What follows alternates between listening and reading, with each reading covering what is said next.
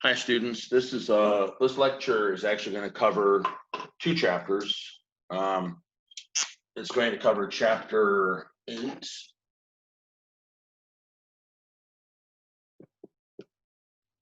on rotational kinematics.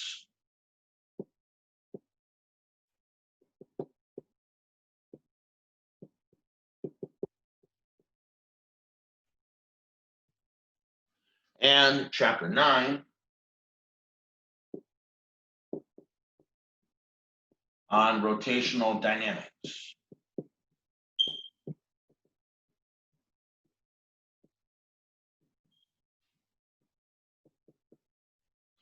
So I'm not really sure why the book decided to break the rotational physics into two chapters, but quite honestly, it could be all wrapped up into one.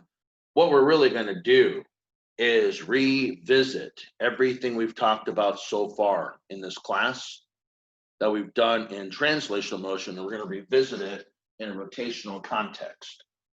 So essentially, and we'll find out that there actually is a very nice one-to-one correspondence between translational motion and rotational motion. So before I go on, I've been talking about, I've used the word translation all the time, and as I've said, objects move in three possible ways. And again, I've said this, I think I said this in the very first lecture. Objects move three possible ways.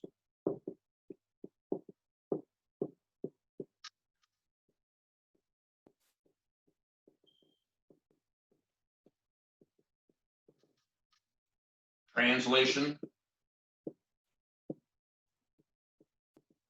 rotation, and oscillation. Oscillation is a fancy word for vibration.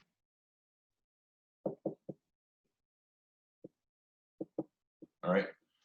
Translation means that the body moves as if all of its mass is located at the center of mass. We're going to talk about that in a moment. We've been assuming that the entire time, but essentially what we've been assuming we're assuming point masses. So objects basically move as if all of the mass of the object can be assumed to be located at some sort of a point. We really haven't said anything about that other than we just are kind of tacitly assuming that. The other thing to consider here is rotation. Rotation, we have to talk about, we have to think of the body as being more extended. That parts of the body are rotating differently around an axis. So we have to kind of consider now the body as an extended body. And oscillation, essentially, we'll talk later on about that. That just means that different parts of the body are moving with respect to each other. At least a rotation, if some point is let's say you're sitting on a merry-go-round and somebody is to your right, well, that certain somebody is going to be to your right no matter what happens. You'll be rotating around the axis together.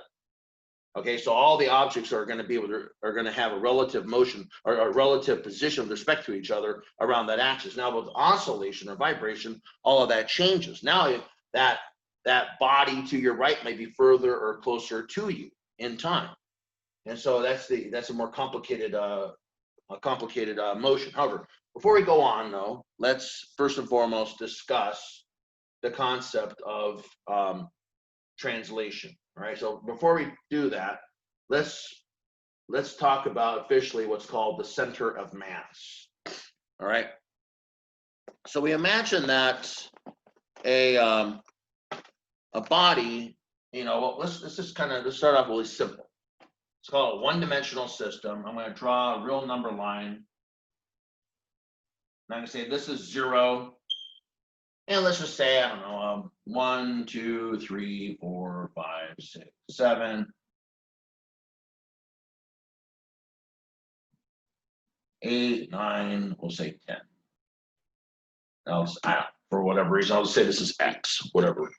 So again, 1, 2, 3, 4, 5, 6, 7, 8, 9, 10. We'll say that X is in meters. Okay. And let's just put some, again, I haven't worked these numbers out in the past, so I'm just gonna throw numbers on the board and see how things work out. So let's just throw 3 bodies on here. All right, I'm gonna make myself a little system, one-dimensional system. I'll stick a body over here on 2, I'll call it M1. I'll stick another body, let's say on 5, and I'll stick that body, I'll put that mass, I'll call it M2, and I'll stick another mass, I don't know, I'll say an 8. And I'll call that M3. So I have 3 masses sitting in space. What I want to do is I want to consider this as my system. Okay, so this is my system. And I want to try to in some way express an overall representative point mass that represents the system. And we do this by saying that we talk about this concept called the center of mass. The center of mass is basically a weighted average. If I imagine that I had a mass that's equivalent to the total mass of the system, but located at one point. So essentially this, translation occurs, or translation, let's see here, how would I say this? Translation occurs such that the total mass of the system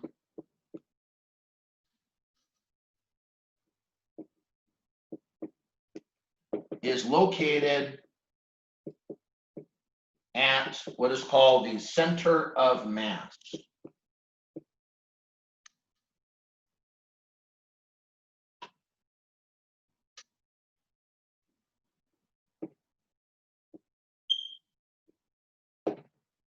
Okay, and so that's a very important concept. So I need to understand how to find that.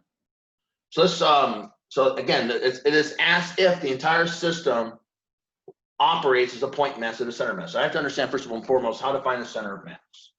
All right. So how do I do that? Well, it's a nice simple, it's basically a weighted average. Officially in one dimension, I would say X center of mass. So I'll put CM for center of mass. Mathematically, it would be the following. I would imagine saying I have the summation over I. I is an index counting number of M sub I, X sub I, all divided by the summation over I of M sub I. Now, that seems all fancy, but what does this actually mean? Well, again, I is a counting number. It's a label, 1, 2, 3, whatever. Well, I have these labels, 1, 2, and 3 in my problem. So I break this up. Remember, this Greek letter capital S is sum is basically a fancy word saying summation. I have a fraction here. Let's work the numerator. So what does it say? Well, I visit I going, in this case, going from 1 to 3. Well, I have M1, X1 plus M2, X2 plus M3, X3. That's all the numerator is. It's just going into saying this multiplication is product at mass times the corresponding location. Again, this is all with respect to a particular coordinate system that I've set down, this real number one. And I divide it by what? Well, I divide it by, I'm summing over the masses. Simply M1 plus M2 plus M3. All that really is the total mass. That's a weighted average. What I'm going to get out of this, I have mass on top, mass times distance on top, and mass on the bottom. I should get altogether a distance, a weighted average distance is what I should get when I do this. All right. So let's actually work this out for my little special case here. So I'm going to have to erase this. All right, here we go. So remember this, and I'm going to now erase it. Let's plug in some numbers now. Let's see if I can just do this all in one fell swoop here. So X center of mass. Let's remember what it is. It is M1 X1 plus M2 X2 plus M3 X3, all divided by M1 plus M2 plus M3. And I have not actually assigned masses yet, have I? So let's go, let me go do that. Let me assign some masses. I'll call it M1, I don't know, 2 kilograms, sounds good. M2, I'll do 4 kilograms.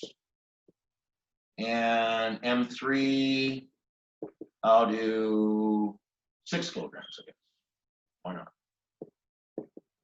I have no idea how these numbers are gonna pan out. I have not actually done this calculation. I'm just literally pulling numbers out of the sky right now. All right. So let's see how this works out. M1, what did I say this? Oh, 2 kilograms. So 2 kilograms times, where's it located? At 2 meters. Plus 4 kilograms. See if I have enough space here. You know what? How much space I have here? All right. X center of mass. Okay. 2 kilograms, did I say? Yes, 2 kilograms is M1 at 2 meters. Okay. Let me just put a little line here to kind of separate things out. All right. Plus M2 is 4 kilograms. And where's it located? At 5 meters. Plus, okay, and I said 6 kilograms. All right. And that's located at 8 meters. And on the bottom is just the sum of all the masses in this problem. And that's going to be 2 kilograms plus 4 kilograms plus 6 kilograms.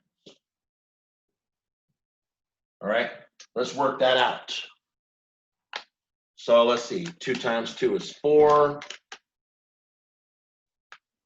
Plus, let's see, 4 times 5 is 20. Plus 6 times 8 is 48. And I divided by, what did I have here? 12, it looks like. Wow, that was an accident. 6 meters. All right. So I worked this out. This is a complete accident that this number came out so nicely, but it came out as 6 meters.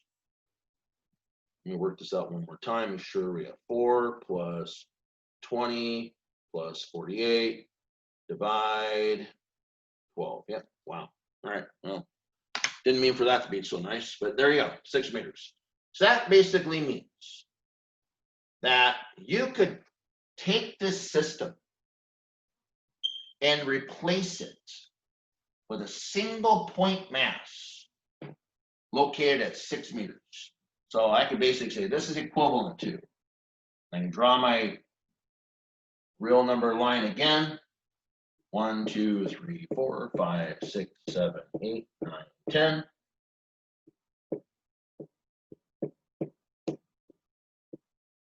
And again, X is in centimeters. X is in meters. All right. And I can literally just put 1 point mass at 6 meters. And that point mass will have a total mass of M1 plus M2 plus M3 equaling 12 kilograms. So instead of this distributed set of masses in this system, I can translation would say that this system could operate together as a center of mass. It would move in translation as if all the mass, all 12 kilograms in the system were located at the center of mass. Okay, and so that's the way things work in translation. So you cannot escape an object or a system moving at its center of mass. For instance, let's say, for instance, if I figured out where your center of mass was on your body, and I stuck a little light there, a little red light, and I said, okay, I want you to jump off. I want you to jump off of a springboard into the water. You know, basically, go into, do a dive into the water. Go up and and back down. And I want to tell you, do as many crazy things as you want. Move your arms around, move your legs, do somersaults, whatever you think you want to do. Doesn't matter what you're going to do. That light is going to basically have a beautiful parabolic trajectory.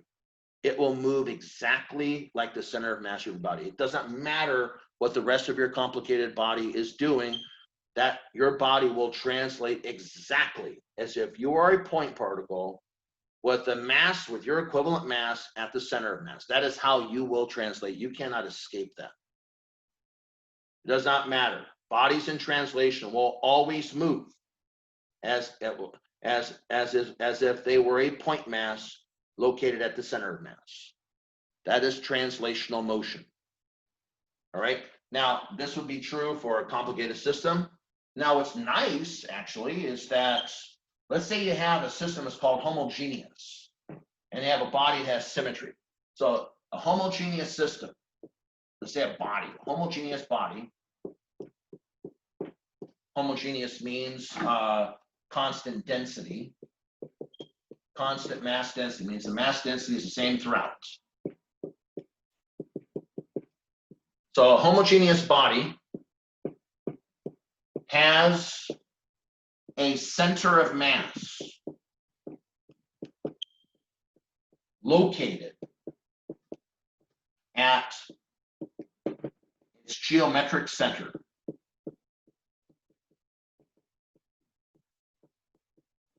For instance, if I take this body like a nice symmetrical body like a sphere, if I say this sphere has a radius r, okay, a spherical body, radius r, and I say rho, which is the mass density, is uniform. That means it's constant throughout.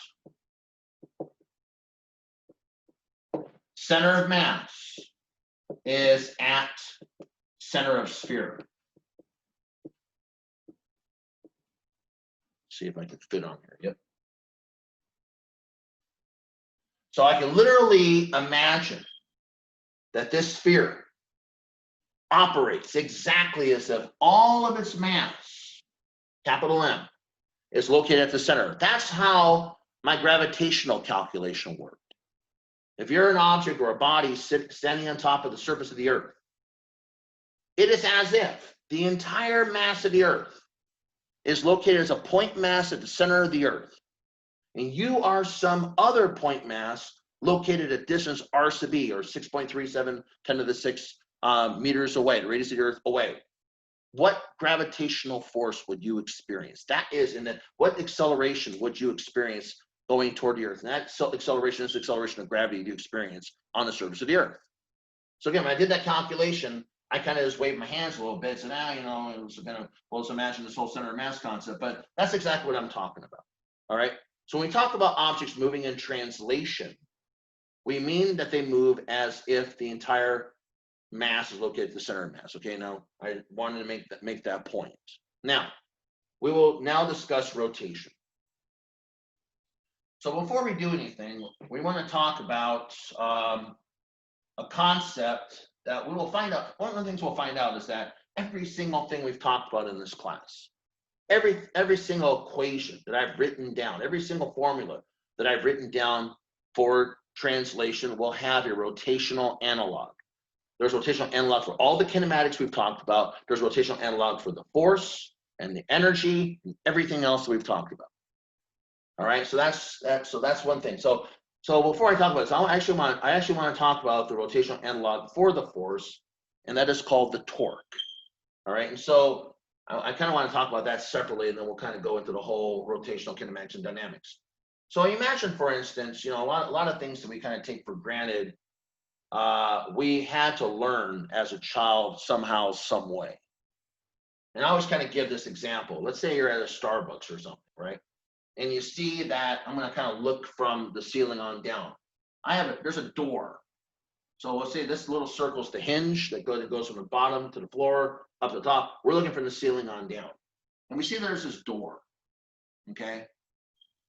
And the question is, I want to push on this door in the best possible manner, such that I can exert a particular force and get the most out of that force.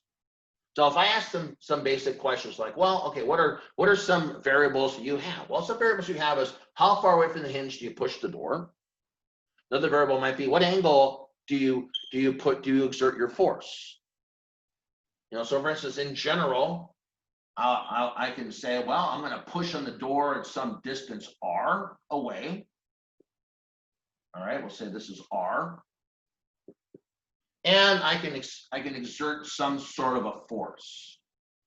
Call it F, and that force can be at some sort of an angle theta. All right, and the question is, well, what do you think if you were to have for a given F?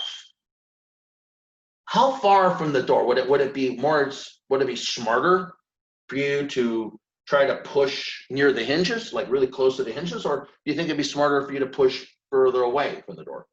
And pretty much everybody's going to say, oh, you want to go further away from the door, right? Of course, you know, so you would find it a much harder job to try to open the door by pushing near the hinges. You want to open the door by pushing, you know, you have this big, you know, kind of heavy door. It's kind of a push door. You want to push closer to the opposite side of the hinges, as far away from the hinges as you possibly can. Okay, well, the next question would be, well, what angle do you think you want to push? Do you think you want to push at a steep angle, a small theta, or maybe at 90 degrees, or maybe further out? I mean, what kind of angle? And most people are going to say, well, I'd probably pick a 90-degree angle. And the answer is yes, you would. And what you've just got done doing is you got done telling me how you have maximized the torque on that door. Now, you have not done a torque calculation likely before this class. And so what did you do? Well, like anything else, learning how to walk, learning how to talk, learning how to drink out of a cup, whatever else you've had to do, you've watched other people do it, either siblings or parents or whatever. And so you have watched other people open up doors. And so you now, I mean, you probably don't even remember the first time you opened up a door by yourself, right? I mean, but the reality is there was a first time. There was a first time you opened up a door. And as silly as this may sound, you know, this is not to be taken for granted. You learn, this is a learned behavior. You learn how to do this. And so in general, people just kind of learned how to maximize their torque. All right, so what officially is the torque that I'm talking about? And this is where we have to talk about the other way of multiplying vectors. Now, I talked about two ways of multiplying vectors, the dot product and the cross product. Remember, the dot product, we got something called the work. Well, now we're going to talk about what's called the cross product. So the torque is officially, so again, we're talking about torque. The torque, we give it by the Greek tau, okay? This is the letter tau. I believe the capital T is just like RT. The small t is this fancy looking little t. And this is the Greek tau. Again, physicists can't just use our alphabet. They have to use other alphabets like the Greek alphabet, right? And so we use the fancy T here for tau, you know. And tau officially is, I'll just write the formula and we'll talk about it here. It is R cross F. Okay, so I have R is called the moment arm. It is, no, so this is an axis of rotation. This right here is an axis. It turns out it's the hinges. So R is a distance, you know, basically along some sort of body that you're trying to rotate. And it's a distance from the axis to the point of application of the force. It is a vector that is going to extend from that axis to where the application is. A vector is going like this in space. So my R, in this particular case, here's my axis, my R will be coming out like this in space. My F is the application force. I am pushing with a certain force F. So again, here we have a force, or I can, you know, I can just kind of draw it like this for a moment. And there's an angle theta between them. So I can kind of draw the force and stick it over here if I want. But really what I have is I have a force and I have an R and I have an angle. And so that's a cross product.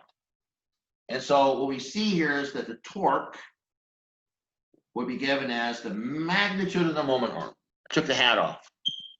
times the magnitude of the application force times the sine of the angle between R and F.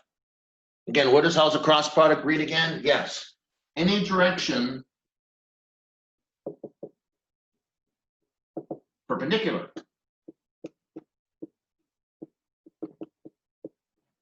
to the plane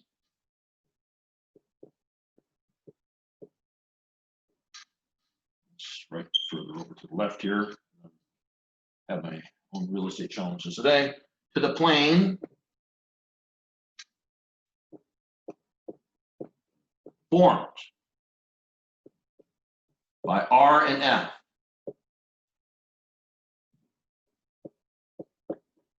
According to the right-hand rule.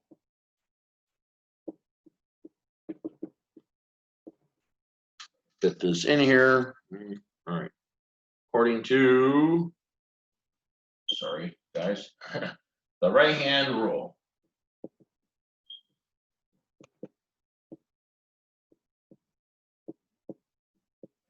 All right. So again, what does this mean? Well, R and F, the way I've drawn them, are in the plane of the board. Okay. And how do I say this? Well, if I look at, I look at it this way. I'm either going to rotate this body counterclockwise about the axis or clockwise about the axis. All right, so clearly, as you can imagine, I go R cross which direction? F. Axis F is going in this direction. So it's going to cause my body to go counterclockwise. Counterclockwise torques are positive. Look where my thumb is. R cross F. My thumb is pointing out at you. That means that's positive, out of the board. So counterclockwise torques are positive. Okay, remember the torque, the cross product has to be read from left to right, and it is anti-commutative. It fails commutivity. R cross F is not the same as F cross R. You have to be very careful. Your entire life you've been okay with saying A times B equals B times A. Well, in higher math, A times B is generally not equal to B times A. Commutivity of multiplication generally fails. And in terms of cross products, actually the cross products actually form what's called an anti-commutivity relationship. All right, so R cross F. So this would be a counterclockwise torque. If on the other hand, instead of leaving Starbucks, I'm coming in. So let's say instead, here's the inside, and I'm going to push the door open the other way. What's going to happen? Now I'm coming in from the outside. Here's my theta. Well, now what is it going to be? Here's my R. R cross F. R cross F. My F is going inward. My thumb is pointing into the board. And what am I seeing? I'm seeing a clockwise rotation. Clockwise rotations are negative. Why? My thumb pointing into the board means I'm going along the negative z-axis. All right, so this is very important here for torques. So again, and we're going to see this a lot, and I'll work a fairly complicated problem out dealing with torques. Get an idea here. So counterclockwise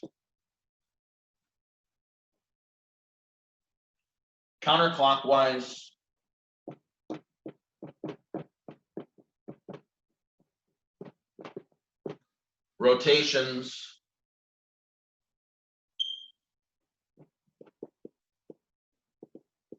caused by torques, or counterclockwise rotations are caused by positive torques. Counterclockwise, going the opposite of the clock, thumb points out. Thumb pointing out means positive z-axis.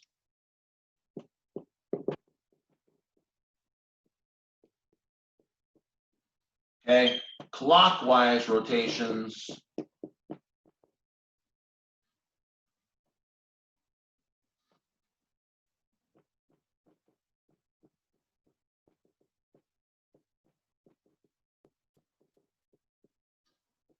caused by negative torques.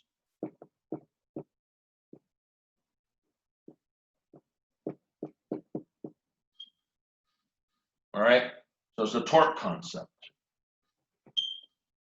That's where the right-hand rule comes into play.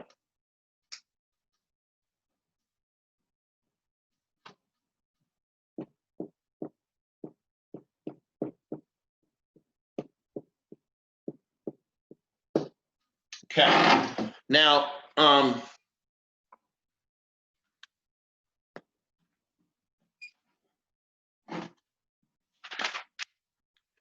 thing to kind of point out here too is we can kind of think of a nice geometrical way of remembering torques as well. All right, and so let's kind of imagine here for a moment that, let's say I have a general body. So here is an axis up and down through the board. And I have this body. It's like a door. Okay. And now what I'm going to imagine is I have a moment arm. I'm going to have an application force going like this. Here's my application force. Okay. Which means that, oh, look, where's the moment arm going to be? Well, the moment arm is going to be from the axis outward. So the moment arm will actually come out like this. And if you kind of take a look here for a moment, the way I drew this picture, if I were to consider, kind of continue my force line out to the left, and I were to draw a right triangle, notice something interesting here. So this is the angle theta, the angle between the force and the, let me draw this picture bigger. So here's my axis, my door. Okay. Application force is out here, which means that what? My moment arm is a vector that's going to be from the axis along the body here, along this long body up to the application force. And if I were to consider extending this line from where the force is straight out, I kind of drew it intentionally along the horizontal here, and I would extend another line straight from the axis to connect these lines, I would notice that this is a right triangle. And this angle right here is the angle theta. Notice something interesting here. So this R is my hypotenuse. So if I look at this angle, this is the opposite. This is R sine theta right here.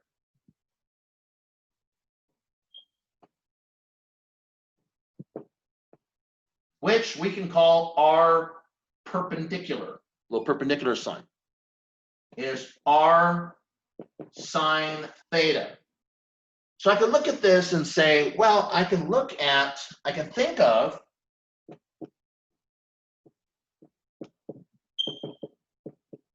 the torque, or I can think of R sine theta as R perpendicular, or the component of the moment arm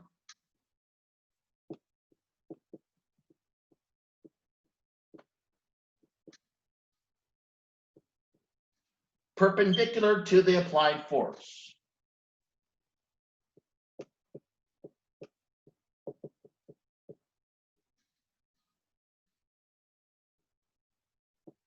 And I think sometimes it helps to think of this way geometrically, particularly if you're doing complicated calculations that require understanding torques. You can quickly, without having to deal with all this cross-product business, you can quickly essentially say, well, what is the perpendicular of this force? What part of the moment arm is perpendicular to this force? And you can quickly do the calculation that way. Say, okay, I got the force, I know what that is. What part of the moment arm is perpendicular to the force? I can do the quick geometry to go do that. That multiplication gives me the torque. That's one way to quickly do it. So again, remember what torque is again. It's R cross F, or it is the magnitude of R times the magnitude of F times the sine of the angle. I'm just going to take away the hat for the moment. And of course, these are scalars. I can essentially write this as, hang on 1 second, let me write it up here, give myself a little more space. So remember, definition, torque is R cross F, or I'm going to take the hat off. I just care right now about magnitude. Magnitude of R times magnitude of F times the sine of theta. Or I can switch. These are just scalars. So commutativity of scalars is absolutely fine. So what I can do is I can say, well, let's put the F first.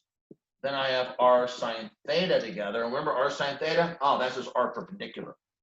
So torque can be F R perpendicular. That's one way of doing it. So I mean, again, it's a nice geometrical way of calculating the torques. Okay. So now, one of the things I want to talk about is, and you're going to see that there's a rotational analog to everything I've talked about so far, but I'm going to erase this. But one of the things that, we will find out is that there's a rotational analog to Newton's second law. So we've always said that the sum of all forces is mass times acceleration. And actually, what I want to quickly talk about actually is a field called statics, real quick. Not statistics, but statics. Statics means everything's sitting still, no accelerations, okay? So what I've talked about is that we have Newton's second law, sum of all forces, mass times acceleration. Statics means it's a whole study of non-accelerating bodies.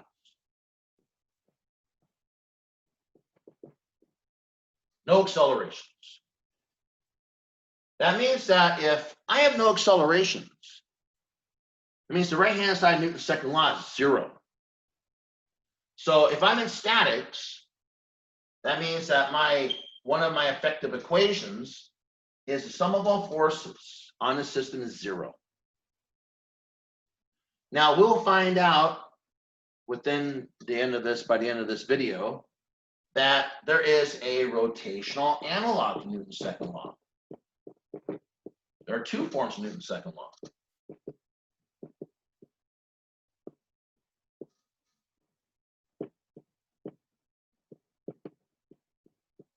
And I'm not going to talk about this yet, but we'll find out that the sum of all torques is actually equal to what's called a moment of inertia times the angular acceleration. We have talked about the angular acceleration earlier on back in chapter 5 briefly. Basically to say that we didn't have any angular acceleration from circular motion. We'll more formally discuss this in this video. But again, this is another form of acceleration, and this is the rotational analog to the mass. The mass is the holder of inertia for translational motion. The moment of inertia is the holder of inertia for rotational motion. All right. But what are we talking about? Statics, no accelerations. What does that mean? No accelerations means I'm not going to have any angular accelerations either, which means that the right-hand side of this equation is going to be 0. So what we have are two conditions for equilibrium. The sum of all forces on an object is equal to 0, and the sum of all torques equals 0. So I may ask you in a bonus question, what are the two conditions for equilibrium? This is what they are. The two conditions for equilibrium. You can have a situation where the forces all sum up together to 0, but the torques don't. You can also have a situation where the torques sum up to 0 and the forces don't. So again, for you to say you're in equilibrium, you have to have both of these conditions being true. Two conditions for equilibrium. What are they again? The sum of all forces on a system equals 0. The sum of all torques on a system equals 0. Now, what's interesting is one of my degrees, one of my bachelor's degrees is in mechanical engineering. And so one of the things that they make mechanical engineers do is you have to take one of the first classes you take is a course called statics. And honestly, the only two formal equations in this course are these two. Sum of all forces equals 0, sum of all torques equals 0. So you might say to yourself, wow, that must be a really easy class. Oh, no, it is absolutely not easy. The problem is you got to go find all these forces. It's a mathematical bear to do this, and you might have pages of algebra and your answer's wrong. You say, what in the world is going on? You're out there looking, scanning, with a fine-tooth comb to figure out what one thing that you did wrong is screwing up your entire calculation, right? And so that class actually in its own right, just the very fact that you have all these details, it makes it difficult, right? So I'm going to give you an example of a statics problem. And so let me, and then well, actually, before I do that, let me give you an example of a couple of torque problems, all right? So then we'll go and talk about a more of a statics problem, all right? So with that said, let's, I'm gonna do a couple problems out of OpenStax.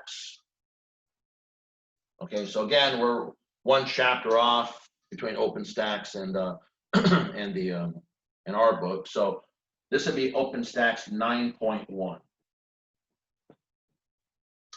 All right, and it says, A, when opening a door,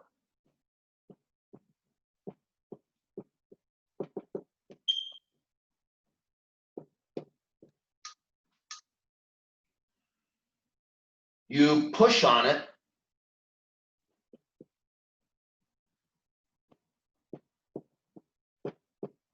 perpendicularly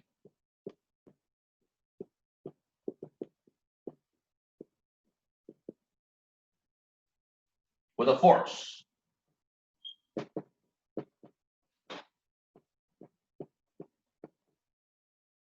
of 55.0 newtons.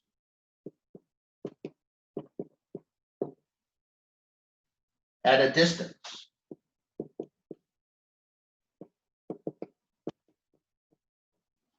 of 0.850 meters from the hinges.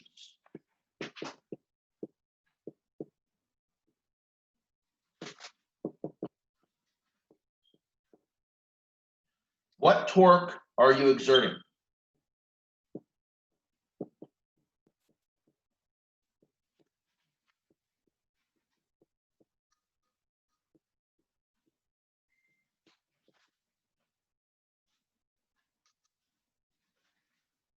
Relative to the hinges.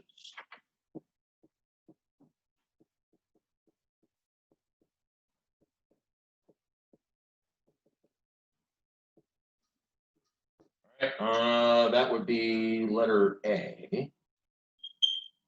Oh, there it is. There's letter A. All right, B.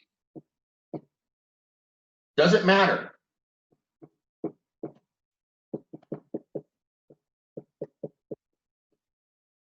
if you push at the same height as the hinges?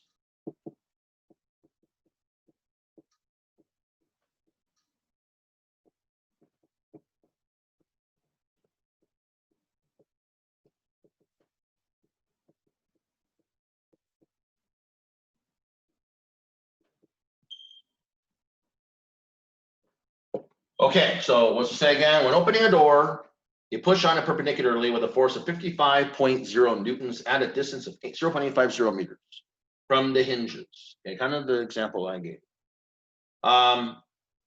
What torque are you exerting relative to the hinges? Does it matter if you push at the same height as the hinges? All right, so again, as I always tell you guys, besides just writing down your givens, you ought to draw yourself a picture. All right, drawing pictures is very nice. I always tell my kids to do that. They have a whole bunch of words, and I say draw a picture. Because that's going to help you kind of get a tangible feel of what it is you're doing. So what am I doing here? Well, I have a door.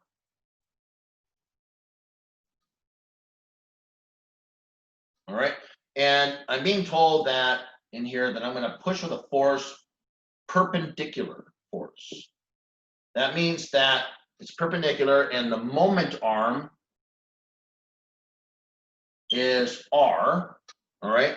And so I know that the magnitude of the moment arm, I'm pushing at 0.50 meters from the door, 0.850 meters, and I'm told that the magnitude of the force which I'm pushing is, remember, 55.0 newtons. And again, the angle, as I've drawn in the picture, but let's just kind of state it formally, is 90 degrees. All right, so here we go. What's my torque equation again? Torque is officially R cross F.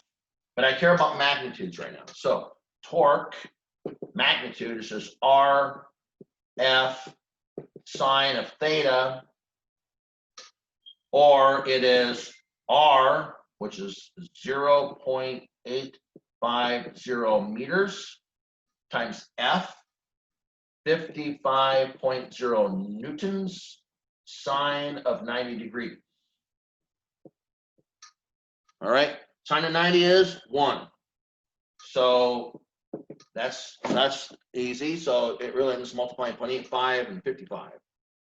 0.85 times 55 is 46.75. All right, what are the units on torque? Okay, it's Newton meters. Okay, now I know that in the past you've seen combination of newtons and meters, and what do? You write down joules, right? That's for energy. That's the result of a dot product. Torques are Newton meters. Do not write down joules. That makes no sense. Joules are a scalar magnitude. That's your energy. When you talk about torques, it's either Newton meters, or in English units, we call it foot-pounds. So the units on a torque, okay, are Newton meters in our SI system, or in the English system, foot-pound. All right, foot-pounds. They kind of switch it around. We have force distance in SI, here we have distance force in English units. Those are the units on torque. Newton meters or foot-pounds. Okay, this is not an energy. Okay, this is a vector quantity, not a scalar quantity. Now the question is, in part B, does it matter where I push with respect to hinges? Well, that's not in the variables. You know, how high up on the door that I go, it's not in the formulation. So no, it does not matter if I push at the same height of the hinges, right? So no, if I can fit this in, it does not matter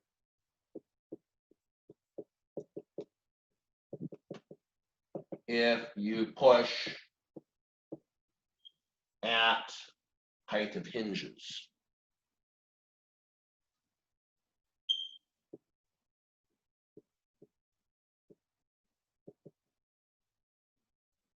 It doesn't come into the equation, as you can see. All right, that's 9.1.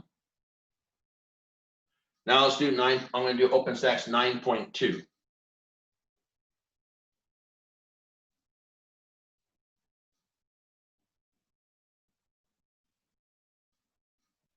All right, OpenStax 9.2. What does it say? When tightening a bolt,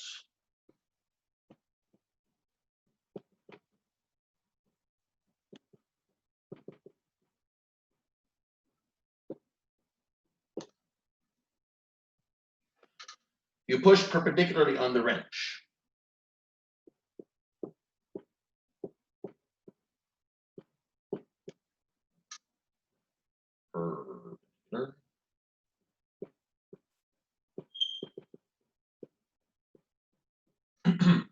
On the wrench.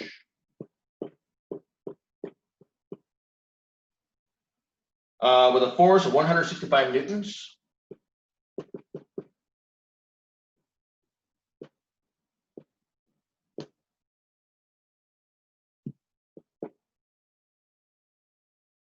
at a distance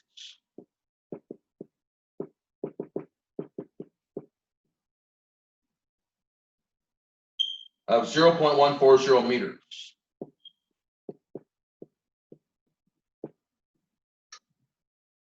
from the center of the bolt.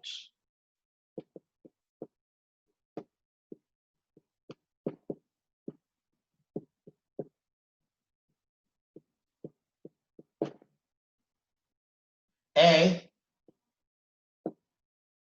how much torque are you exerting in Newton meters?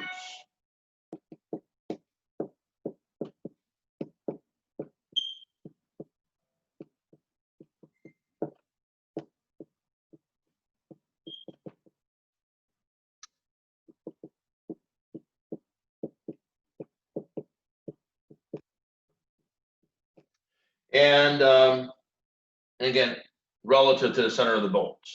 Remember, torque is always relative to an axis.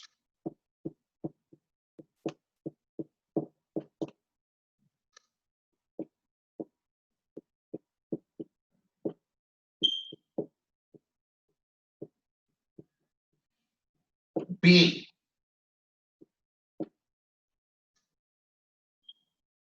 convert the torque to foot-pounds.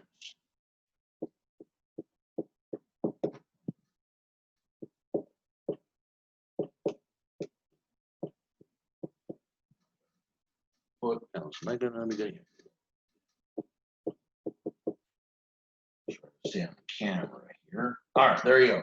So when tightening a bolt, you push perpendicularly on the wrench with a force of 165 newtons at a distance of 0.140 meters from the center of the bolt. All right. A, how much torque are you exerting in Newton meters relative to the center of the bolt? Always relative to the center axis. And then B, convert the torque to foot-pounds. All right. So here we go. I'm going to erase this and to the problem.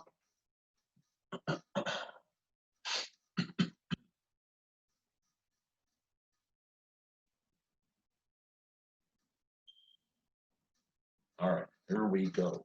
So now let's kind of draw ourselves a little picture here. So I'm going to try to draw a picture of the bolt.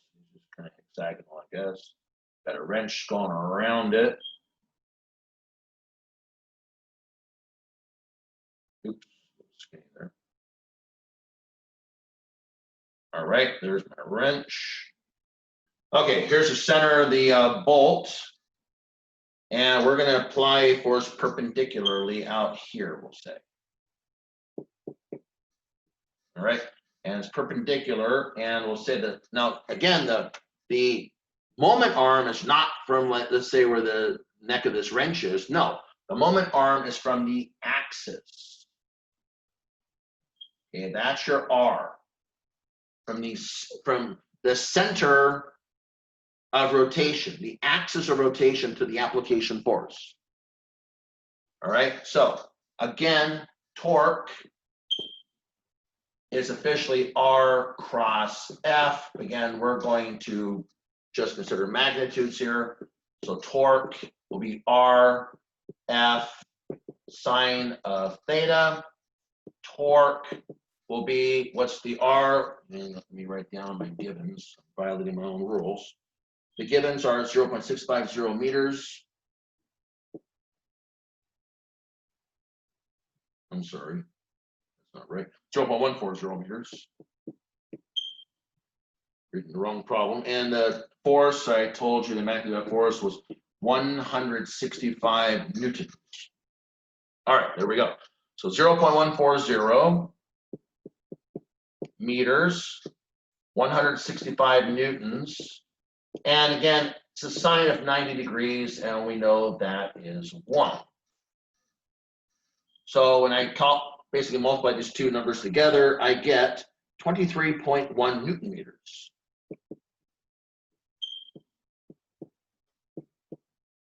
All right. This is A. I want to convert this to foot-pounds. So I have 23.1 Newton. Let me erase these numbers here. Foot-pounds. So B, torque is 23.1 Newton meters. So how do I do this? Well, I have to look up some conversions. I can look up a conversion and say, oh, okay, 1 pound is equivalent to 4.448 newtons. Great. Newtons are gone. Now then I got to get rid of meters. So let's go to feet. And of course, there are 3.281 feet in a meter.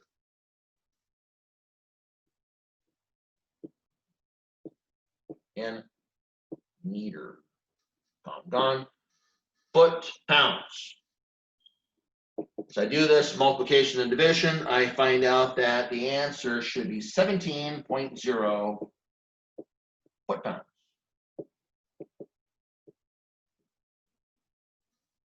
So if you were to say perform some calculation, and you had an American customer who needed to understand this in foot pounds, well, then you get done with your calculation. Okay, now I got one more thing to do. I got to convert this to foot pounds so I can go speak to my customer. Okay. All right. I want to talk about an equilibrium problem. Now, all right, so this is kind of gives you torques. Let's talk about equilibrium. I talked about the equilibrium problem. Sum of all forces equals 0, sum of all torques equals 0, right? So let's give you an equilibrium problem. You're going to be really surprised, actually, as to how much is going on in a static structure. So I want to work out OpenStax 9.14. All right. And it says a sandwich board advertising sign.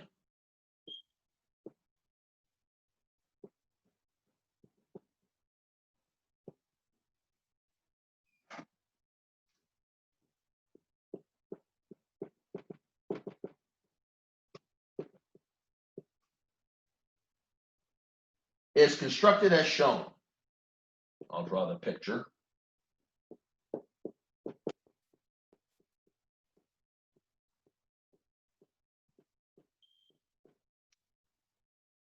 The sign's mass is 8.00 kilograms.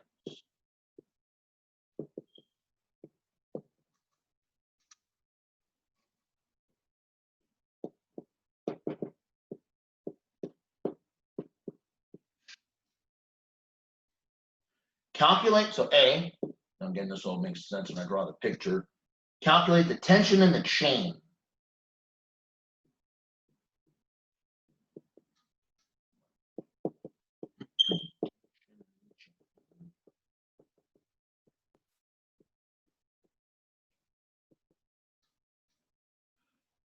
Assuming no friction between the legs and the sidewalk.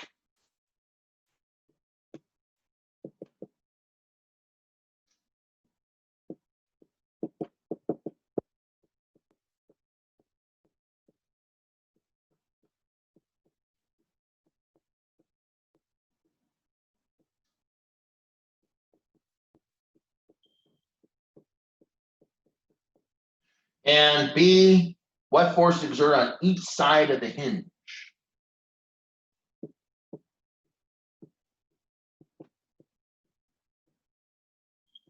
And I have to probably draw my erasers and then draw my picture. All right, so kind of just remember the words here. It makes no sense without the picture, but I'm real estate challenged here. All right, so I will follow up with a picture momentarily. Okay, so it says, basically a sandwich board, advertising sign is constructed as shown. I'll draw the picture in a moment. The sign's mass is 8.00 kilograms, so that's important. Calculate the tension in the chain. You'll see where that is in a moment. Assuming no friction between the legs and the sidewalk. And then B, what force is exerted on each side of the hinge? All right, so take that in, and then I'll draw you a pretty picture.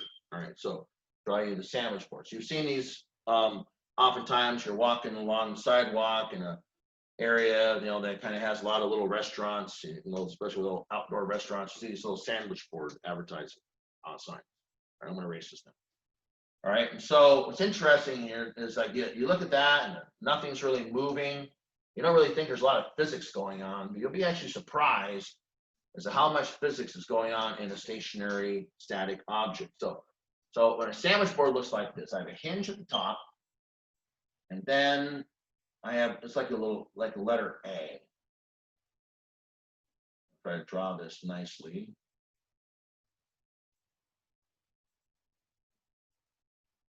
Okay, so you have a sidewalk.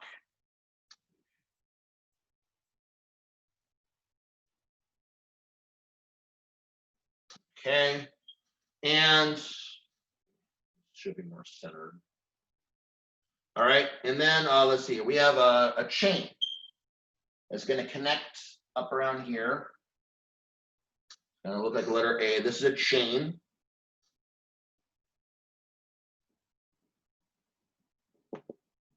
Okay, and what you'll notice here is up on top is the hinge. All right, now the center of gravity, otherwise known as the center of mass, if the objects are, or these boards are or homogeneous, we'll say the center of gravity, which is the same center of mass, we'll call it CG, located essentially in this particular location on the sandwich board.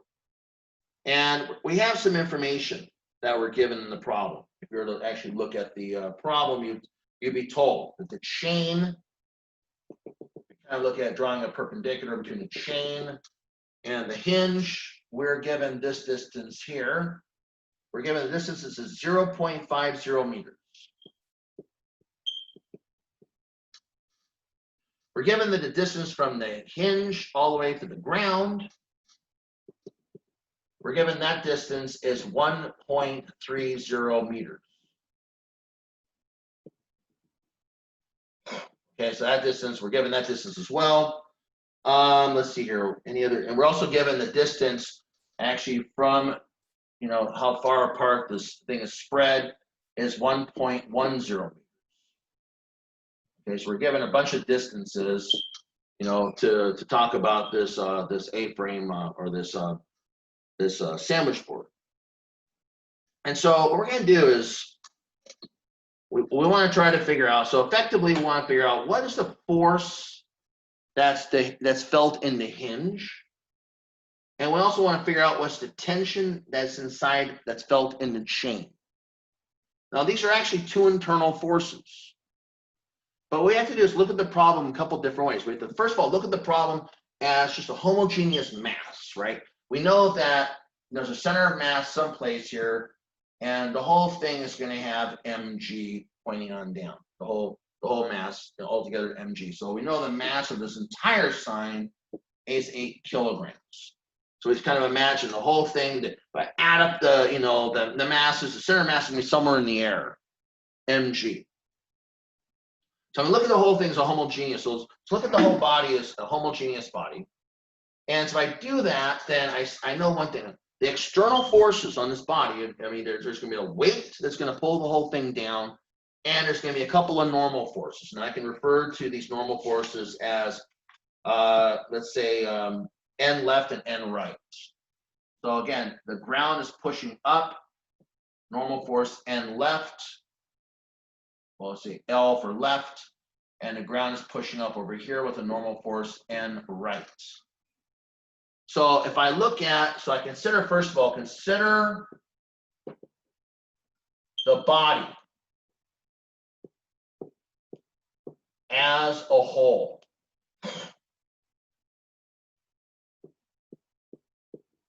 And look at external forces.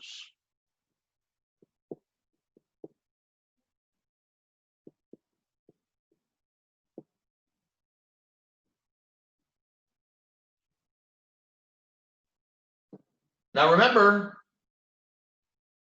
this structure is in equilibrium.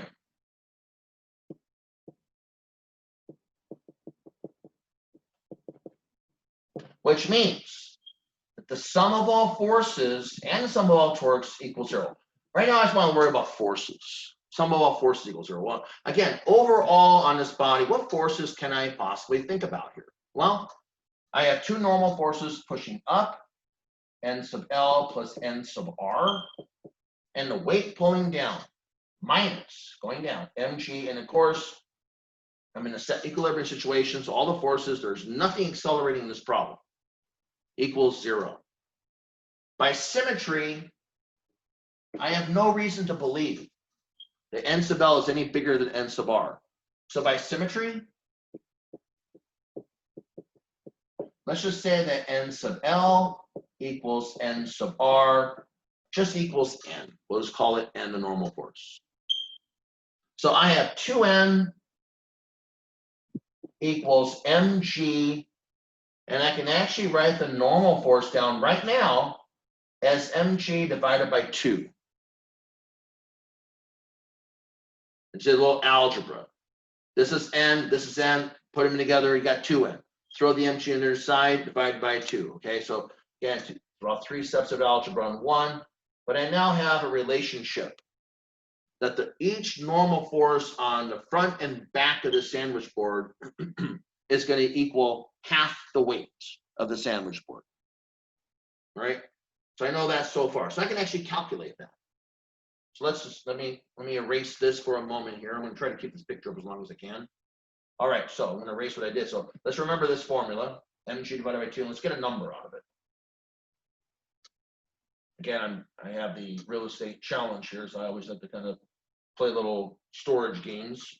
All right, so what did I say? The normal force in both the front and back of the sandwich board is mg divided by 2. I said the mass of this whole sign is 8 kilograms times 9.80 meters per second squared. Yep, and divided by 2. When I do that, I find that the normal force, that the ground is going to push up, the surface is going to push up on the sign, both at the front and back parts, will be 39.2 newtons. Okay, that's important to keep in mind for right now.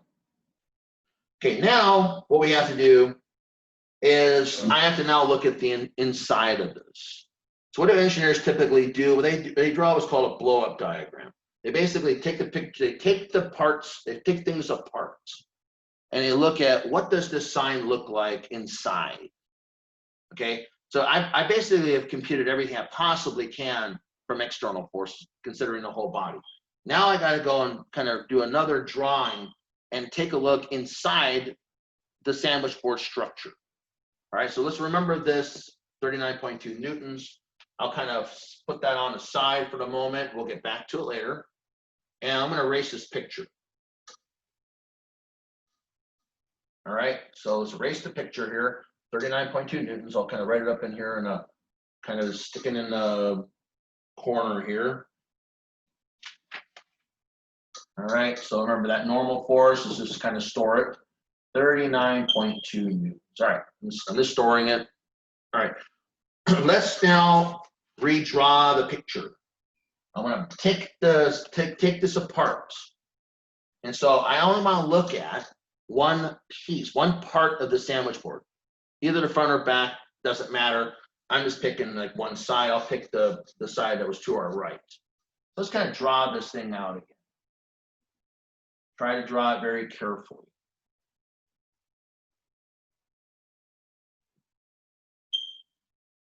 Okay, now the sandwich board, here is the hinge up here. Now, what's happening here? Well, let's first of all figure out where things are. So I'm just going to kind of look at the center of gravity again. Center, this is CG. I talked about this in each one.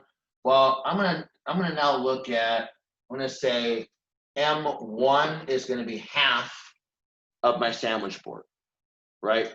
So if the whole thing is 8 kilograms, I'm going to assume that half of this is 4 kilograms, okay?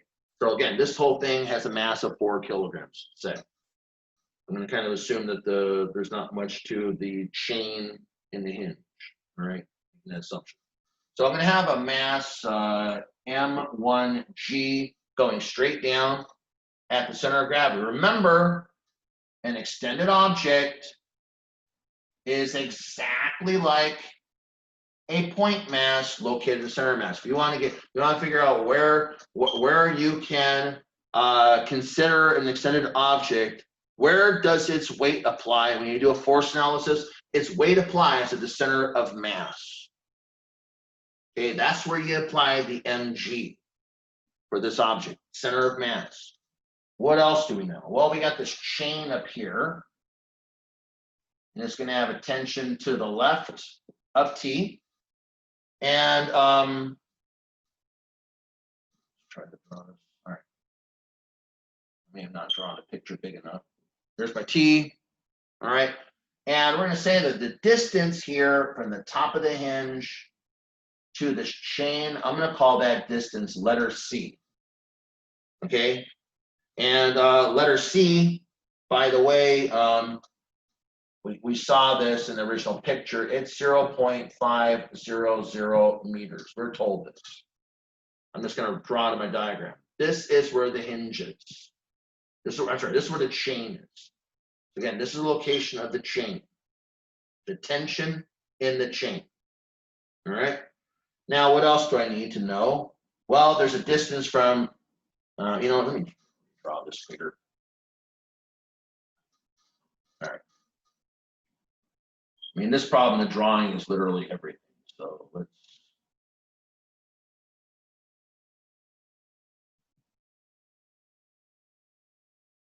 All right, so here we go. So we have the hinge, we have the center of gravity, CG, all the weight behaves as if it is as if all the weight is located at the center of mass. When you want to figure out on an extended body in a torque calculation, where do you apply the weight of the body? You apply it at the center of mass.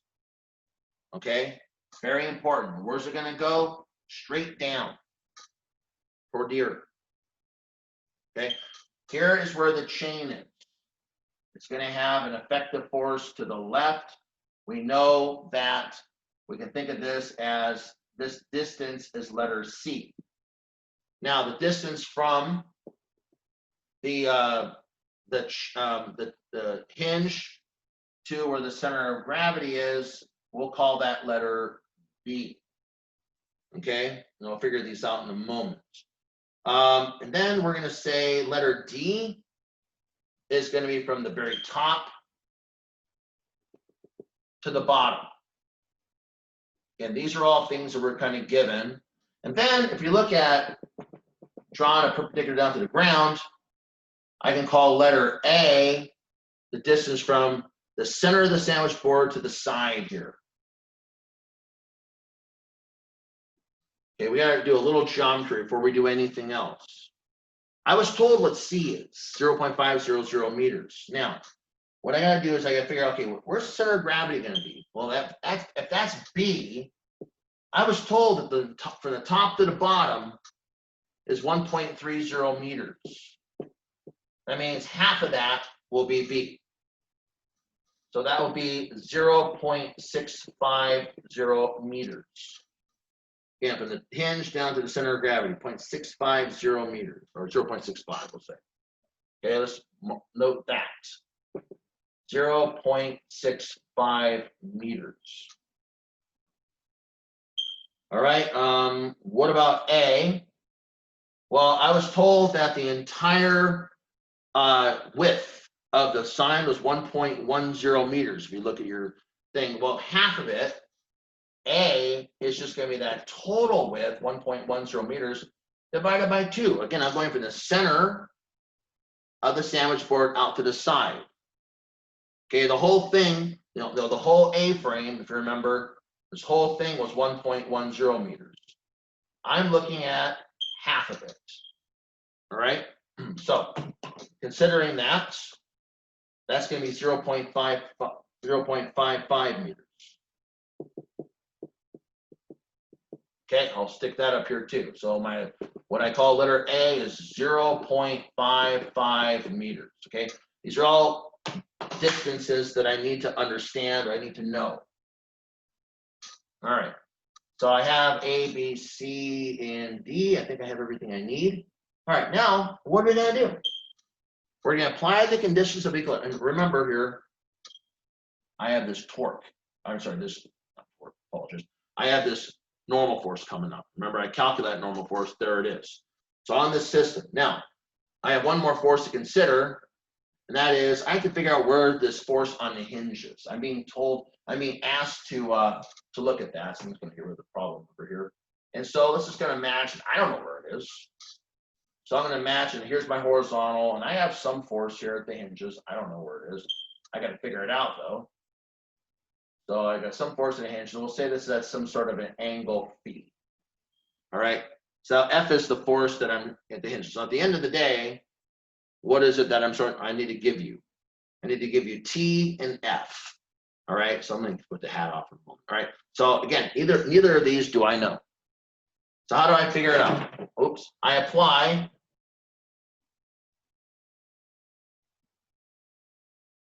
the conditions of equilibrium.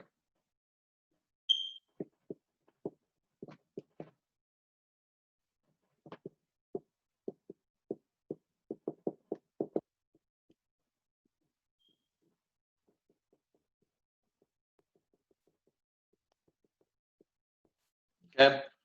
And that's going to be the sum of all forces equals 0, and the sum of all torques equals 0. This is a statics problem, actually a relatively simple statics problem as far as mechanical engineering is concerned. All right, so that's what I'm going to do. Sum of all forces equals 0, sum of all torques equals 0. So let me start off with the forces. So forces, again, forces on the entire system. So I'm going to look at, again, it's a force, that's a vector equation I wrote down. That means there's going to be an x component and a y component. So I'm going to apply Newton's second law in this particular form, again with the right-hand side being 0, sum of force in the x direction. What's that going to be? Well, let's see. What are my forces? I kind of walk along here. Well, if I kind of walk this sandwich board, the first force that I come into contact with is this force at the hinge. Well, if this is the hypotenuse, if you will, the adjacent to this angle phi would be a cosine.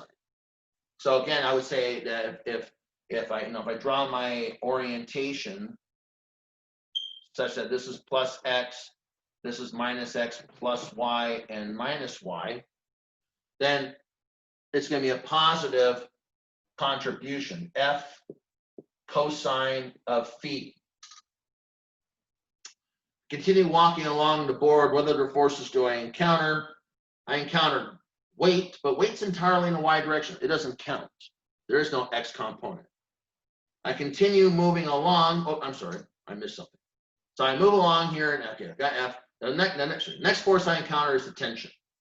The tension in the chain. And that's entirely in the x direction as I drew it.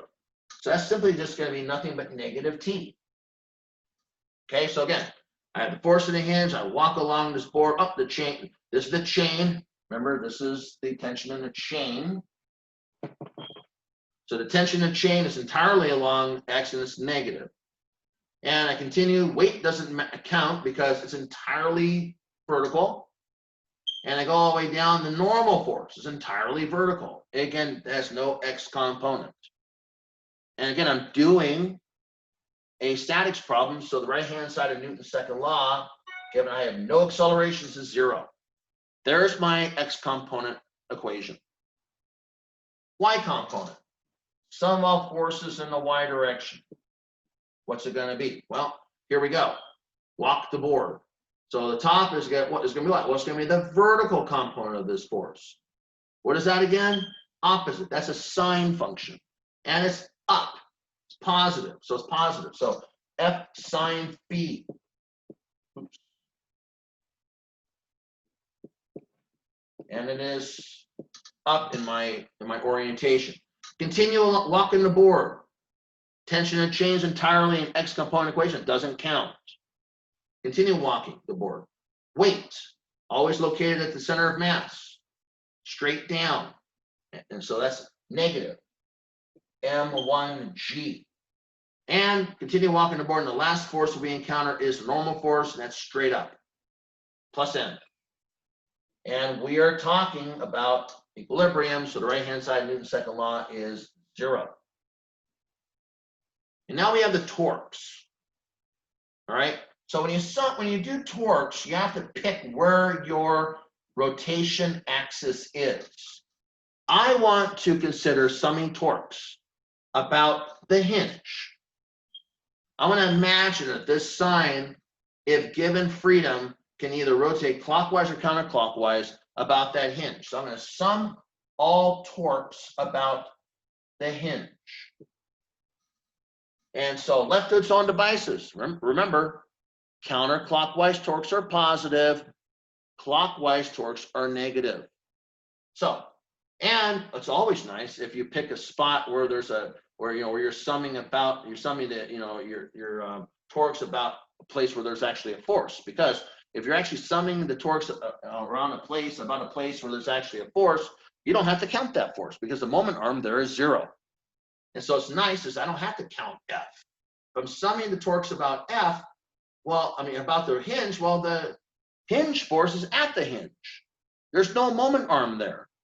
Don't count it. The moment arm there is 0. So I continue walking along. Walk the board. Ah, here we go. We have the chain. Now, what's your chain going to be? Well, if I take a look at the chain, remember, I want to consider the perpendicular of where the force would go. So here's the moment arm.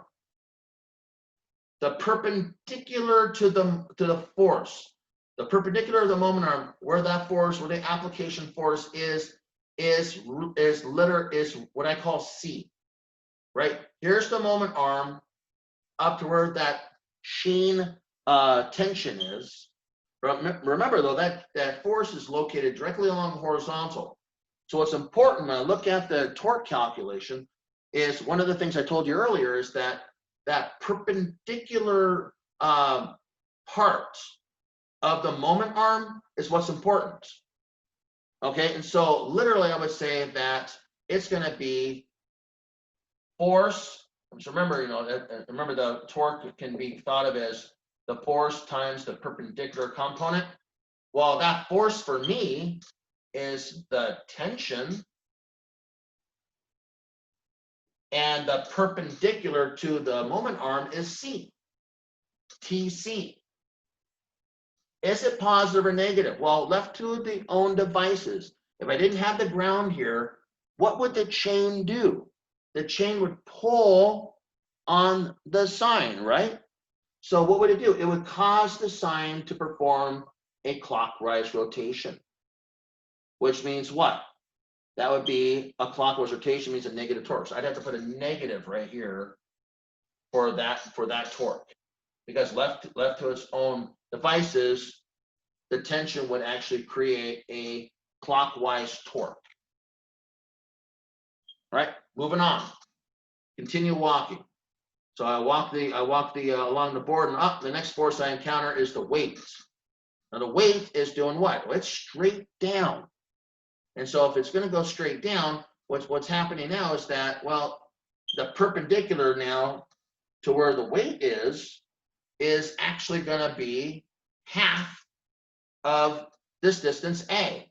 Remember, I'm halfway down, so half of A is the perpendicular. In this case, the perpendicular is not going to be along the vertical because that, and the tension force was horizontal, so the perpendicular would be along the vertical. Now I am talking about a force that's actually vertical, so the perpendicular will be along the horizontal. How much? Well, it's going to be half of this moment arm, or basically the perpendicular, that would be half of A. If I imagine drawing a little horizontal right there, it'd be half of A. So I would then say, and then which direction is it going to be? Well, what would it do in its own devices? Well, in its own devices, it would also cause a clockwise rotation. It would cause a pull of the sign going this way. So it would also cause the sign to have a clockwise rotation.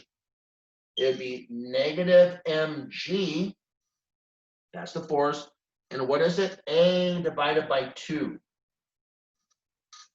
Continue walking. So I continue walking on the moment arm, and I get to the very end, and yes, I have one more force, and that's the normal force going up. That is also a vertical force. And if I look, the perpendicular to that is all of A. What would it do in its own devices? Well, it would actually cause a counterclockwise rotation. It would be pulling, causing a counterclockwise rotation. Well, what's a counterclockwise rotation do? It's positive. So I'd say plus n, and what is its perpendicular? A equals 0. So again, that would be the sum of all the torques about the hinge. So what have I just got done doing? I now have 3 equations. The sum of all forces equals 0. The sum of all torques equals 0. I've applied the full condition of equilibrium to this problem. Who would think that a stationary sandwich board would have so much going on? But indeed, that is what's happening. I am now in a position to take these equations and now solve for T and F.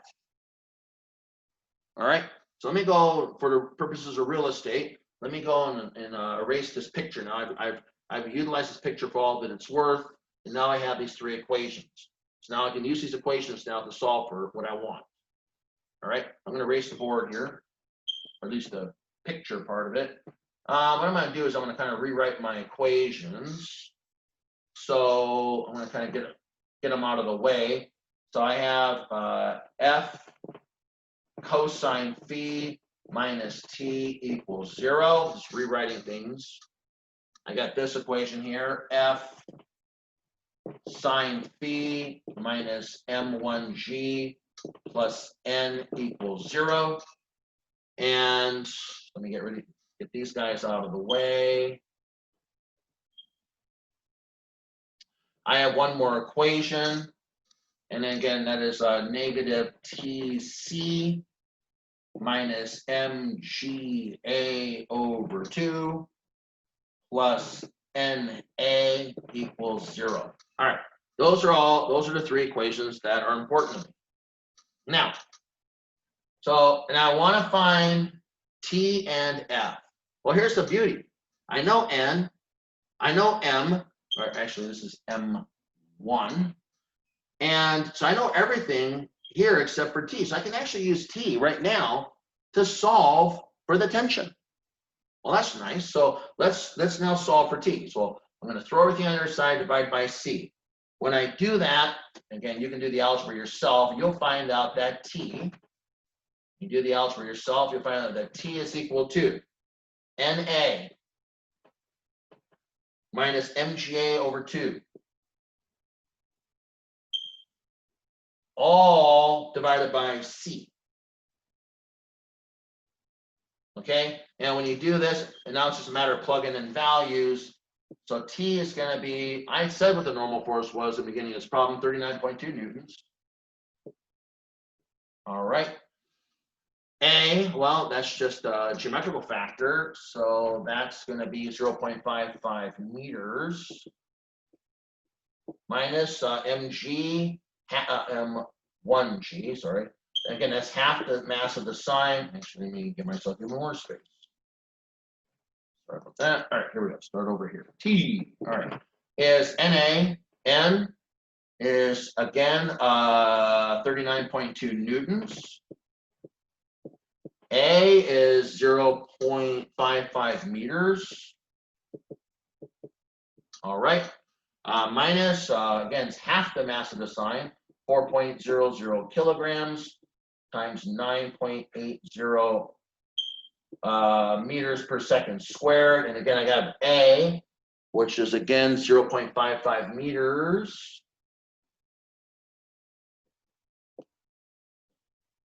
Yes. And everything. And I divide this by 2, actually. There you are. And let's see here. And then one more thing, divide everything by C. C is what? 0.5. When I do that, I find that my T, and I'll just write it up here. When I do this calculation, I find that my T is 21.6 newtons. Great. So I have now used the torque equation to find the tension in the chain. That's the tension, and that's one of the things I'm looking for. Tension in the chain. All right. So boom, that is one of the things I'm looking for in this problem. The other thing I'm looking for is this F, the force in the hinge. All right. So what I can do is I've actually used the tension for everything. I've used the torque equation for everything I'm going to get out of it. So I'm just kind of erase it for now, and I'm going to focus on these first two equations, the force equations. All right. I'm doing this for the purposes of real estate here. So I'm going to erase this, and I've actually used the tension. I've used the torque equation for everything I'm going to get out of it. So let me just get rid of it, and I'm going to focus on these first two equations. What I'm going to do is I'm going to do a kind of little trick here. I'm going to take these equations and solve them. So F sine phi equals, I'm going to throw everything on the other side, m1g minus n. And I'm going to take the other guy, other equation, the first one, F cosine phi equals t. And it turns out I know n, I now know t. I don't know anything about the angle. So I'm going to divide one equation by the other. You've seen this trick before. So I'm going to take one equation divided by the other. So I'm going to have F sine phi over F cosine phi.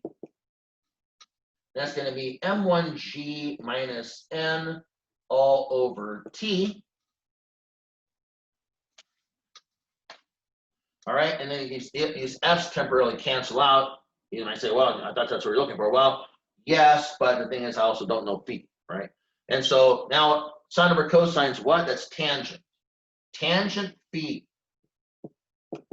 m1g minus n, so let's just put it in here. So I have 4.00 kilograms, and it's half the sine, 9.80 meters per second squared, minus the normal force. I calculated a long time ago, 39.2 newtons.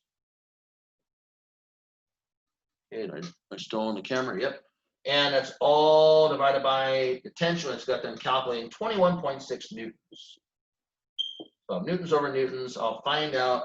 And when I do this, I find out that the tangent of phi is nicely equal to 0, which means phi equals 0. Great. That's a nice result. So phi equals 0 means that the actual force is actually going to be going along the horizontal.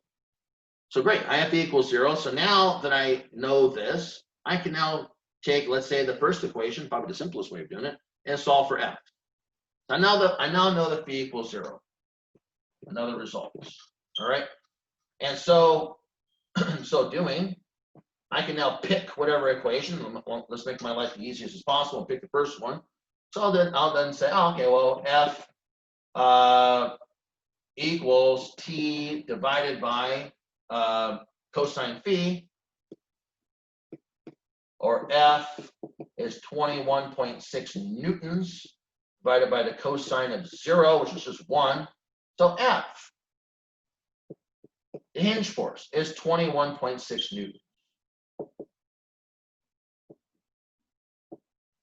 at in this directed horizontally.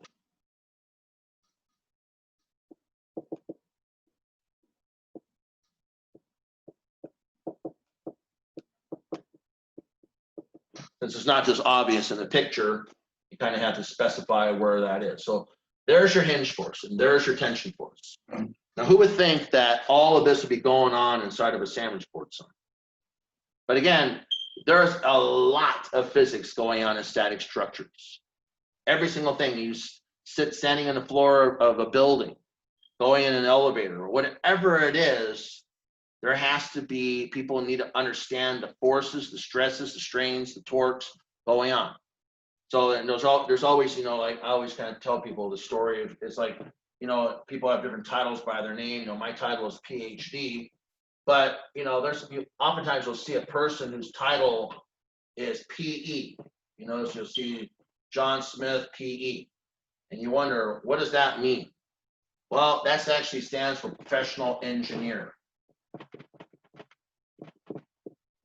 In fact, in the state of Texas, for you to have a card, a business card that says that if I say I am Mark O'Callahan engineer, I would be breaking the law unless I actually had a PE behind my name.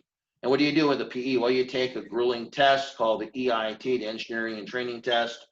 Take that within like the first 5 years you graduate. You work like 5 years under a PE, then you take the PE exam. You pass the PE exam. There's a PE exam for various, there's one for mechanical engineering, one for chemical engineering, one for electrical engineering. When you pass that, well, that allows you to have a seal. So when you have a seal, it means you make a lot of money, but you also have a lot of responsibility. And so when you have that seal, then that means you've done all these calculations like I've showed you.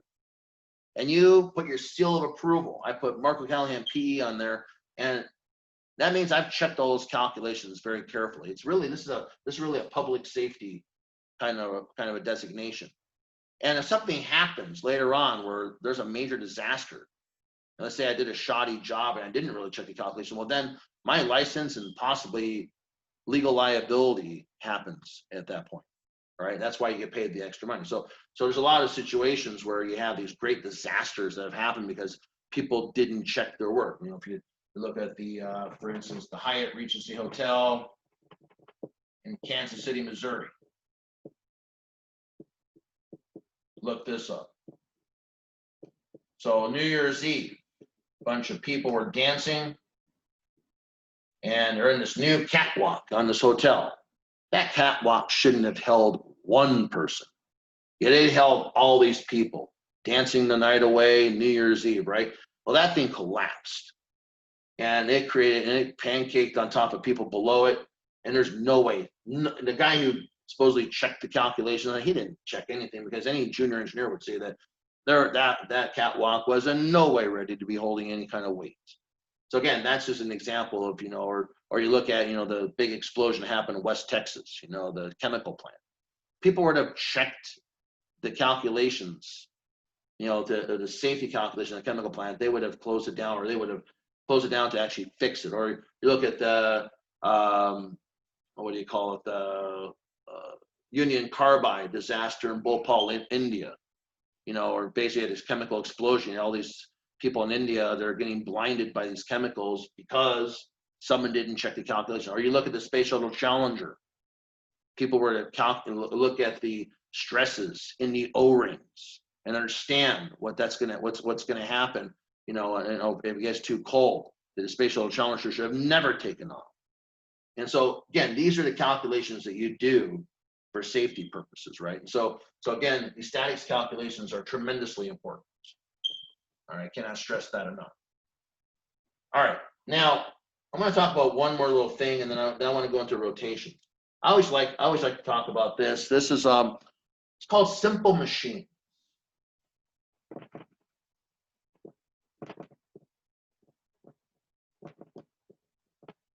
So Renaissance scientists. So there are 6 simple machines.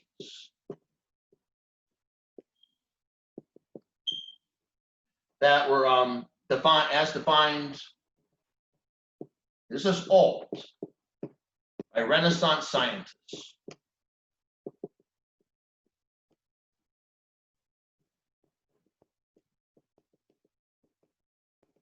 Okay, and those machines, they are officially the lever, the wheel and axle,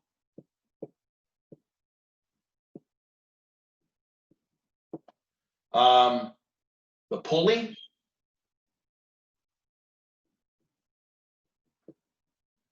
the inclined plane,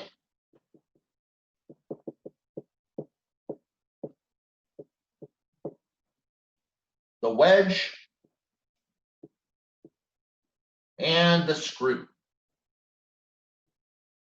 All of these simple machines allow you to take a force and create a much bigger force to do some work. Like you look at the inclined plane, if you're trying to, move a refrigerator onto a truck, it's a heck of a lot easier to push with a smaller force up the inclined plane to get the refrigerator up on the truck than it is to have a couple of guys try to lift it up onto the truck on the tailgate. I mean, much easier job to use the inclined plane or the lever. You want to move something heavy, what do? You get a fulcrum, you push with the lever. The wheel, we always know the wheel. The pulley, I'll do a little analogy to show you how the pulley gives you it makes things easier. And when I say makes things easier, what it does is that I say it applies what's called a mechanical advantage. All right, so that's what makes these simple machines important, is that they have a mechanical advantage. So we define that as mechanical advantage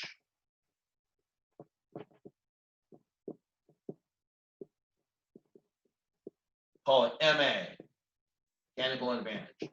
Generally speaking, it's basically the output force over the input force. Simple as that. O means output, I means input. And the idea is you want this number to be big if you're going to do a job that's not going to require you so much effort. You're the one putting in the input force. The output force is what you're getting out of it. Right? So let's kind of give an example of the prototypical lever. So again, this kind of goes into what we're talking about here. So what do you do with a lever? Well, you have this big long stick, if you will.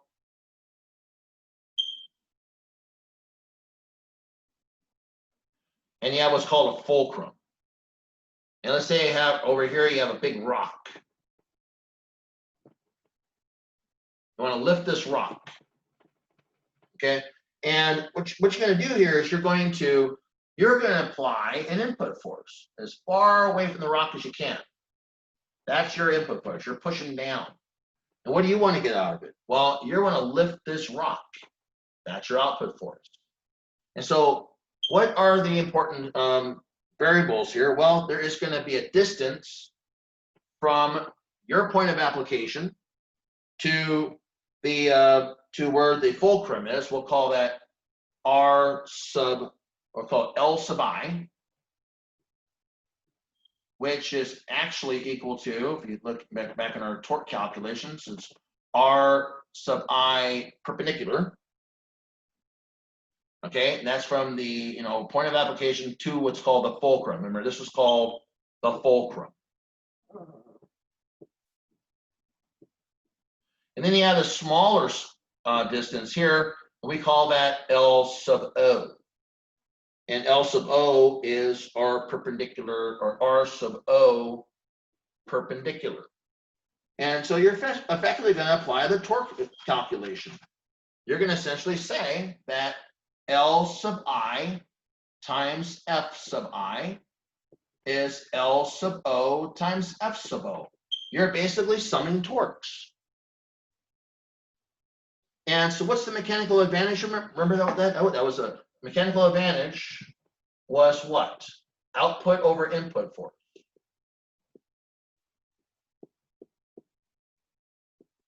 Well, let's see. Do some simple algebra. Output over input. That means that's L sub I over L sub O. So I can figure out the mechanical advantage two ways. Either I can figure out a way to figure out calculating the output force or the input force, or I can exchange that as a ratio of these lengths. I can determine what the mechanical advantage is by looking at the ratio of the lengths. All right, and so I think it was, I forget which Greek philosopher it was. Drawing a blank, but he says if you give me a big enough lever, I can lift the earth, essentially. And drawing a blank on the philosopher, but anyway, the lever allows you to not have to put very much input force in to move something huge like a big boulder. And that's one of the simple machines from the Renaissance. Renaissance scientists understood this. Another example might be a wheelbarrow.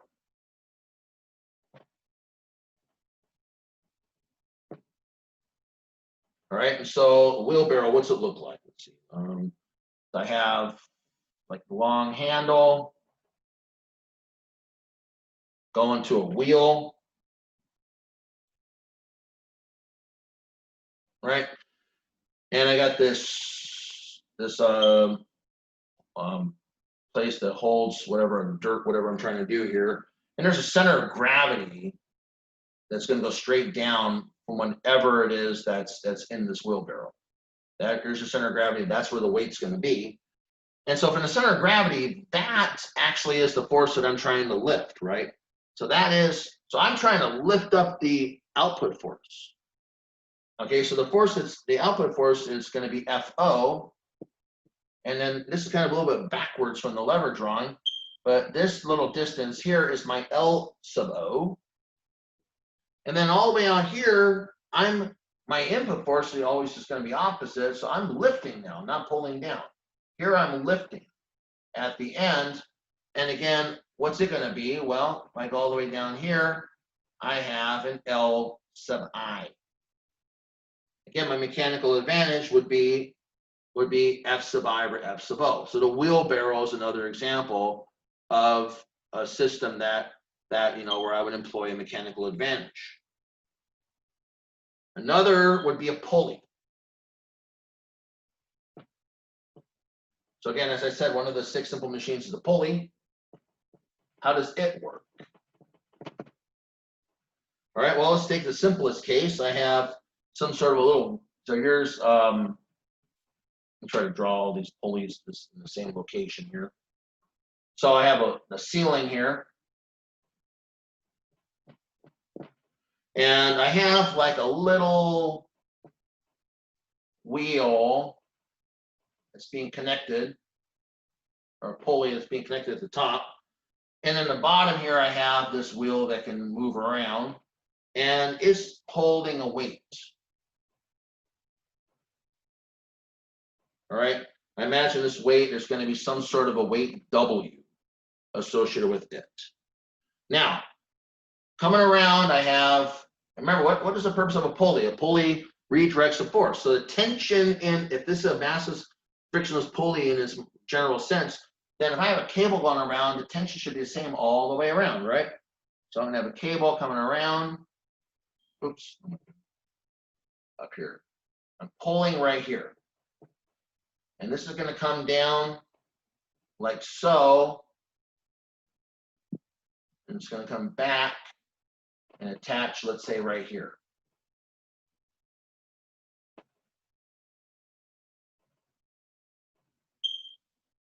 I'm not drawing this very well. There you go.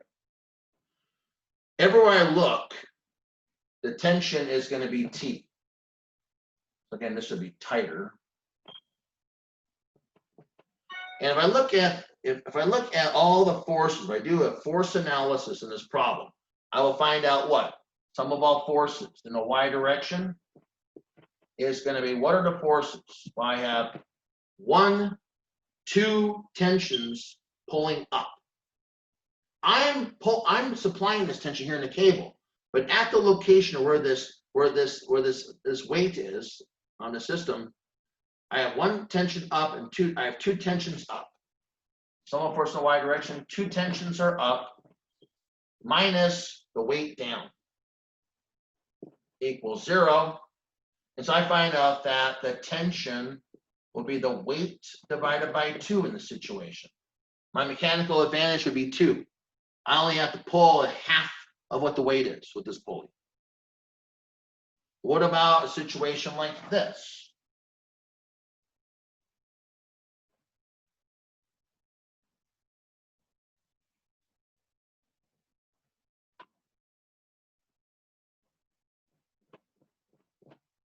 All right, here I have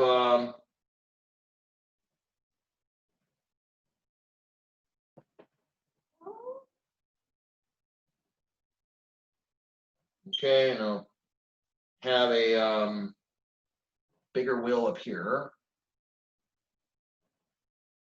and then further down.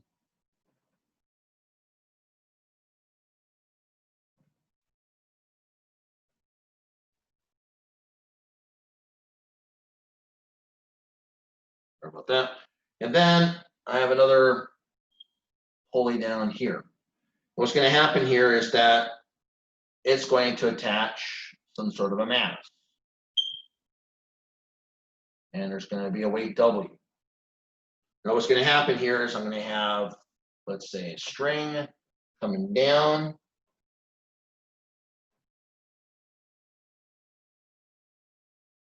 all the way around.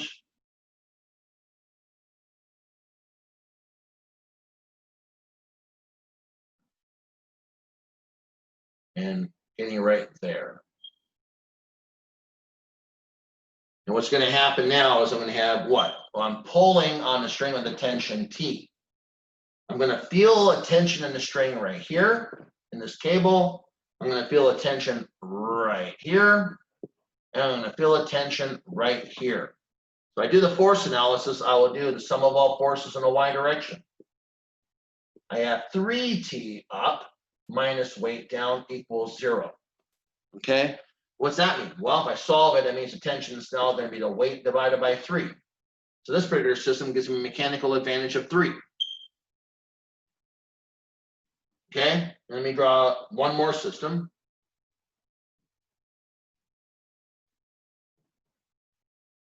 And that would be this guy. Here's my ceiling.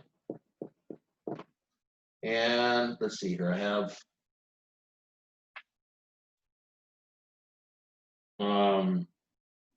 yeah. There's a whole study of pulley problems you can do. They're very interesting.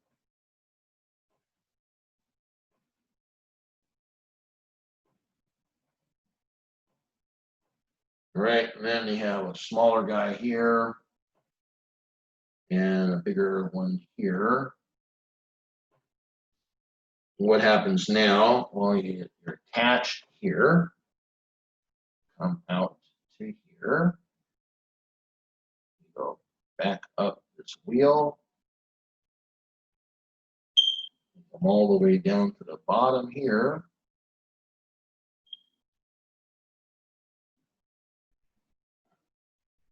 You are applying this tension, you're lifting this weight. Okay, and so what do you have? Well, again, what are all my tensions? I have a tension here, I have a tension in this string, and I have a tension right here, and a tension over here. Sum of all forces in the y direction is 0. What are my forces? 1, 2, 3, 4 tensions. Minus the weight equals 0, or the tension is 1/4 of the weight. Again, mechanical advantage of 4. Basically, the more string that I use or the more cable that I use, the more mechanical advantage I get. Just like the longer the lever arm, the more wood I use for the lever arm, the more mechanical advantage I get. So essentially, you're making a trade-off of length versus force. So to make each of these pulleys the more mechanical advantage, I have to apply more of these pulleys and also more length of the cable. Okay, so these are all the simple machines. I thought this kind of a little interest. All right, now let's go into rotational kinematics. All right, and so all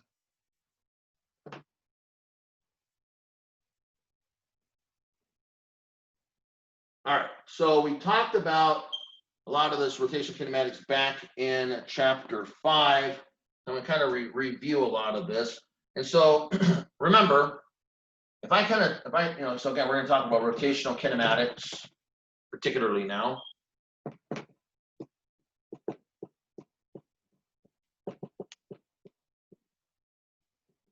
All right. So probably the best way to look at this is to start off by imagining I have an object going around a central axis. All right, so it's going to go around in a circular path. And all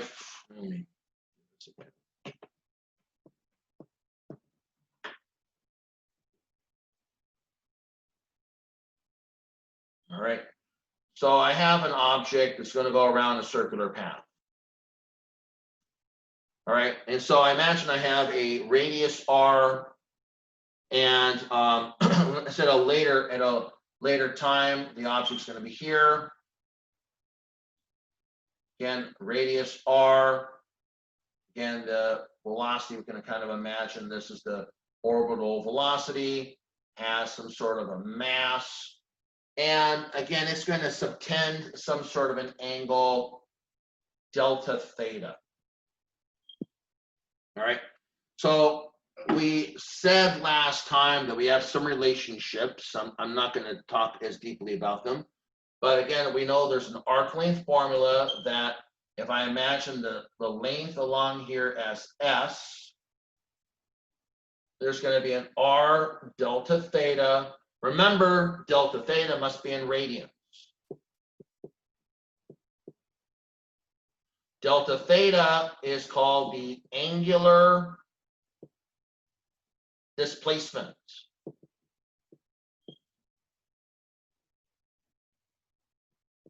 It is just like the translational displacement, but in angular form. What's important here is I have this sweep radial, and it's going to sweep out. It's going to subtend some sort of angle in a given time. We call that the angular displacement. We also remember, and I talked about this as well, if I take the time rate of change of the angular displacement with respect to time, that's called omega.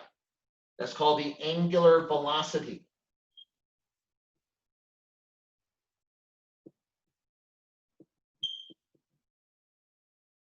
Okay, and then I keep going, and I can say, well, I also have what's called the angular acceleration. So again, this is in radians per second. This is in radians. And I can say delta omega with respect to time. And I have what is then called the angular acceleration.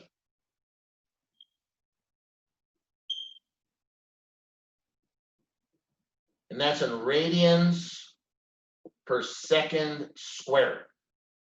Okay, again, this is all about a radial sweeping out an angle in time.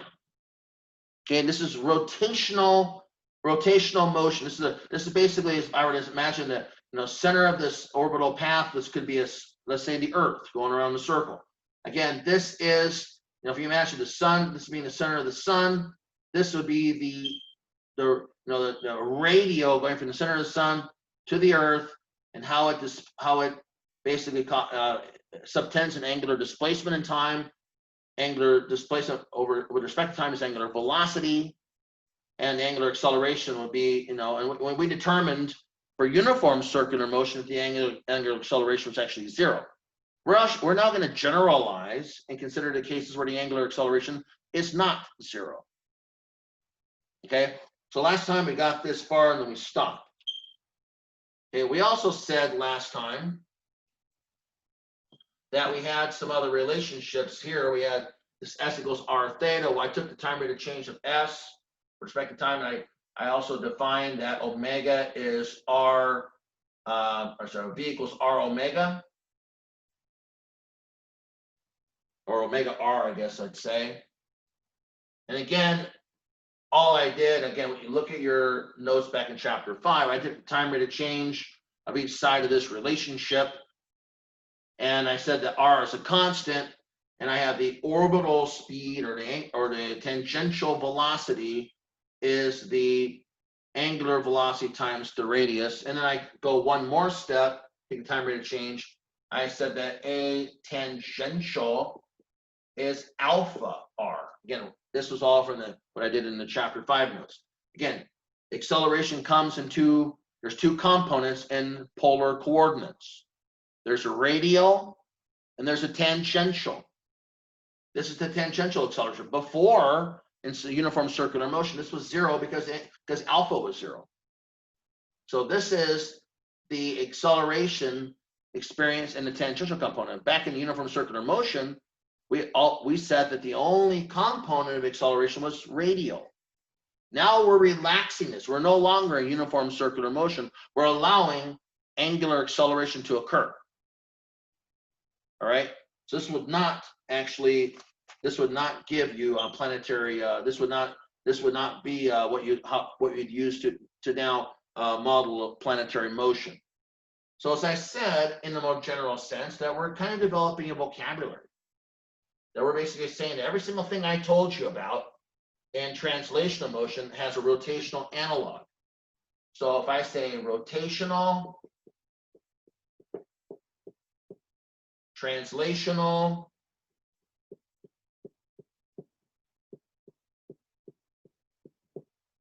and relationship,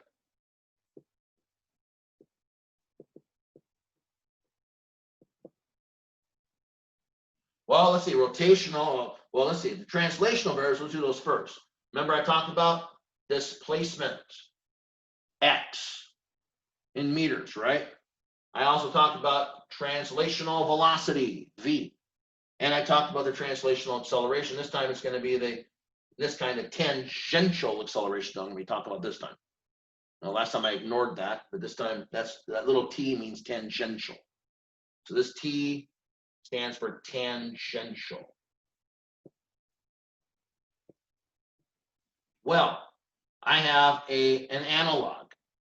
In the rotational analog, I have what I now call theta. Okay, theta is the angular displacement. V, I have an analog there. It's called omega. That's a radians per second. That is the angular velocity. And I have an analog in rotation as well, and that's alpha. That's the angular acceleration. This is in radians. This is in radians per second. This is in radians per second squared. If I go back to translational physics, this is in meters. This is in meters per second. This is in meters per second squared. What's the relationship?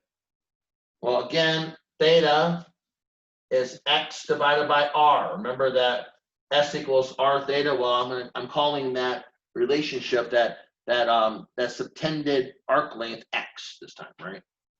What's the velocity? Well, again, I said that v equals omega r, or omega is v over r. And here I said that alpha is a tangential over r.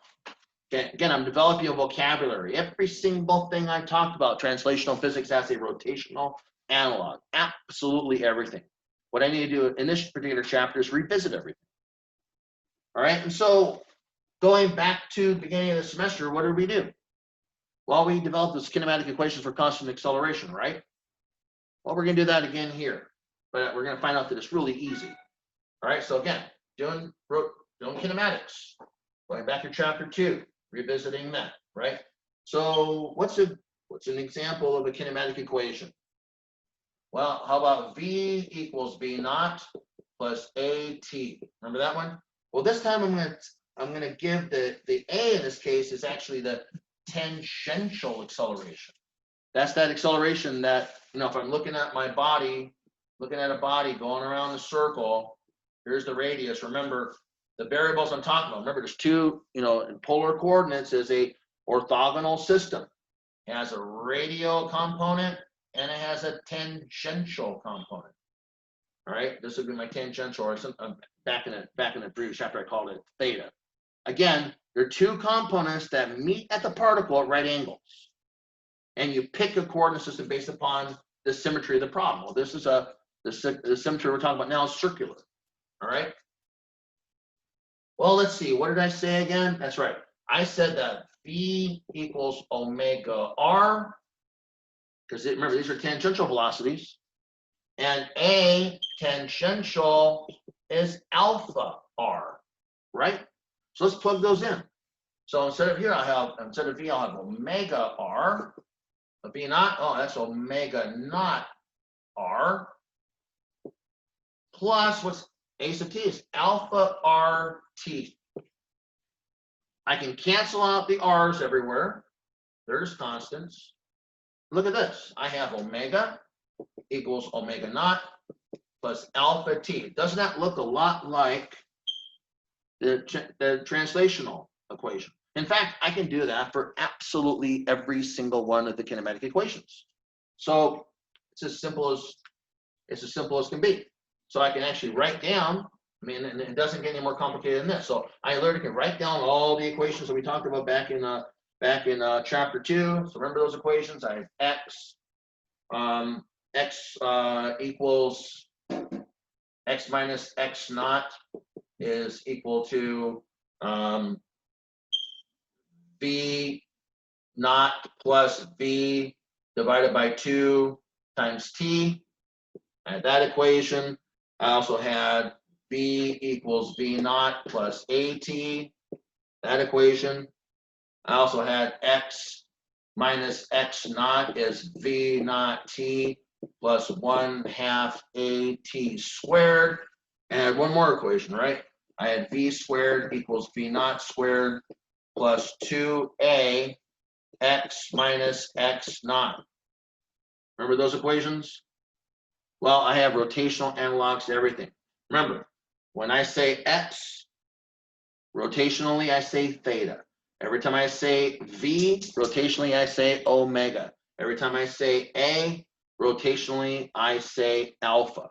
Literally is as simple as just translating the variables. So x minus x naught, what is that? Oh, well, in rotation, this is translation. Rotation, I say theta minus theta naught is omega naught plus omega divided by 2, all multiplied by t. Simple. Okay, translation. Omega equals omega naught plus alpha t. Done. Theta minus theta naught equals omega naught t plus 1/2 alpha t squared. Done. Omega squared equals omega naught squared. Right today. All right. Omega naught squared plus 2 alpha. So quantity theta minus theta naught. Done. Every single thing I talked about in kinematics. I did an entire multiple hour lecture on kinematics, and I gave you the rotational form in a matter of about 4 minutes. All right, so it's as simple as that. Any of those, that simple derivation I did, I could do that for any of them. So again, one-to-one correspondence. Nothing is new. What's the next thing I talked about? Well, that was chapters 2 and 3, right? Now I go to chapter 4, Newton's laws. Yeah, I have a rotational analog to that as well, right? So let's look at that. So I'm going to erase all this. Now, don't worry, I'm going to do problems. No, I think I'm just going to kind of give you all the theory, and then I'm just going to work out a bunch of problems after that. So Newton's laws. What do we do now? Well, we're going to have to look at things in a rotational sense. Let's imagine here, though, that as opposed to having the only force being centripetal, I actually can have a force that's tangential now. So now I have a body going around the circle. And now what I have is I have a mass, but this time around, I'm actually going to apply a force that is tangential. Okay? And we're going to say that for simple physics, I'm going to make this a right angle. Okay, so what do? Well, what's Newton's second law again? F equals ma, right? In a nice simple sense. Well, what I'm going to do is I'm going to say, well, what is A? Again, my A is A tangential. Okay, I'm talking about the tangential acceleration. Acceleration that would be in a tangential direction. All right, well, what did I tell you? Well, I said A tangential was alpha r. Okay, so let's put that in there. Force is m alpha r instead of ma tangential. Let's multiply both sides by r. Nobody says I can't do that. So I'm going to do that. Fr is now going to be m r squared alpha. I'm just going to put the r's together. Fr, 90-degree angle. Isn't that the torque? It is a torque. So this is the torque. Mr squared, well, that's some interesting thing. Don't know what it is quite yet. We're going to talk about it in a moment. Times alpha. So I have force is the carrier of inertia and translational motion times the translational acceleration. Here I have the rotational analog of force, which I call the torque, is some sort of a combination of stuff times the carrier, times the angular acceleration. This mr squared turns out to be what I would refer to as the carrier of inertia in rotational sense. I would refer to this as I equals mr squared. This is the rotational inertia, or I'm sorry, the moment of inertia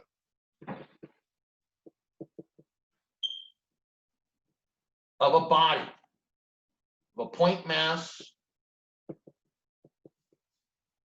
m, rotating about an axis at a distance r.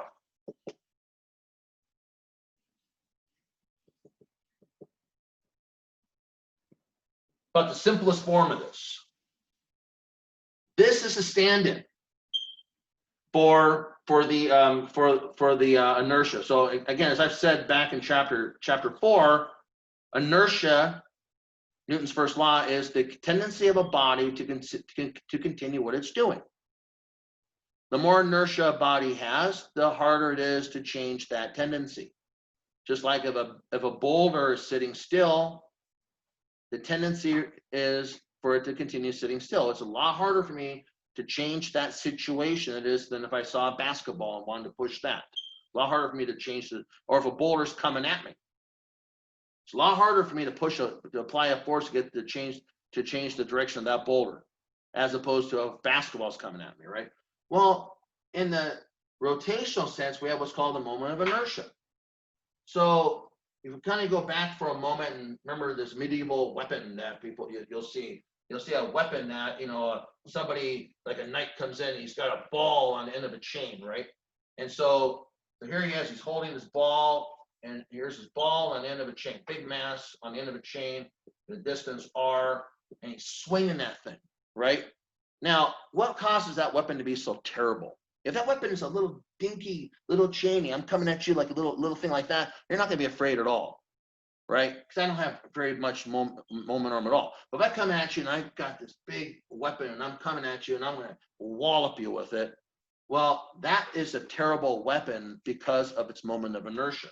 So if I imagine here for a moment and I say, okay, well, that weapon is going to have a moment of inertia. It's got an inertia. It's going to hit me within a moment of inertia, mr squared. So it's kind of like the boulder is. And I say, well, what if I make that weapon, what if I make that chain 3 times longer? Let's just say, for instance, I say, I have a new R2 and I'm going to make it 3R. What do I do with the moment of inertia now? Well, my I2 would be m times 3, or my m times R2 squared, right? Or my I2 would be m times 3R squared. And what is that? My I2 is 9 mr squared, or 9 times the original inertia. If I make that chain 3 times longer, I've made that weapon 9 times more terrible. And so that's why that's one of the things that when you see these these knights in the medieval knights with these balls on a chain, that's why they're so dangerous, because they're employing a moment of inertia to make that weapon more effective. All right. So again, that is the whole concept of the rotational carrier of inertia. It's in the form of mr squared. What if I have a bunch of particles? What if I have a system of particles now? So let's say, for instance, instead of just having one particle, I have a system. Well, the moments of inertia would then add. So if I have a system of particles, let's say a system of masses. I have a bunch of masses, M1 and M2, M3, M4, M5, so on and so forth. They're all going about some sort of a central axis. And they all have they're all rotating around like a swarm of bees, going around the central axis. M6, so on and so forth. And they all have their distances. Here's an R1. Here's an R2. Here's an R3, R4, R5, R6, so on and so forth, right? What would I do? Well, in a two-dimensional sense, I would just add up all these moments of inertia, right? These are all point masses.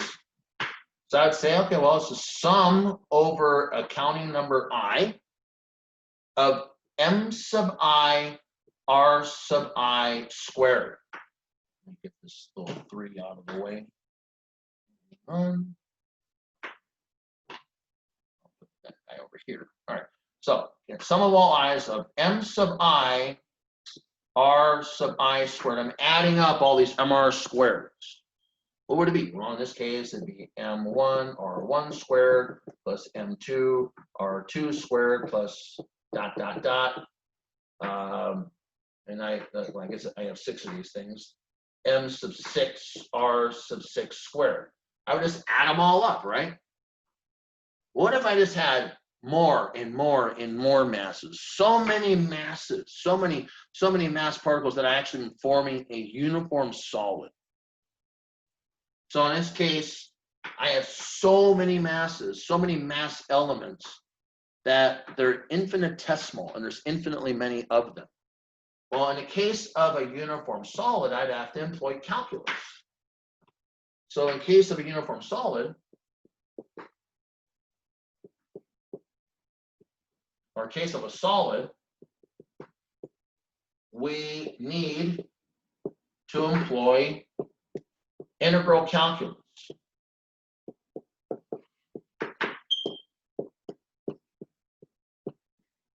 So I have a differential mass, and I'm adding them all up. Well, when I add up stuff in calculus, I do what's called integrals. So in the most general sense, I would have the moment of inertia I is equal to the integral of r squared dm. So I add up all these masses, all these differential masses in the solid, and I get various formulas in integral calculus for the moments of inertia. Now, your book actually gives you, so some nice physicists actually did this stuff for you, and your book actually will give you moments of inertia. So what I'm going to do is I'm going to kind of show you what such a thing looks like, as the OpenStax book is vastly superior to the one that the school made you buy. And so let me just kind of pop up. I think this page is ready to go. Yes, let me pop up this page here for you. Share the screen.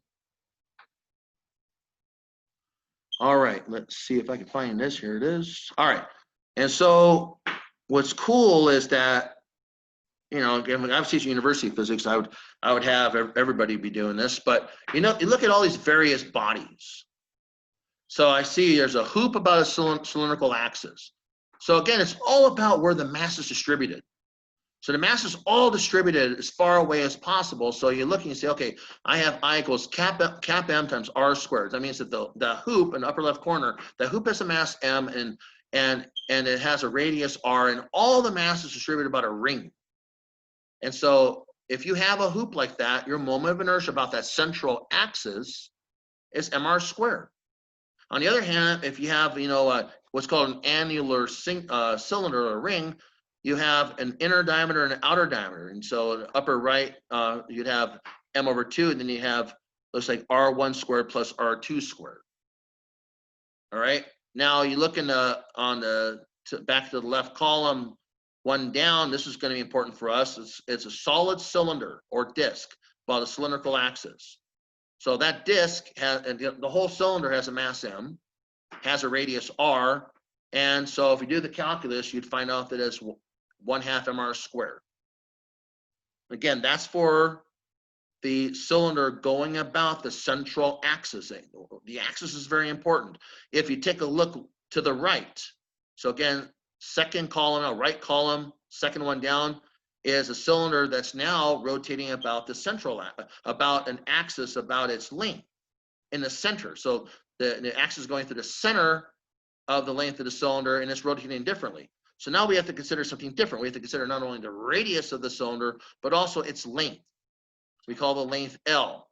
So now it would be 1/4 mr squared plus ml squared over 12. So again, it's going through an axis that's perpendicular to the central length of the cylinder. But now we imagine here that now we have a thin rod. Now we have a thin rod. We don't care about the radius anymore. Now we just care about the length. Well, if it's going through the center, it's 1/12 ml squared. If, on the other hand, the rod is going about an axis perpendicular to one end, it's 1/3 ml squared. And if we go a little further down, you got, let's see, let me go back to here. Other important formulas here. I have, okay, this is important. We'll see this. Solid sphere. We're going to talk about the Earth in this moment of inertia. Solid sphere, rotating about any diameter. It has a radius r. 2/5 mr squared is the answer to that calculus problem if you're dealing with solid sphere. If, on the other hand, you have a thin spherical shell, well, in a diameter is 2/3 mr squared. And you ask yourself, whoa, wait a minute, there are two spheres. Why is the hollow shell have a greater moment of inertia than the solid? Well, think about it. The solid and the spherical shell both have the same mass. However, all the mass in the spherical shell is all being distributed as far away from the central axis as possible. So you have a much greater distance of all the mass than, let's say, for instance, in the solid sphere. It's kind of like the medieval knight. You have more mass further away, and so the mass for the solids for the hollow shell is going to be all further away. Then you have a couple others. You have a hoop going about rotating about a diameter about a diameter through the center or through the side of the loop, and then you have another one that's like a slab. So again, as you do these problems, you can ask yourself, okay, I got to go. So your book is unfortunately puts this table on the right margin on page 237. So chapter 9, 237, you get all this thrown on the right margin. Unfortunate as that may be. But anyway, that's what your book does. You'll look up on page 237 and you'll see the formulas that will be necessary to do some of the problems. So again, you're going to be looking at moments of inertia of extended bodies. Okay? So again, I'm just kind of giving you an example. This is what you'd have to do in a general case. And I'm back to my my whiteboard again. So that's again, those are all things that I would, if I was teaching university physics, I'd have some of the students do some of these calculations. But again, we're just, and then what would I do? Well, I would just have people just look it up at that point. I mean, I look it up myself. I don't go around doing these calculations anymore. I just look them up, right? So you're going to be doing the same thing university students are doing anyway, right? So somebody else has already done these calculations. You'll go through the pain of doing them a couple of times if you're a university student. Okay, I got it, and I'm just going to look everything up from now on, right? So again, you're going to be behaving the same way that they behave in general. All right, let's do some problems. So now I'm in OpenStax chapter 10. And so OpenStax 10.1 says the following. At its peak,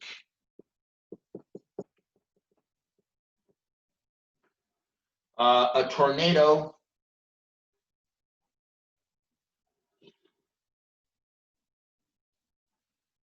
is 60 meters in diameter.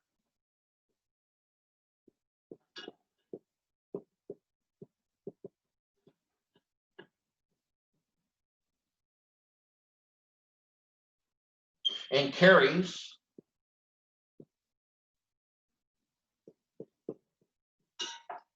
500 kilometer per hour winds.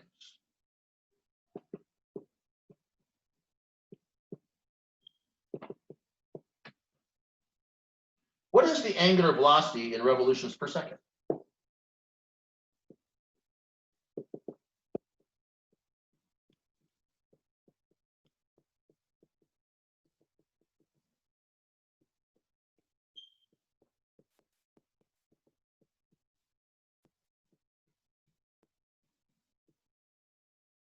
All right, so let's kind of start employing some of this. So I have basically winds going around the circle, right? And I'm looking at the outer edge of this tornado. And so the radius is important to me, and I was given a diameter, right? So the radius is going to be half the diameter, or 60 meters divided by 2, or 30 meters. All right, so I know that. I got that. I'm also been told what the wind speed is. So again, I'm looking at, so I'm going to erase this other stuff here. All right. So we see the radius is 30 meters. I'm going to write that up in the top. All right. And so what are we trying to do here? So let's kind of draw a little picture. Kind of looking down at the tornado, and I'm looking at this tornado, and I'm seeing that it has these wind speeds off, on the corner, on the edge of the tornado, and there's a radius of the tornado. I just got them calculating that radius, right? We're just told. I just figured out that radius is 30 meters. Now, I'm also told what that wind velocity is. Unfortunately, I was told that wind velocity in kilometers per hour, which doesn't do us any good. We need to have it in meters per second, right? Everything in SI has to be done in meters per second. So I have kilometers per hour, but that's no good to me. There's 1,000 meters in a kilometer. Kilometers cancel, and an hour has 3,600 seconds. So if I do these multiplications, I find out that the actual wind speed is 139 meters per second. Okay, well, that's important. So let's put that up here. V is 139 meters per second. I need that. Okay, I now have R. And so I'm going to use one of my formulas from rotational kinematics. And we know that V, the tangential velocity, is omega R. Omega is the angular velocity, the angle subtended per unit time. And a nice relationship is the tangential velocity is omega times the distance in which that tangential velocity is being calculated, right? So now I'm going to solve for omega. That's simply just V over R. And so I have everything I need, right? I have 139 meters per second, and I have divide by 30 meters. And when I do all that, I find out that that's going to be 4.63 radians per second. All right, so but that's not my answer yet, because I was actually told that we wanted in revolutions per second. All right, so what do I do now? Well, I know omega is 4.63 radians per second.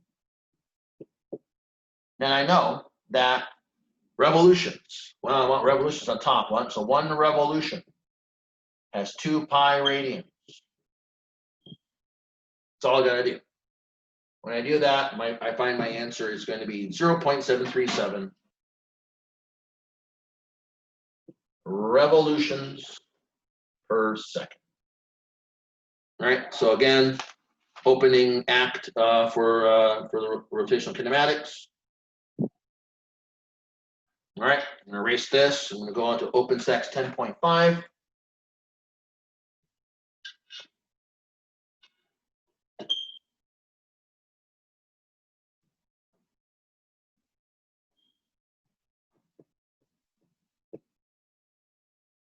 Let's see, I might need another pen.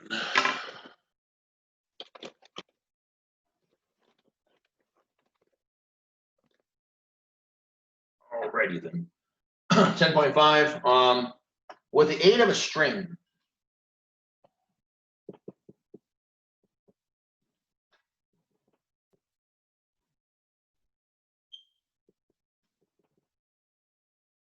a gyroscope is accelerated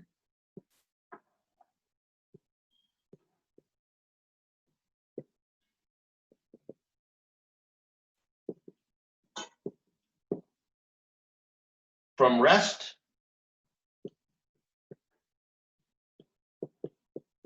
to 32 radians per second in 0.40 seconds. Okay, so it's like a kinematics problem. What is its angular acceleration radians per second squared?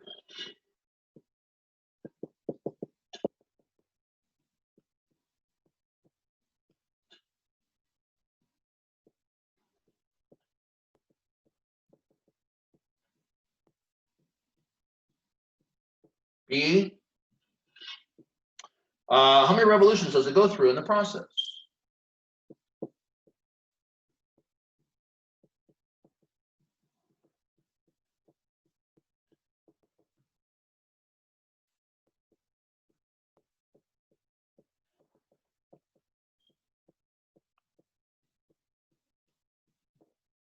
All right, so with the aid of a string, a gyroscope is accelerated from rest, or omega naught equals 0, to 32 radians per second in 0.40 seconds. Hey, what is its angular acceleration radians per second squared, and how many revolutions does it go through in the process? All right, so again, this is going to be a 101 type application of rotational kinematics. All right, so I'm going to erase this. Let's do it.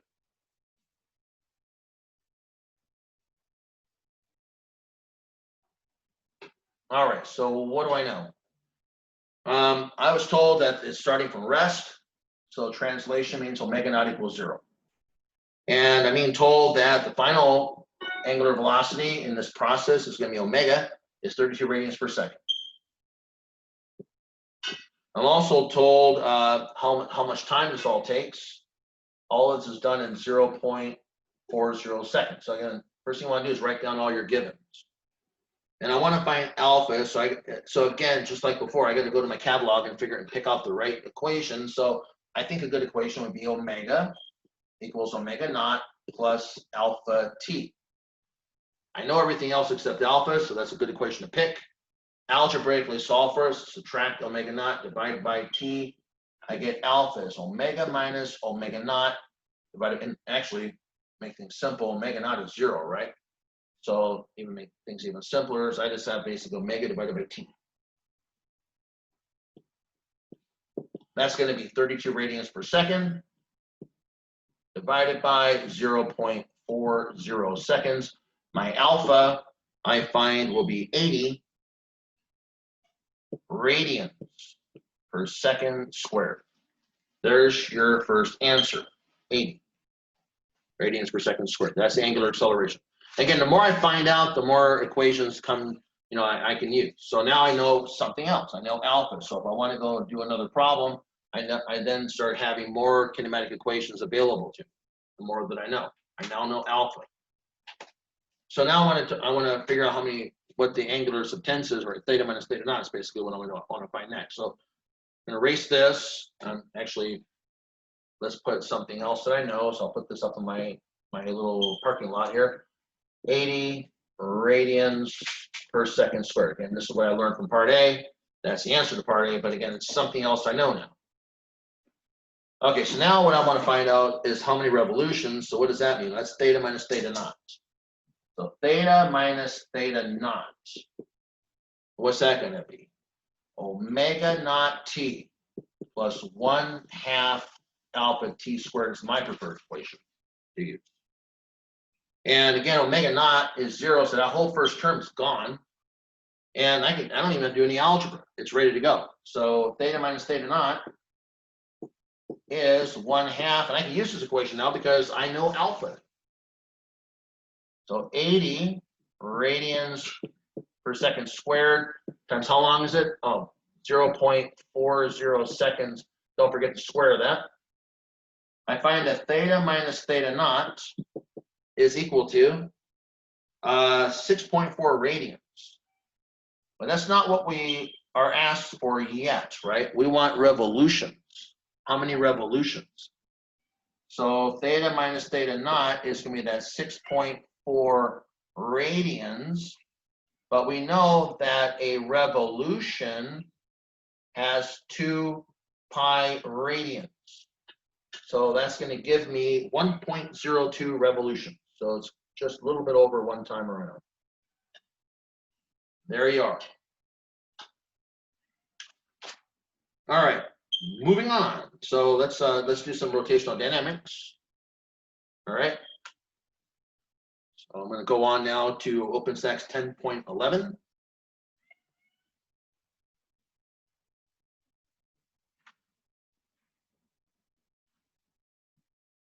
OpenStax 10.11. All right, calculate the moment of inertia.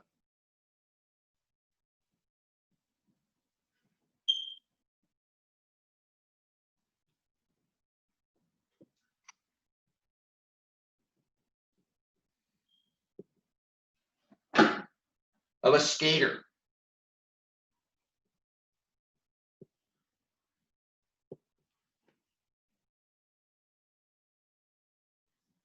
Given the following information.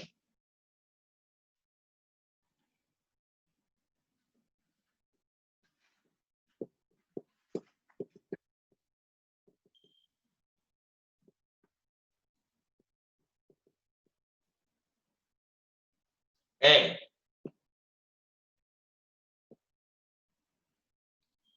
the 60.0 kilogram skater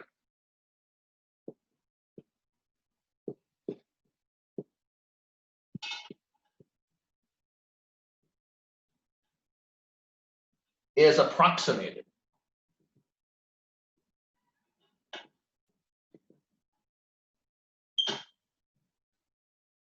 as a cylinder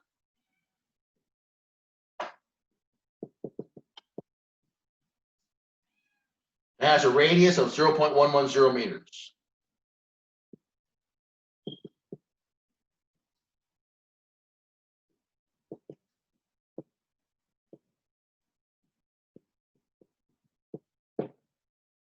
B, the skater with arms extended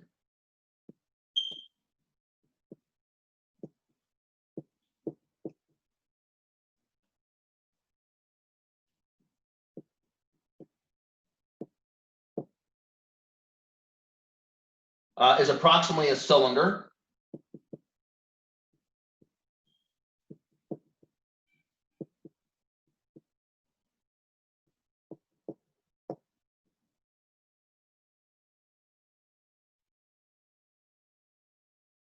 that is 52.5 kilograms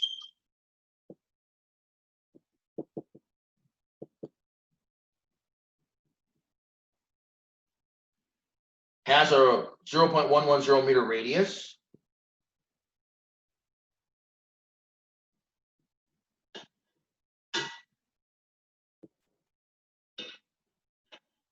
and has two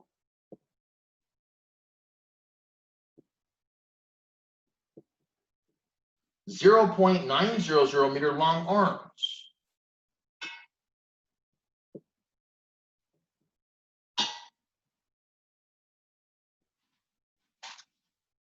Which are 3.75 kilograms each and extend straight out from the cylinder axis.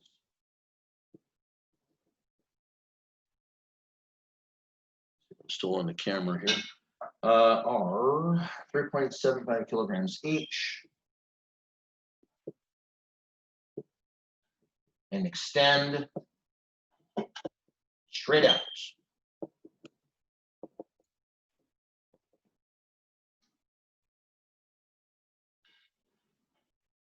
From the cylinder axis.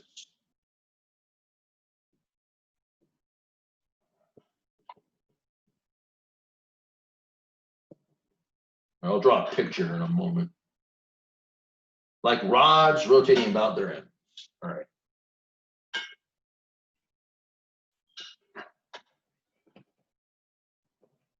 I might be out of space here. So about their ends. So this blah blah blah. Okay. So again, I'll show you some pictures. So calculate the moment of inertia of a skater given the following information. A, 60 kilogram skater is approximated as a cylinder that has a radius of 0.110 meters. Okay. B, the skater with arms extended, so arms out, is approximately a cylinder that is 52.5 kilograms, has a 0.110 meter radius, and has two 0.900 meter long arms, which are 3.75 kilograms each, and extend straight out from the cylinder axis like rods rotating about their ends. All right. So again, we'll show you some pictures here that'll get the words, put the words, make the words make sense. All right. So I'm going to erase all this. Some of these problems are very wordy. All right. So part A, the skater has his or her arms straight downward, so approximately looking like a cylinder. So for part A, we're looking like a cylinder.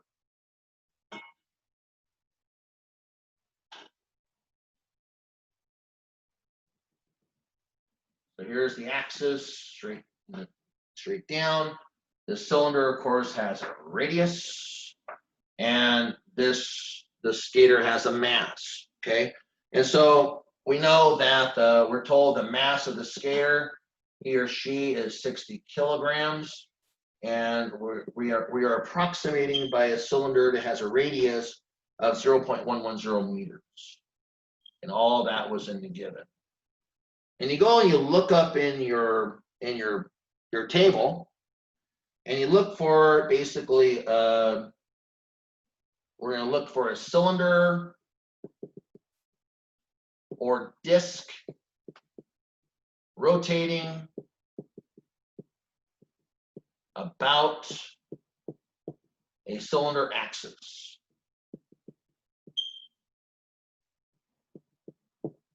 Look up. And what are we going to get? You find out the answer to that is I is 1/2 mr squared. So you look up in your table, I have a cylinder or disc rotating about a central axis. That's exactly what I have here. I know the radius, I know the mass. Look up, they did the calculus already for you. There's your formula. There's the moment of inertia of that body about that axis. So all we have to do is just calculate it, right? So I is going to be 1/2 60 kilograms times 0.110 meters squared. And I find out that I, when I do this, is going to be 0.363. And again, it's going to be kilograms meters squared. The unit of inertia, the measure of inertia for translational motion was just kilograms. Now we have the moment of inertia is kilograms times the length squared, so kilograms meters squared. There's no special scientist to honor for when you see this combination. It's just kilograms meters squared. Here, there's your first answer. Okay. Now we get more complicated. The skater extends his or her arms out. Okay.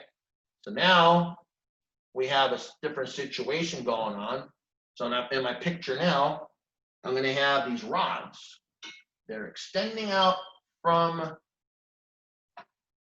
the, and again, I'm not very good at art, but again, these rods are extending out from the axis straight out, just like that.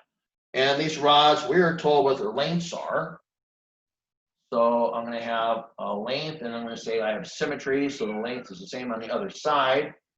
So I know these lengths, and I'm going to say these rods each have a mass little m. So now I got the torso of the skater, cylinder, radius big R, and I have these rods that are going out from the central axis. More information now. So now I have big M. That's going to be, it's not going to be 60 kilograms because some of the weight, some of the mass is now going into the arms. So now the torso is 52.5 kilograms. The skater still has the same torso size, 0.110 meters. The length of these rods, we're told, is 0.900 meters. And little m, the mass of each one is 3.75 kilograms. All right, so again, what do we have? Well, we have the disc or the cylinder going about the central axis. We still have that, but now we have a rod going about the axis perpendicular to its length. So if you look up in your table, you have I is going to be I torso, and this person has 2 arms, so 2I arm. All right. So if I look up, I still have the 1/2 mr squared from before, but that's a cylinder going about the central axis. But now I have a rod rotating about an axis about its end. If I look that up, that's 1/3 ml squared. That's what you see in that table. 1/3 little m now, L squared. And oh, by the way, I have 2 of those arms. Let's not forget that. 2 of these arms. That's what I got to do now. So work that out. I have I is 1/2 52.5 kilograms times 0.110 meters squared plus 2/3 now, because I multiplied a 2 in. And let's see, the mass of each arm, 3.75 kilograms. And that length is 0.900 meters. And don't forget to square that. Again, you gotta just look up, use that table and look these formulas up. And if I do all that calculation, I will determine that now the total inertia of this body, all the masses going around the central axis, again, they're all going around the same axis. Total inertia, it all depends upon the configuration of how the masses are distributed, right? And we're going on the central axis, and I find this out now becomes 2.34. I increase moment of inertia quite a bit. Kilograms meters squared. So again, when the skater, I'll talk about this more later about angular momentum, but again, the skater can change his or her moment of inertia quite a bit by just extending the arms out. Okay. All right, that's that. Let's do another problem. I'm gonna do 10.13.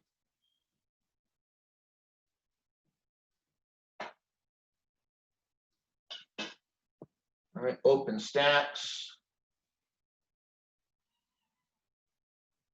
10.13. Here I say a soccer player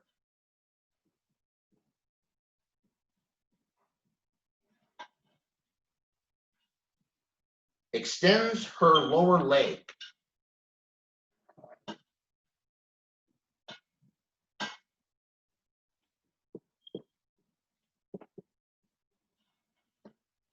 in a kicking motion.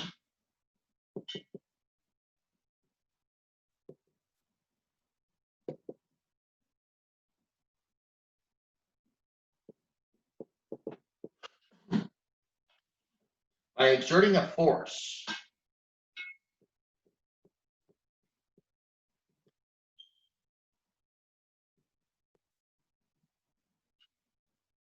with the muscle above the knee.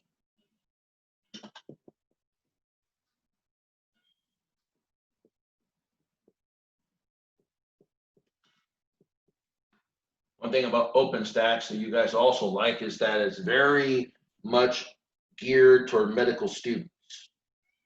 You know, so they're talking about stuff dealing with the human body. In the front of her leg. So again, another reason why I don't know why the school decided to change books.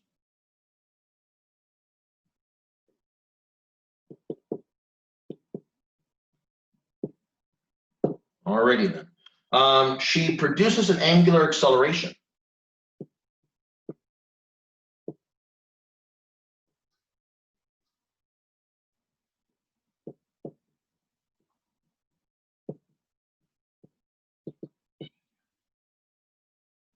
Of 30.00 radians per second squared.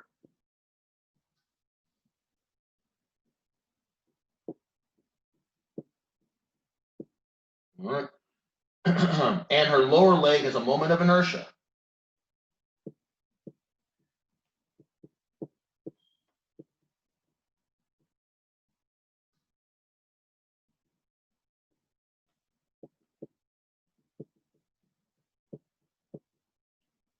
Of 0.750 kilograms per meter squared.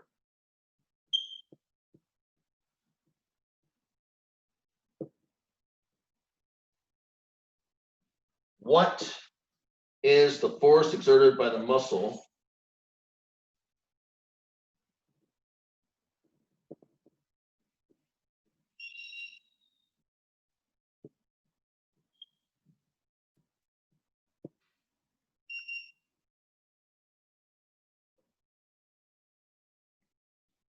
if its effective perpendicular lever arm is 1.90 centimeters?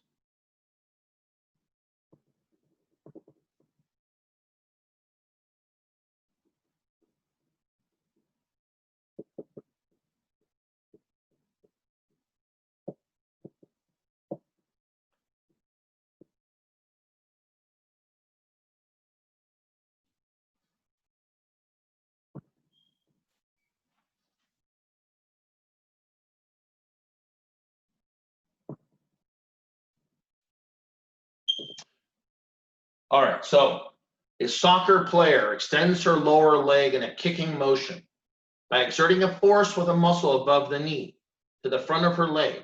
She produces an angular acceleration of 30.00 radians per second squared, and her lower leg has a moment of inertia of 0.750 kilograms meters squared. What is the force exerted by the muscle if its effective perpendicular lever arm is 1.90 centimeters? Okay, a lot of words. Let's draw a picture.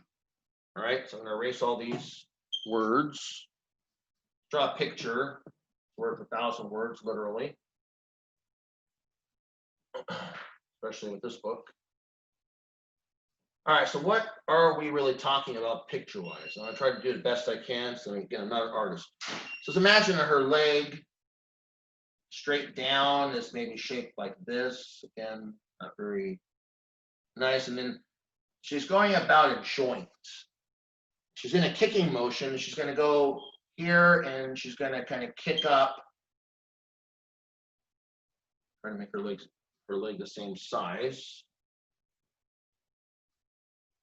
All right, so here's her foot on up like that. And so what's happening is she has an angular acceleration in this kicking motion of alpha. Her moment arm length is given to you. That's R. That's a length of, basically from where her foot is, and she's going to kick the soccer ball. And this is really her knee. That joint is really her knee. So there's a muscle above the knee that's causing this to happen. And so again, the alpha that we're being told is 30.0 radians per second squared. We're actually given the moment of inertia of her leg. And that's 0.750, again, about this axis, or about her knee. 0.750 kilograms meters squared. We're given that information. We're given the lever arm. Now, so I always talk about moment arm. Oftentimes, it's also called lever arm of 0.0190 meters. Again, get it out of centimeters. And we want to find the force. All right. And so what do we know? Well, we know Newton's second law in angular form. Torque is I alpha. We also know the definition of torque that we talked about earlier. That's torque is RF sine. Again, it's perpendicular, so sine of 90 degrees. RF, basically. We can combine the two. So we can say that RF, so we can combine the two. Torque is RF, also equal to I alpha. And now I can find the force. Force, I've eliminated tau now. It's just I alpha divided by R. Or 0.750 kilograms meters squared times 30.0 radians per second squared divided by the moment arm, 0.0190 meters. And I find out the force that her muscle above her knee must employ is 1,184 newtons. I mean, it's nice about this problem is I've actually utilized both forms of the torque equation. I utilize the form where you're looking at Newton's second law in the angular in the rotational analog of Newton's second law, and I also have used the actual definition of torque that I started this lecture with, R cross F. Combining the two, I'm able to get her force. All right, so again, now I've shown you Newton's second law in angular form. I've also talked about inertia in this expression in angular form. So again, I more or less have visited chapter 4, if you will. So what did I talk about next in my working through mechanics? Well, the next thing I talked about was energy, right? And so there is a rotational analog to energy. Just like, the translational energy, now I have rotational energy.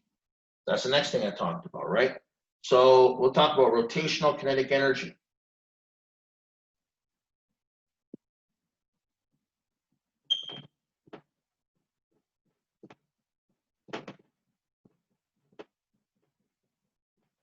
And particularly, we'll also talk about the work energy theorem as well, because there's a rotational analog to that as well. No surprise by now, I'm assuming. So, all right, so let's go back again to a picture. So now I have a mass, here's a mass at a radius r, and it's experiencing some sort of a tangential force. And it's going to essentially this force is just pushing it around, and essentially it's going to go to some later spot. Again, the tangential force is now operating in this direction, and it's going to subtend some amount theta. Okay, and so if I say, well, what's the work being done? Well, what's work again? If I say that this distance here, I'll call that delta S. Again, that's the arc length. Well, what do I say? I mean, I'll say, well, the net work is going to be the net force multiplied by how far I move the object, delta S, right? Well, let's do a little bit of trickery here. So I'm going to say, okay, I got the net work. I'm going to multiply and divide by R. Basically, I'm multiplying by 1. I'm going to multiply by R over R. I'll take the numerator R and stick it here. And the denominator R, I'll put it together with delta S. Now, this R times F net, that looks like a torque. And remember the arc length formula? Delta S is R theta. Well, delta S over R is theta.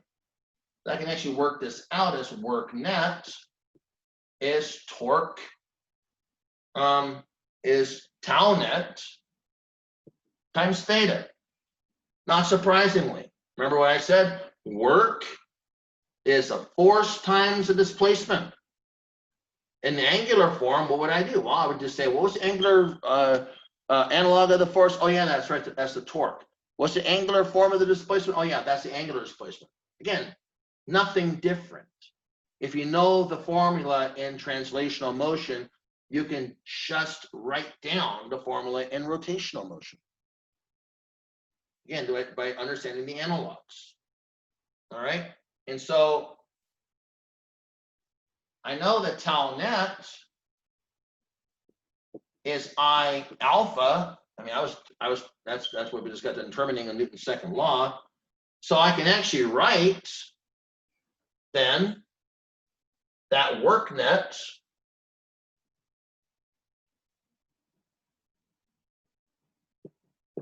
let's see, tau net right there, right?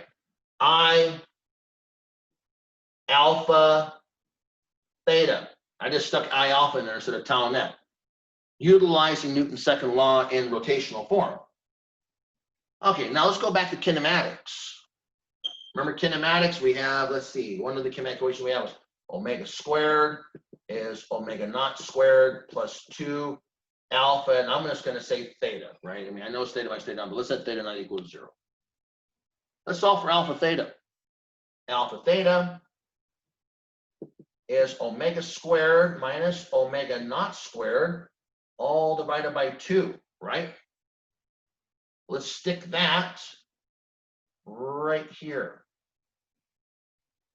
That means the work net is 1/2 I omega squared minus 1/2 I omega naught squared. That is the work energy theorem.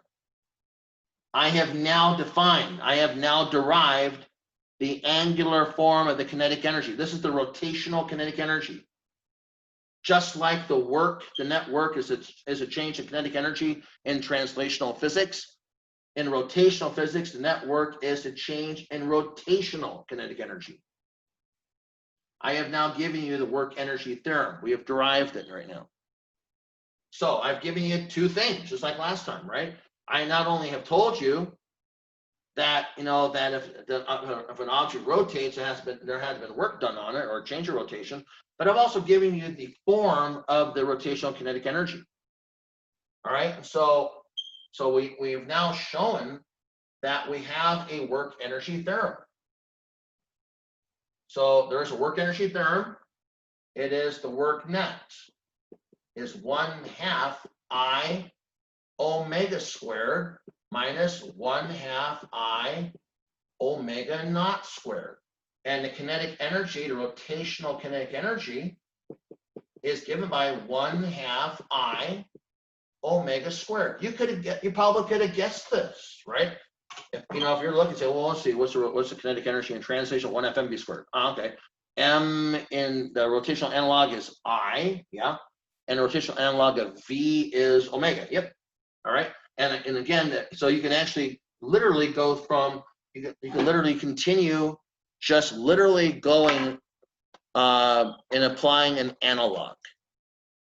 If you didn't understand anything else, you can apply the analog relationship and still be right. All right, and then what do we next talk about? We talked about this, I talked about this in the last chapter, is momentum. And yes, there is an angular form of momentum as well. We call it the angular momentum. And so that's the last topic we talked about. We have a thing called angular momentum, and it has a conservation principle.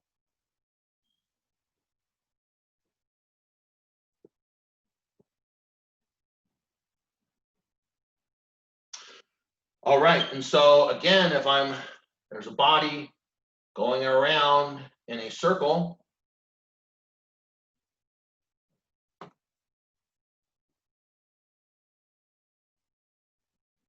there's a radius. You can think of that there being a linear momentum in the tangential direction. We can think of there being a moment arm R. And actually, the angular momentum in the most general way is given by R cross P. This L is called the angular momentum.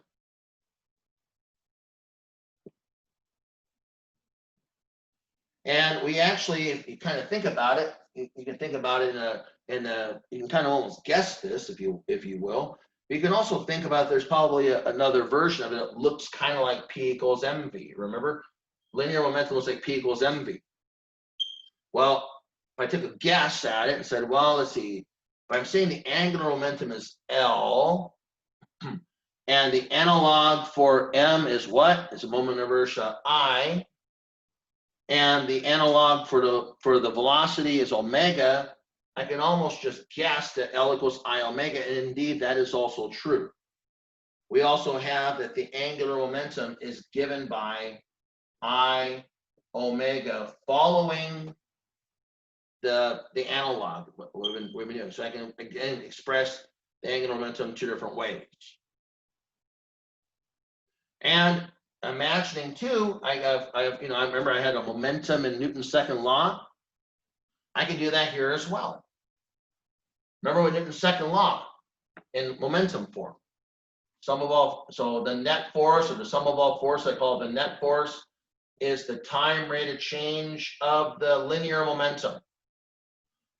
Well, remember that? So what if I did this? And then instead I said, well, how about the time rate of change of L? Let's see. Let me try to count. So if I'm trying to do a time rate of change of P, well, I probably want to figure out the time rate of change of L, right? To get whatever the analog is. I probably would guess that's tau net. Let's prove that. Well, again, what did I say P was? L is R cross P. So if I imagine that R and P are right angles, then I can write this as RP. Again, we're imagining, well, we know that, remember that L is R cross P. Let R be perpendicular to P. That means that L is going to be RP, magnitude of R, magnitude of P times the sine of 90 degrees. Or L is simply going to be RP. So I'm going to stick that in here. That change in L with respect to time, well, that's a change in RP with respect to time. Well, again, R is a constant. I could pull that out. So the change in L with respect to T, pulling out R, change in P with respect to T, because R is constant. It's constant radial. Change in P with respect to T. Force net. Right? And so I have delta L with respect to T is R times the net force. And by the way, that's the net torque. So I have the net torque is equal to the change in the angular momentum with respect to time. Analog continues to follow. Change in linear momentum with respect to time is a net force. The change in angular momentum with respect to time is a net torque. Again, so there's a relationship between the net torque and the angular momentum. So it continues to follow. Now, one question is, a lot of people ask this, and they oftentimes ask, why does the Earth keep spinning on its axis? Now, we see the Earth, it's been spinning around seemingly forever. And why does that actually happen? So, again, why?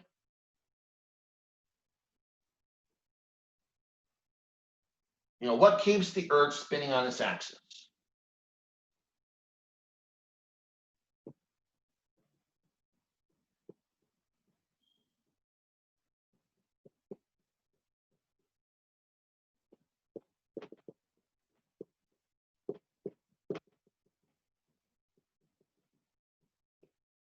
Okay, and so the question really comes down to is like, well, we know the Earth has an angular momentum, right?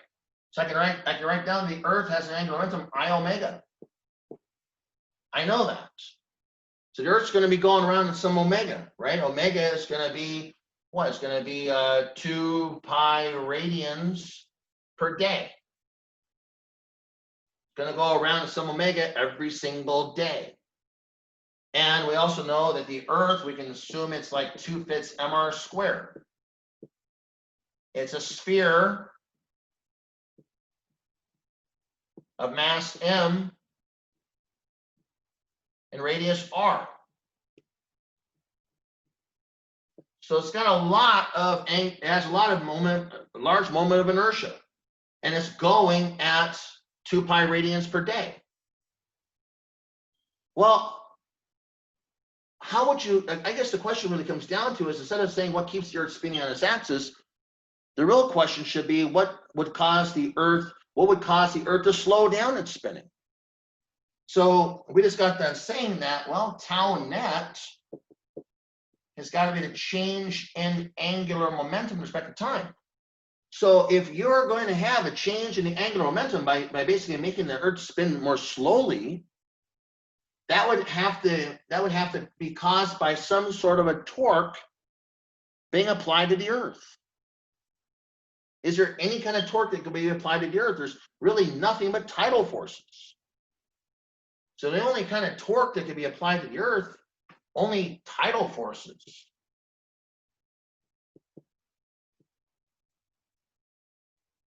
Apply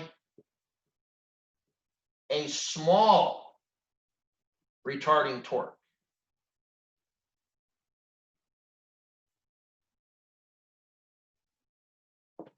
Now, about 900 million years ago, a day was about 18 hours. Slowly, but very, very slowly, the tidal forces of the ocean have very slowly retarded the angular momentum, applying a very, very small torque. Over the course of 900 million years, we now have a 24-hour day. But that's over the course of millions, 900 million years about. All right, and so there's nothing to really cause the Earth not to spin. And so what we have is, we pretty much almost have, for the most part, a zero net torque.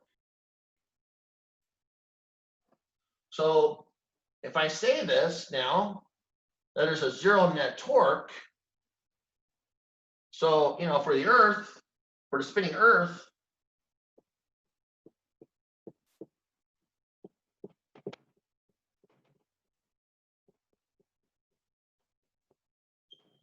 tau net is 0. Well, if tau net is delta L with respect to t, and that's 0, that means that the angular momentum is a constant. Otherwise, the angular momentum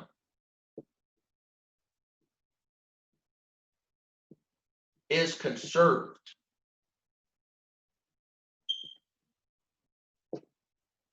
That means at any given point, I1, omega 1 is I2 omega 2 if I have a system that can actually change angular momentum.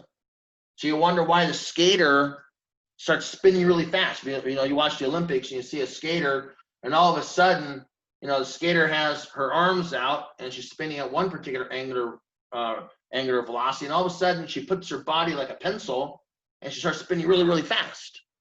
Because the angular momentum must always be conserved. These two numbers must multiply to give you the same answer. If you make I all of a sudden smaller, you have to make omega bigger.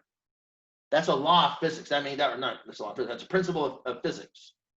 That angular momentum conservation requires that she must spin faster. She utilizes that to her advantage to have that special effect when she's doing her skating routines. All right.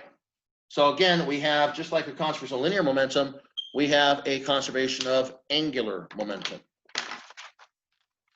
All right. Now, I'm going to work some problems. I mean, I pretty much have gone over everything in the theory now. And all I'm going to do now for the time being is just work the problems out. So I'm going to look at 10.22.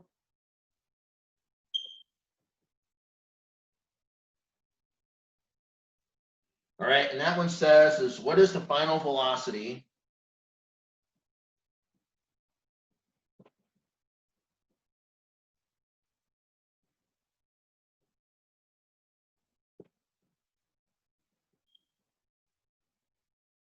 of a hoop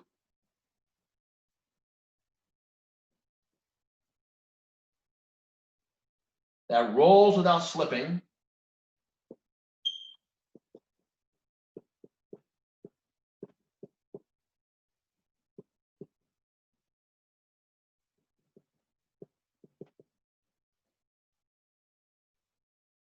I'm having problems with pens, it seems.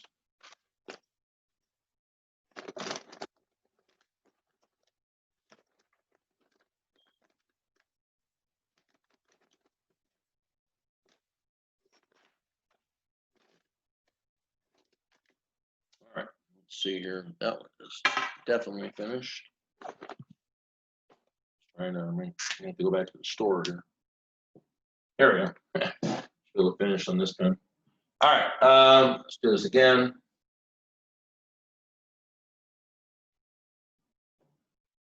What is the final velocity of a hoop?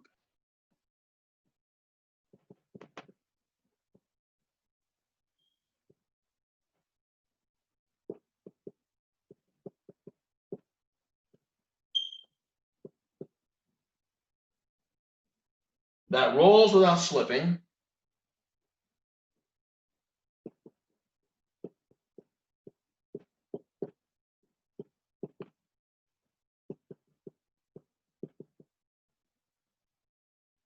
down a 5.00 meter high hill.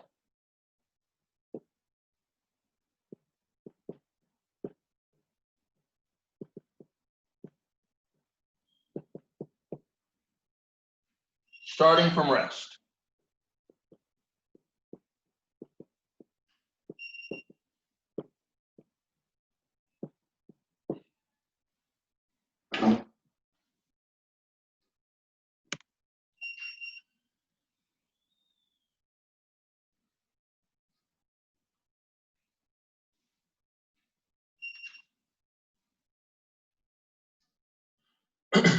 All right, so with this problem, we want to employ the conservation of energy. And so I'm going to draw a little picture. So again, so see the problem here. Let's draw a little picture to kind of get an idea. All right, so let's convert this into a picture.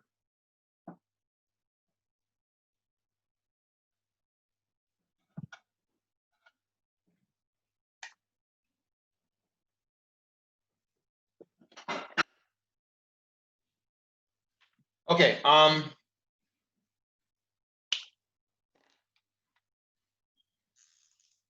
right, so we have a hill, and the hoop is up on top of the hill. And you have a hoop starting up at the top of the hill, and the hoop has a radius r. Again, the hill, we can define the bottom of the hill as the zero potential energy. As we can always define the zero potential energy anywhere, so why not define it at in a convenient place at the bottom of this hill? There's a height from the bottom of the hill to the top. We're told that height is 5 meters. Okay. Now, the way to conservation, so we're going to employ the conservation of energy.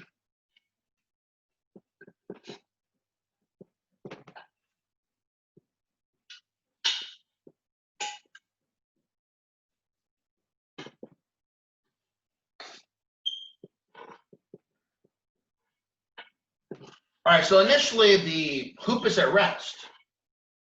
So kinetic energy, so again, conservation of energy, what is it again? So I'm going to imagine that the top of this hill is the initial location and the bottom of the hill is the final location. So we'll say like this is the initial location and the bottom of the hill would be what I would refer to as the final location. All right, so we would say that total mechanical energy must always be the same. Kinetic energy initial plus potential energy initial equals kinetic energy final plus potential energy final. The hoop starts from rest. That means that the kinetic energy initial is 0. Starts from rest.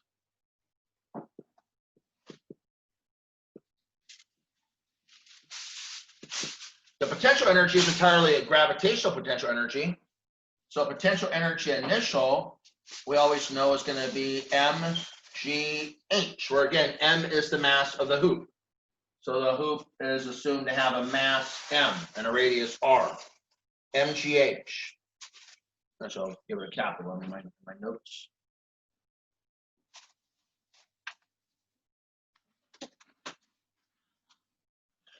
Okay, that is all the energy that's in the system.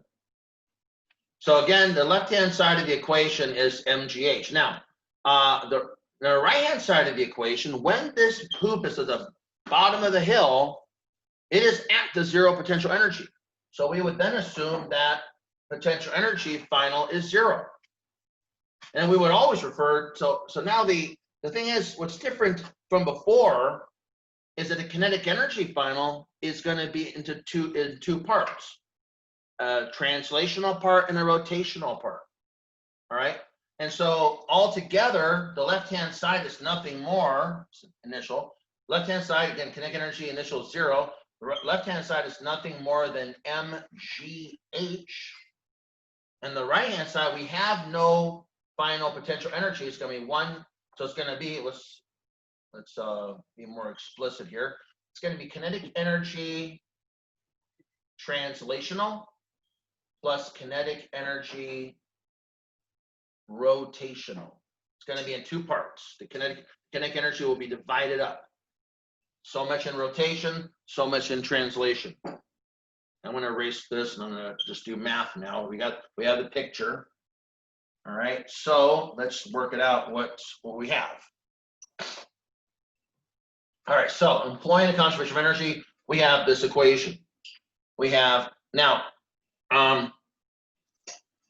kinetic energy translation is always 1/2 mv squared. V is the translational velocity. Kinetic energy rotation, as we saw, the formula for that is 1/2 I omega squared. That's the final angular velocity. Initial angular velocity, of course, is omega not equals 0. All right, and so at the very end, what do we really have? Well, we put the right side of the equation on the left and the left side on the right. We have kinetic energy translation. We have 1/2 mv squared as always, plus 1/2 I omega squared is mgh. That is the equation that we get when we put everything else. We're looking for, see, what is it that we're actually looking for? We're looking for the final velocity. All right. So this is different than what we did in pure translation. Now we have this rotational term. Now we have to look and say, well, what is the moment of inertia of a hoop throughout, that's basically rotating about an axis through the center? Well, we have to look this up, right? So a hoop rotating, so a hoop of mass m and radius r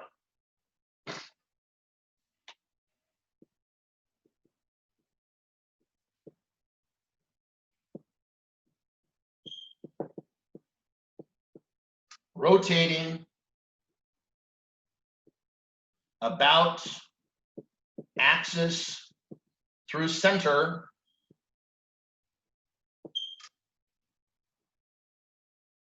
has a moment of inertia of just mr squared. Okay, that's what it is. We look that up in your table. That's what you will find. Okay, so let's remember that. And I have to look up on that table of moments of inertia. So let's rewrite this. 1/2 cap mv squared plus 1/2. What is I again? It's mr squared. Omega squared. It's mgh. And I can actually cancel out m's everywhere. Don't have that anymore. And so what I have is now I have 1/2 v squared plus 1/2. I'm going to link together omega and r. Okay, I'm going to put it together. Remember, product of squares equals the square of the product equals gh. Remember that v is equal to omega r. Okay. Again, linear velocity is equal to the angular velocity times the radius. I can utilize that and substitute v right here. So let's do that. I'm going to go and kind of erase the top, continue with the mathematics.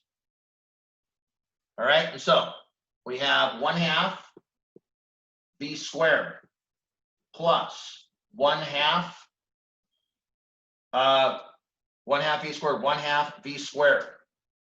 Okay, v equals omega r equals gh. 1/2 plus 1/2 is 1, right? So I have v squared equals gh, or v is simply the square root of gh. That's what I end up getting from all that. That's what it boils down to.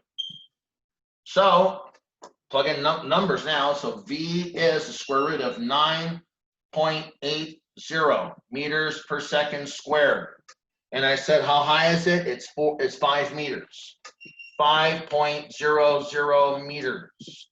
Take the square root of that. I find that the final velocity is going to be 7.0 meters per second. Okay, I would have a totally different answer if I did not consider rotation. There'd actually be I believe there'd be a 2 here. All right, so again, it's kind of like why a curveball works in baseball, right? The pitcher throws a fastball, the pitcher's taking all that effort and putting it in translation. But the pitcher can throw the same amount of effort, but then have a whole bunch of the energy going into the spin.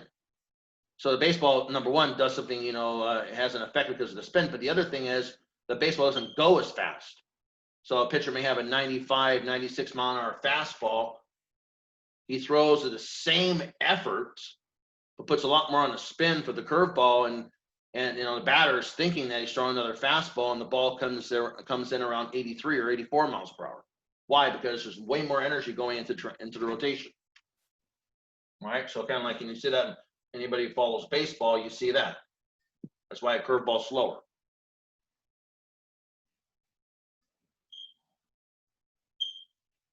Okay. I'm gonna do OpenStack's 10.25.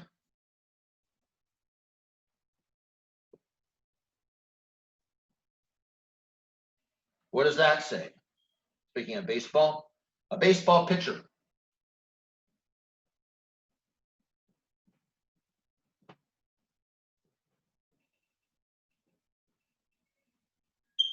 throws a ball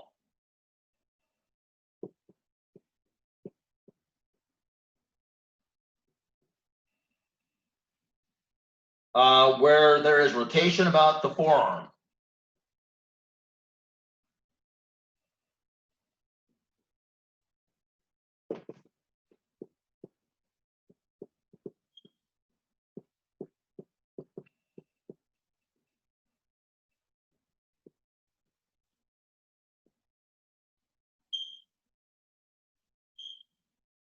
As well as other movements.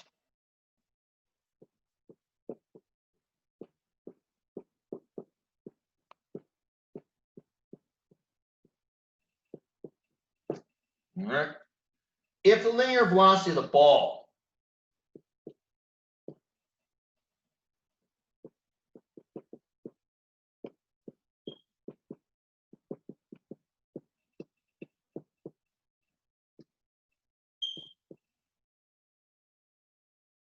relative to the elbow joint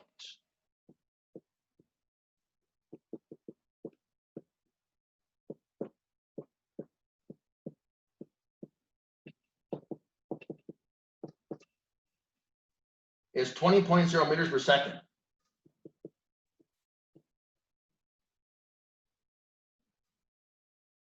At a distance of 0.480 meters from the joint.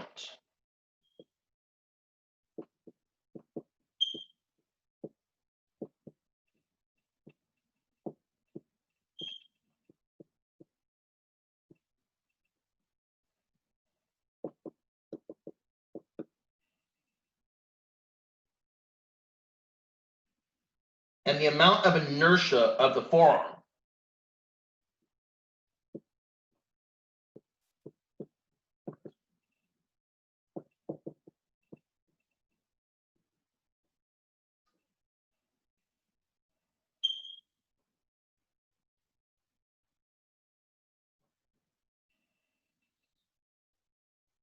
is 0.500 kilograms meters squared.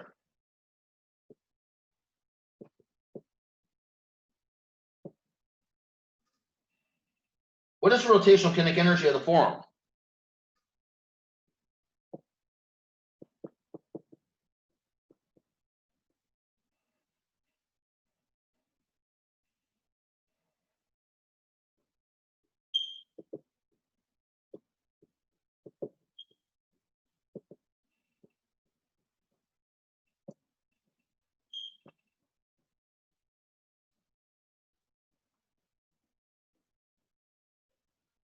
Okay, a baseball pitcher throws a ball where there is rotation about the forearm as well as other movements. if the linear velocity of the ball relative to the elbow joint is 20.0 meters per second at a distance of 0.480 meters from the joint, and the amount of inertia of the forearm is 0.500 kilograms meters squared, what is the rotational kinetic energy of the forearm? All right, so again, I'm going to erase all these words. We'll draw a picture that'll help. All right.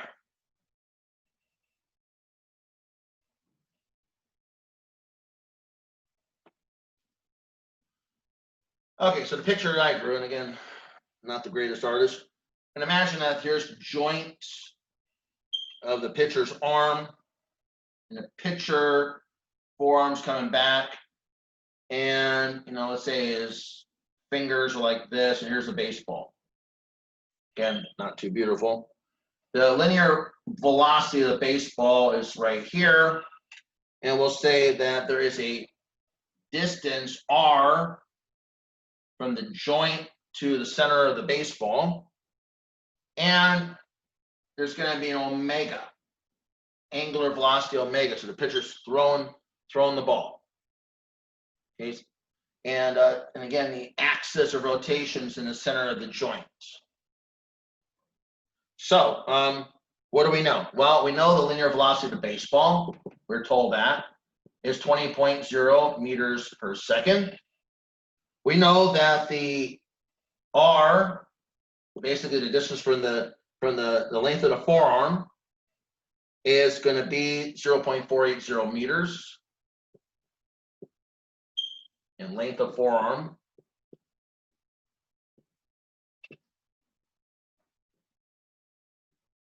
Okay, and we're told the moment of inertia of this whole system. Again, it's going to be kind of complicated because you have the baseball that's going to be going around a circle around the axis. That's going to have a moment of inertia. Then you got the whole arm. It's going to have a moment of inertia too. Somehow you calculate that. But anyway, look at it. They did the calculation for you, and it's going to be 0.500 kilograms meters squared. That's a nice given. So what do we know? Well, we want to find the rotational kinetic energy. And well, what is that formula? Well, we know that formula is kinetic energy of rotation. That's what they want, is 1/2 I omega squared. Okay.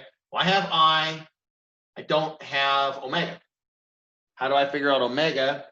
Well, we have a relationship between the linear velocity or the rotational or linear velocity and the radius.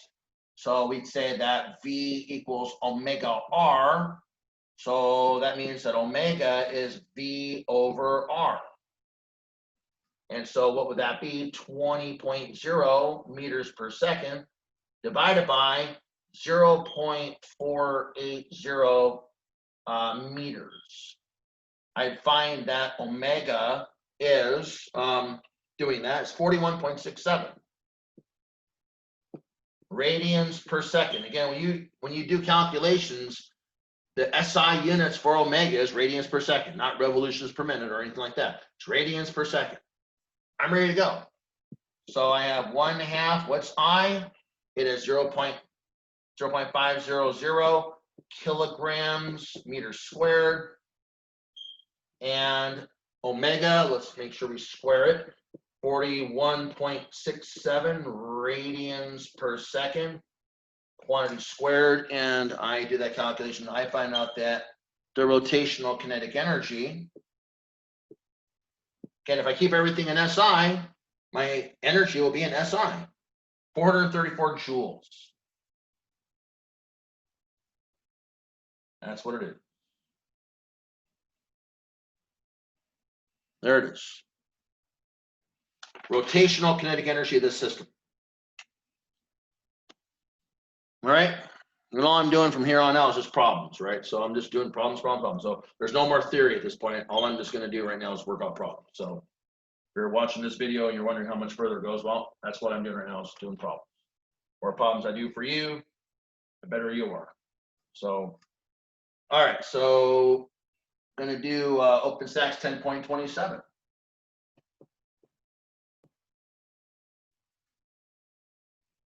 Okay, that one says, it's kind of a long one. A bus contains a 1,500 kilogram flywheel.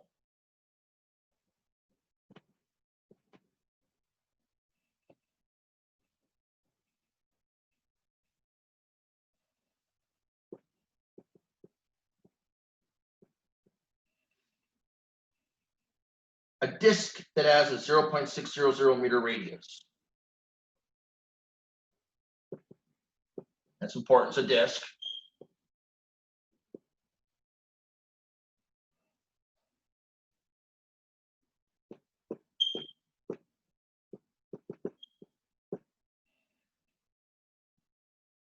And a total mass, the whole mass of the bus, of 10,000 kilograms.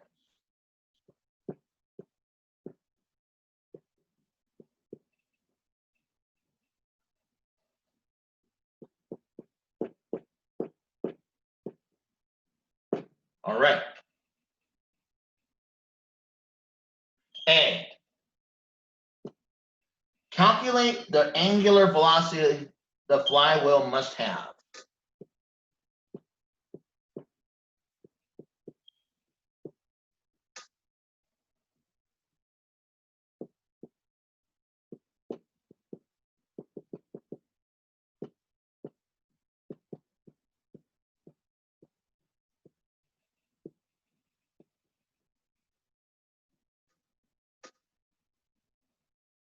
To contain enough energy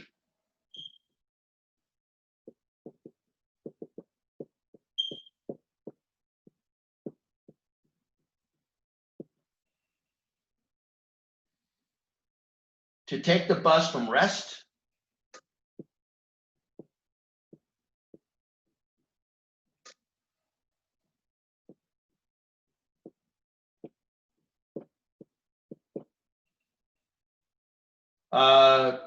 to a speed of 20.0 meters per second.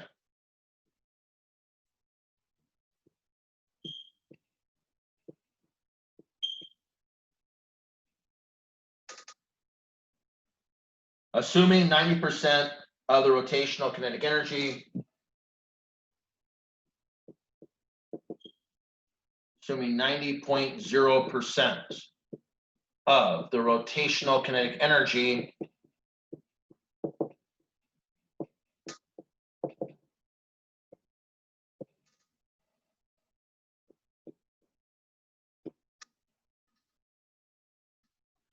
can be transformed into translational energy.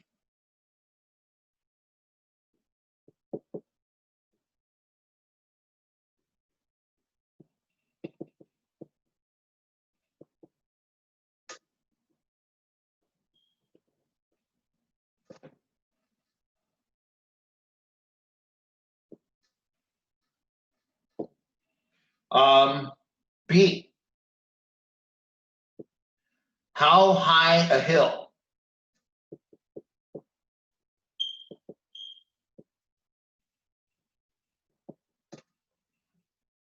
can the bus climb?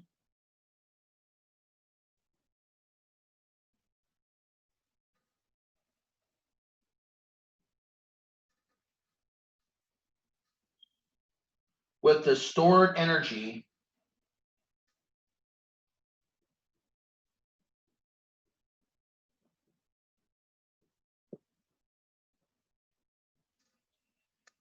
and still have a speed of 3.0 meters per second.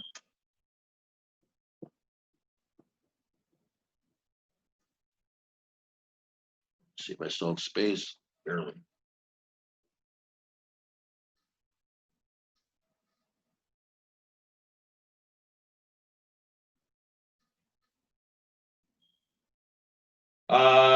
At the top of the hill, so I'm barely squeezing here.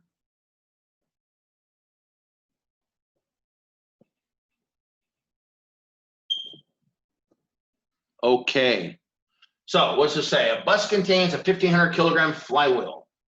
It's a disc that has a 0.600 meter radius and a total mass, the whole bus, of 10,000 kilograms. A, calculate the angular velocity the flywheel must have to contain enough energy to take the bus from rest to a speed of 20.0 meters per second, assuming 90.0% of the rotational kinetic energy can be transformed into translational energy. B, how high a hill can the bus climb? with the stored energy and still have a speed of 3.0 meters per second at the top of the hill.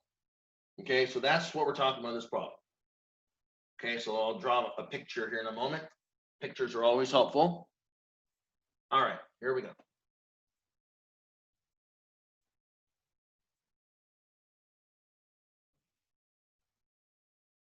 So again, you know, if you have any issues ever reading, you know, some of these problems, you know, I gave you the link to OpenStack, so you have the book. Hopefully you've downloaded it. It's a pretty big download, but I gave it to you.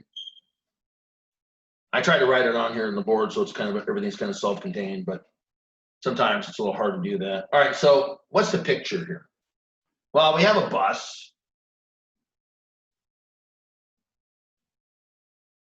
And my art skills are not the greatest.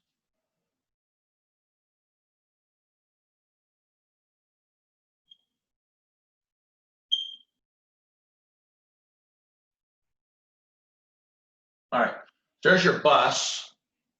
And you're looking at having a velocity of v, you know, the translational velocity. Now, your whole system,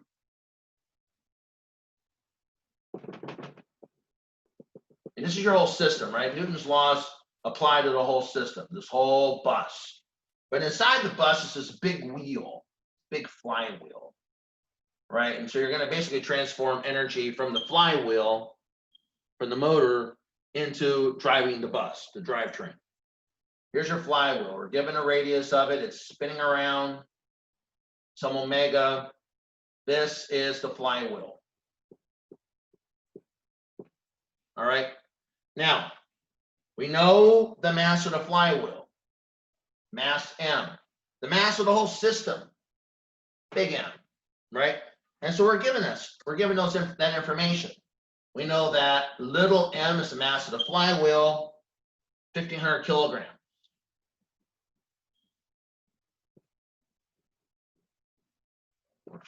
Okay, big M. Big M, 10,000 kilograms. Yes. What else do we know? R, the flywheel. I call it, all right. So R, flywheel, 0.600 meters. Ready. Big V naught, we know the bus is initially starting at rest, 0. Final velocity, big V. I'm just putting big variables for the bus. 20 meters per second. All right, so that's the translational motion. All right. Now we know that we're going to assume that we consider the whole system as a giant particle. So consider the bus plus flywheel system as basically a giant particle right now. We're going to consider translational motion at first.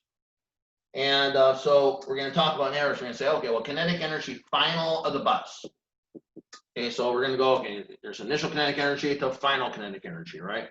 Well, we know that initially there was no kinetic energy because initially V naught is 0. So final kinetic energy is going to be 1/2 mv squared, the whole thing. So that's going to be 1/2 10,000 kilograms and 20 meters per second squared. Okay. And if you work that out, you find out that the kinetic energy, and I should call this K. Final.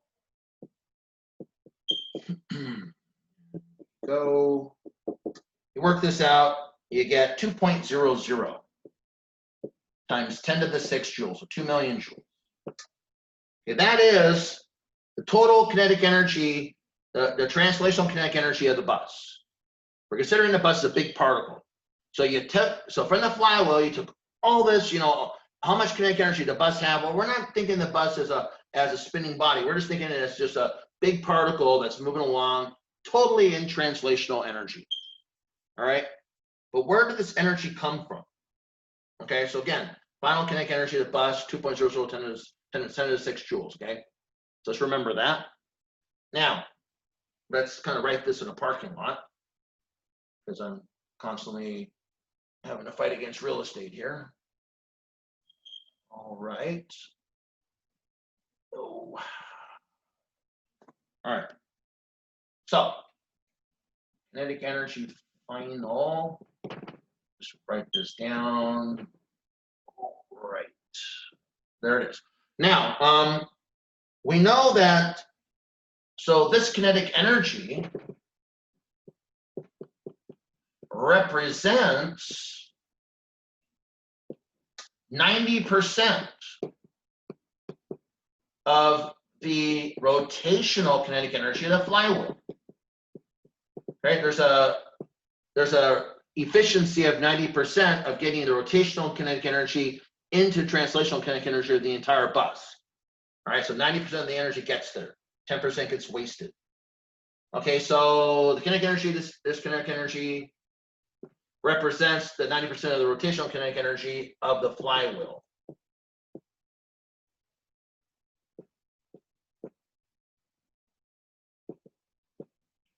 All right. And what does that mean mathematically? Well, 0.90, and I'll say kinetic energy, I'll put FW for flywheel. Big F, big W for flywheel, okay?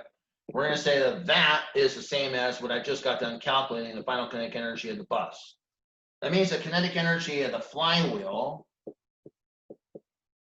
is going to be the kinetic energy, final kinetic energy of the entire bus divided by 0.90, or 2.0 times 10 to the 6 joules divided by 0.90. I will find that the kinetic energy of the flywheel is going to be 2.22 times 10 to the 6 joules. All right, that's how much kinetic energy the flywheel has, and the flywheel is entirely in rotation. All right, and so what I'm looking for is I want to figure out what is the angular velocity of the flywheel. Again, the flywheel is we want to figure that out. And so there it is. Let me remember this flywheel kinetic energy. I'm going to erase stuff and I'm going to put that in a parking lot for the moment. All right, 2.22, right? Yep. All right, so yes. Kinetic energy of the flywheel is 2.22 times 10 to the 6 joules. All right, so we know this is entirely rotational kinetic energy. So the kinetic energy flywheel, all it does is rotates in place, is entirely rotational. Okay, so we're working from the grand bus system. Now we're focusing on the flywheel. All right, and so that means that the kinetic energy of the flywheel has got to be some 1/2 I omega squared. Well, okay, so we're told that this flywheel is basically a disk. So flywheel is a disk. The disk of mass, I'm going to be careful here, it's little m. Big M I use for the big whole system, and radius cap r. It must have, if I look this up in the table, it would have a rotational inertia, or moment of inertia, sorry, of 1/2 mr squared. And if you look that up in the table, that is the disk or cylinder rotating about an axis, 1/2 mr squared. That's what I have to put right there. All right, and so I'm going to do that now. So let's erase this. We know this. And so kinetic energy flywheel will be 1/2 what? 1/2 mr squared omega squared. Oops, mr squared here. And I can rewrite this as kinetic energy flywheel as 1/4 mr squared omega squared. And I'm being asked to solve for omega. So I can simply just solve for omega by just basically multiplying by 4 and divided by mr squared, taking the square root. So omega becomes 4 kinetic energy flywheel divided by what? Mr squared. Put this all under a radical. Now let's put in some numbers. Number time. So omega. Okay, for the kinetic energy flywheel, 2.22 times 10 to the 6 joules. Divide mass of the flywheel. So mass of the flywheel is 1,500 kilograms. And its radius, as we were given as well, is 0.600 meters. Don't forget to square it. And that's all under the radical. So when I do all that, I find out that omega is 128 radians per second. That has got to be the final angular velocity of the flywheel to give the kinetic energy, rotational kinetic energy necessary to convert that at a 90% efficiency to translational kinetic energy of the entire bus. Okay? All right, but there's one more part of this problem to do. Okay, so now we've done this. I'm going to erase everything here. Part B is pretty much new stuff. All right, so now what we're trying to do is we're at a bottom of a hill. And we want to now take this energy and convert it and basically figure out how high of a hill we can go and still be going at 3 meters per second when we're at the top of the hill. Okay, so now we have the bus at the bottom of the hill. It's going to go up a hill.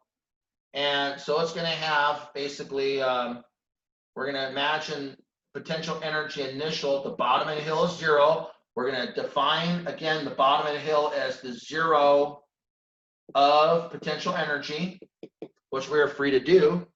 We're going to try to figure out now how high the hill is going to be. And at the top of the hill, we want the bus to have still 3.0 meters per second.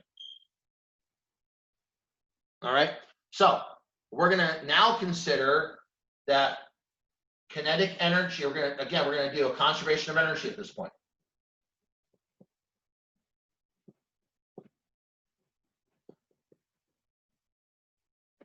We're going to go back, though, consider the bus is just a big particle. So consider the bus system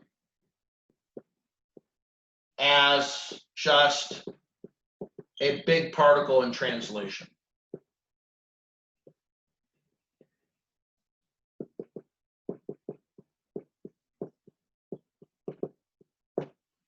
We're going to apply conservation of energy. So bottom of the hill is going to have kinetic energy initial plus potential energy initial. So again, initial is here at the bottom of the hill. At the top of the hill, that's your final. It's going to equal kinetic energy final plus potential energy final. Well, we're going to actually employ this this initial kinetic energy that we just got done calculating. So essentially, this potential energy initial is going to be 0, and this is the 2.0 times 10 to the 6 joules we just got done calculating. That bus is now at full speed. and that's full energy. Now it's going to go climb a hill. All right, so this kinetic energy initial is going to be from part A. Kinetic energy initial is 2.0 times 10 to the 6 joules from part A, which, by the way, is now the total energy of the problem, because I don't have any potential energy starting in, so the total energy of the problem is going to be this 2.0 times 10 to the 6 joules. Okay, at the top of the hill, the energy of the bus is going to be mgh, the potential energy, and the kinetic energy at the top of the hill will be some 1/2 m, and I'll call it v2 squared. And I know what v2 is, right? I was given v2. I want v2 to be 3.0 meters per second. That's what I want in the initial problem. So the question is, how high of a hill can make this happen? So putting everything together, what do I get? I get that kinetic energy initial, and that's just a number that I got from part A, is equal to 1/2 cap m, I'll call this v2 squared, plus mgh, and I want to solve for h. All right, I'm going to erase all this other stuff and just solve this equation. All right, so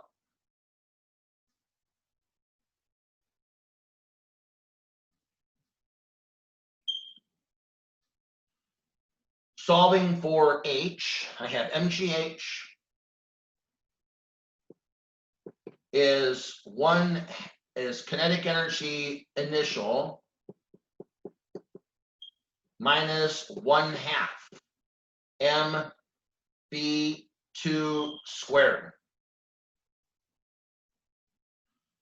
H is kinetic energy initial minus 1/2 mv2 squared, all divided by, I'm going to divide by mg to get h by itself. Okay, and now what's left is to put in some numbers. So here we go. H is going to be, let's see, that kinetic energy initial from that I got from part A is 2.0 times 10 to the 6 joules. How much energy bus starts with off at the bottom of the hill, minus 1/2 full mass of the bus is 10,000 kilograms. And then I want 3.0 meters per second quantity squared, and I'm dividing everything by the mg, 10,000 kilograms, and the universal the gravitation acceleration of the Earth, 9.80 meters per second squared. Finally, h equals 19.9 meters. All right, that's how high a hill you can climb with that energy. Okay. All right, and continue on. All right, next, another problem.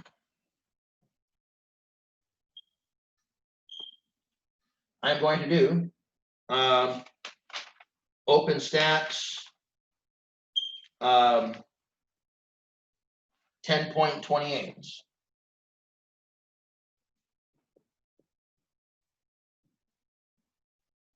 All right, what's this say? A ball with initial velocity of 8.00 meters per second.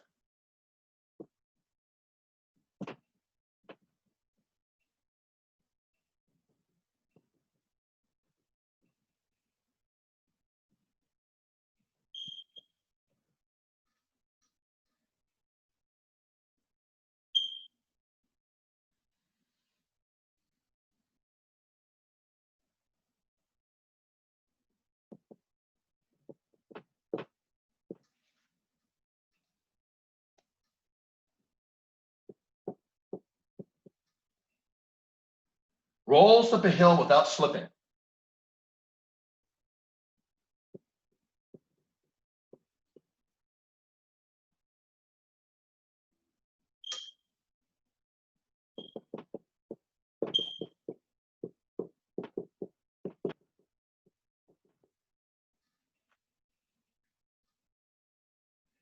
treating the ball as a spherical shell.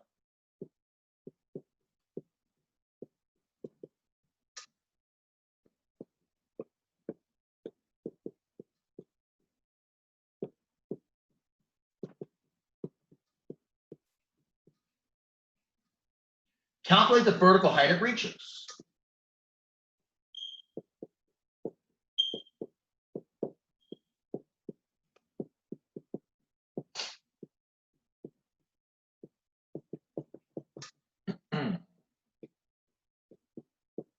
All right, and then B. Yes, this is an A. All right, B says repeat the calculation for the same ball.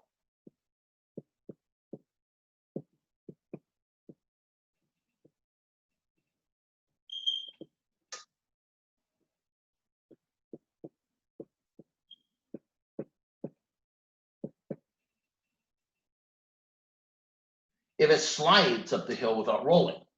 Kind of like a problem before this chapter.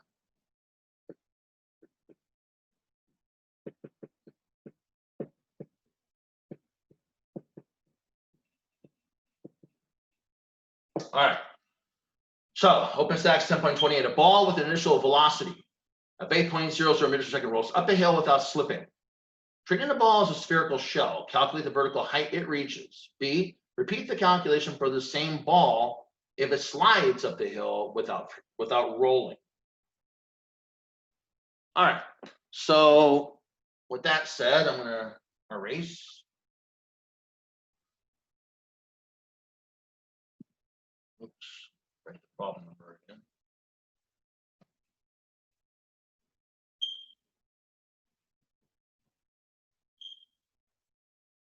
Okay, so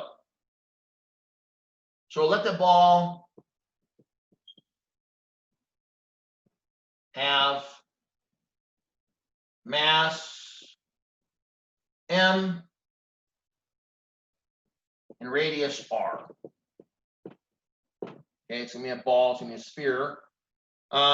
B naught is initial velocity. We're told that initial linear velocity 8.00 meters per second. And that's the initial velocity of the ball.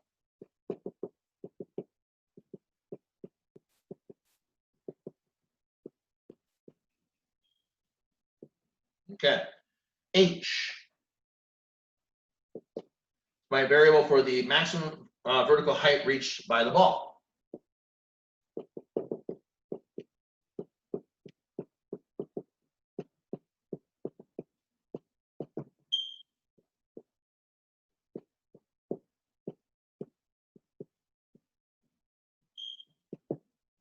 Okay, now, again, what are we talking about? Well, we're going to have a ball that's going to roll up a hill. So again, we've seen a few of these problems already. Got a hill, ball's going to roll up the hill. So we define, the initial, velocity. Here's the initial velocity of the ball. We define this again as the zero of potential energy. All right. So again, its initial potential energy is going to be 0, and so the bottom of the hill there is no potential energy. So the total energy of the system is going to be the kinetic energy from translation plus the kinetic energy from rotation at the bottom of this hill. I mean, this is all the energy is going to be in the system. All right, and so now I'm on look at a spherical shell of mass M. Again, you're going to have to look this up in that table. You'll find out that I is 2/3 mr squared. Again, spherical shell of mass M and radius R. And you got to look that up in that table. Did I? Yeah. I'm running out the side here. Yeah. spherical shell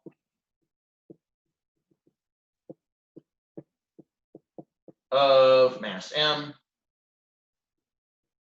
radius R.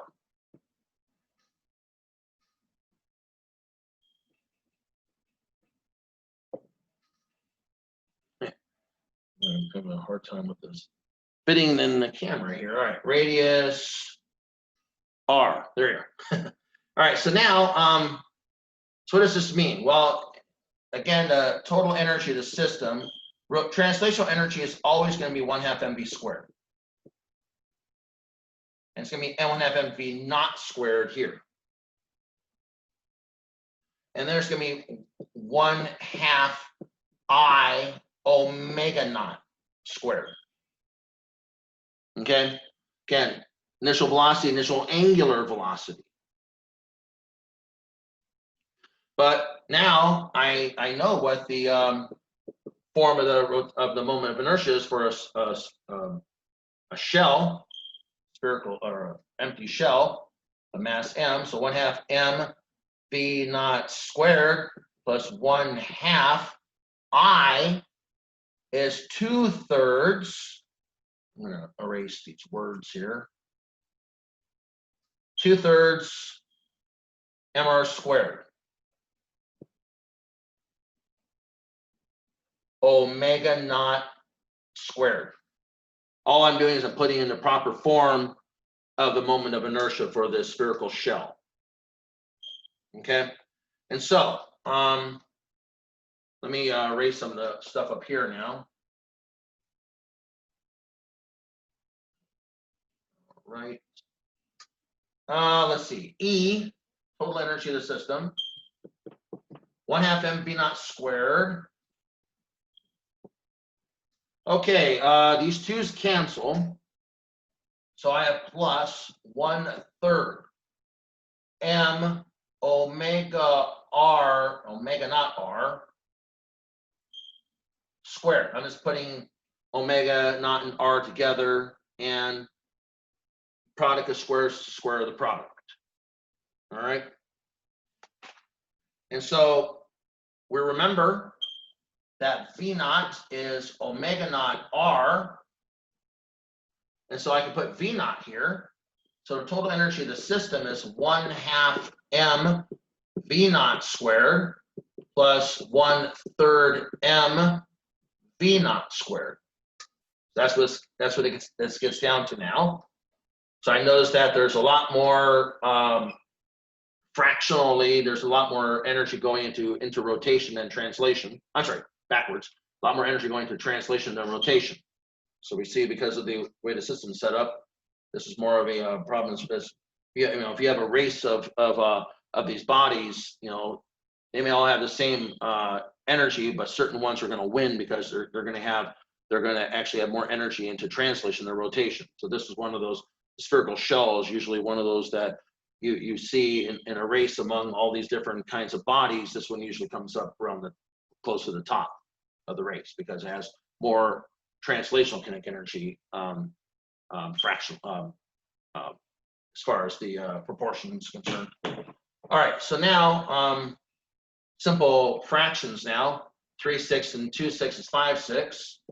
So E is going to be 5/6 m V naught squared. So now that's the total energy of the system. Okay. Now, and I calculated all of that at the bottom of the hill. But now we're talking about the top of the hill. So now the ball, we're going to assume the ball comes to rest at the top of the hill. So assume, so let me kind of put this in a parking lot. Okay, so I know what the total energy of the system is because I've calculated it at the bottom of the hill. At least I have a formula for it. Okay, so I've done all this. I know how much total energy, total mechanical energy is going to end up being 5/6 m V naught squared. That was calculated at bottom of hill. But that's got to be the total energy at the top of the hill too, by the conservation of energy. All right. Now, we're going to assume that the ball comes to rest at the top of the hill.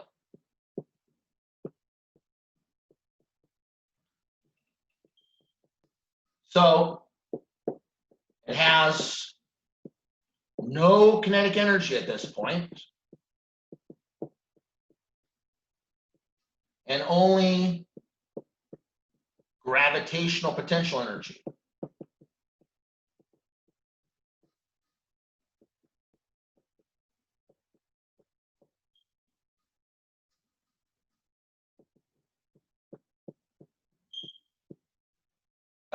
PE final is mgh, which, by the way, if there's no kinetic energy up there, that's the total energy as well. So now I can equate the two, because this is also going to be, because there is no kinetic energy at the top of the hill, that's also going to be the total mechanical energy.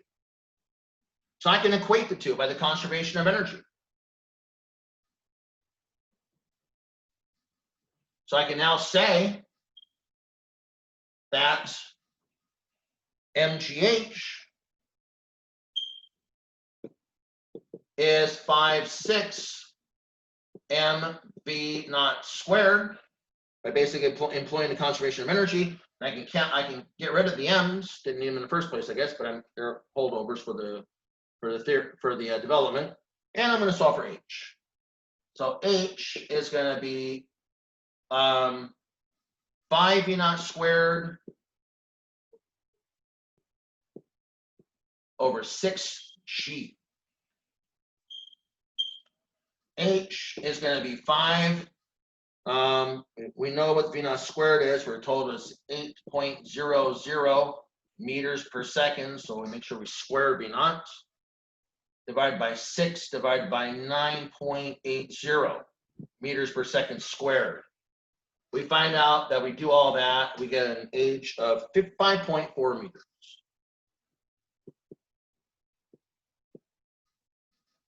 All right.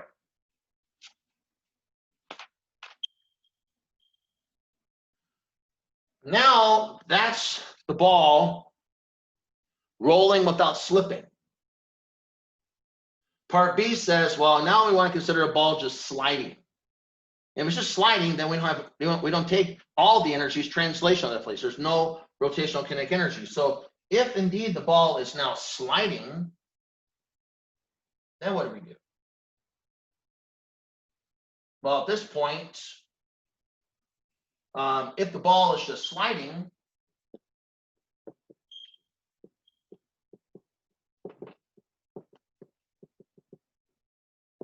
the kinetic energy at the bottom of the hill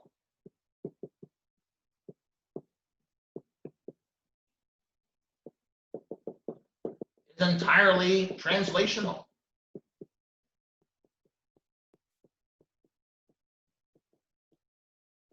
I.e., kinetic energy initial is 1/2 m v naught squared. And oh, by the way, that is also the total energy of the system in this scenario.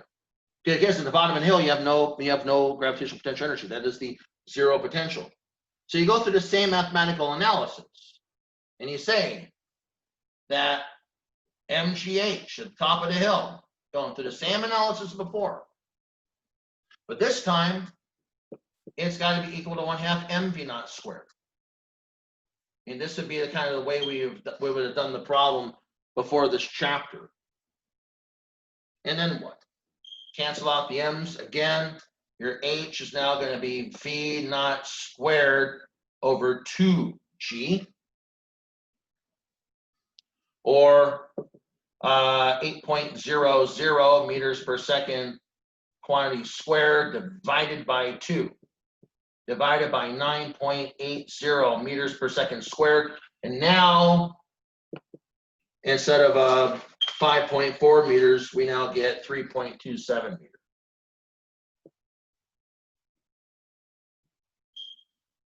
That now is your height of the hill.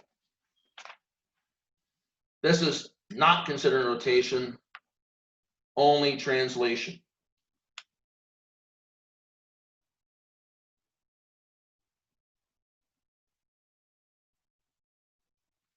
Okay.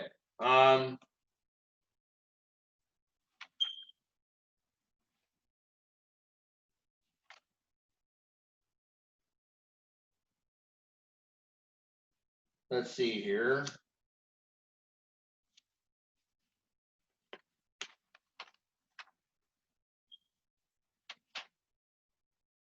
All right, let's do,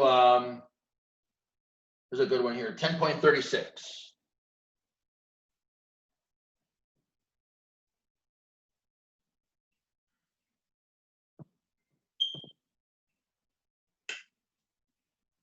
Open stacks.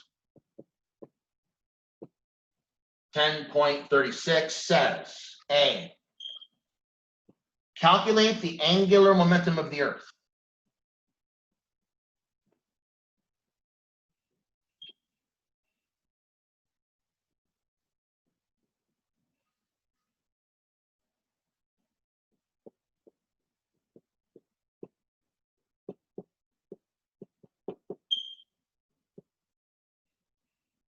In its orbit around the sun.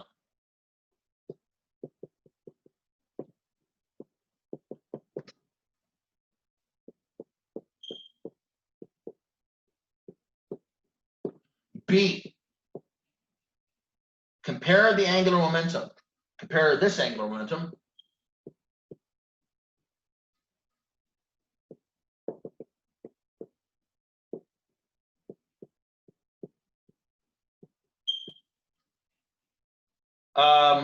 with the angular momentum of the Earth about on its axis.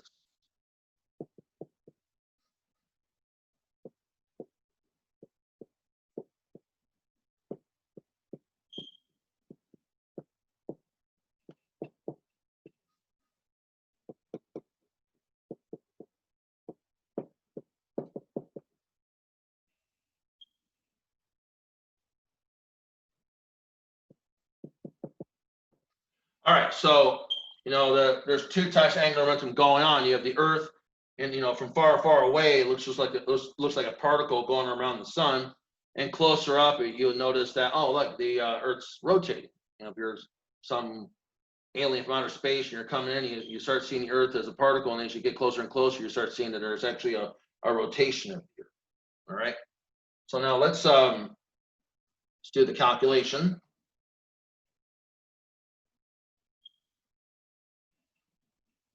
All right, for part A, we're going to notice here that, we're going to consider the Earth, part A, as a particle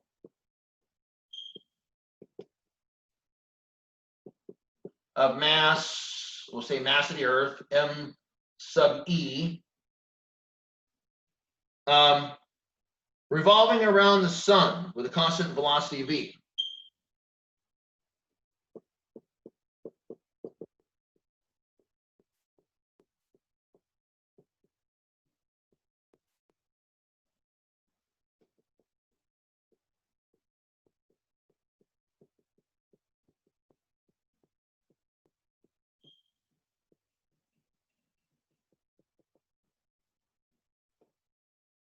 Okay, a constant angular momentum, constant angular velocity omega.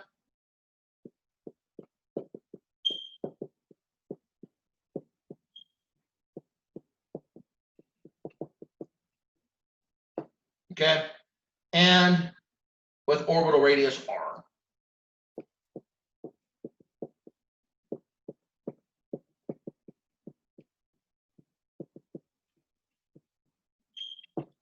Okay, so first of all, we got to figure out what omega is.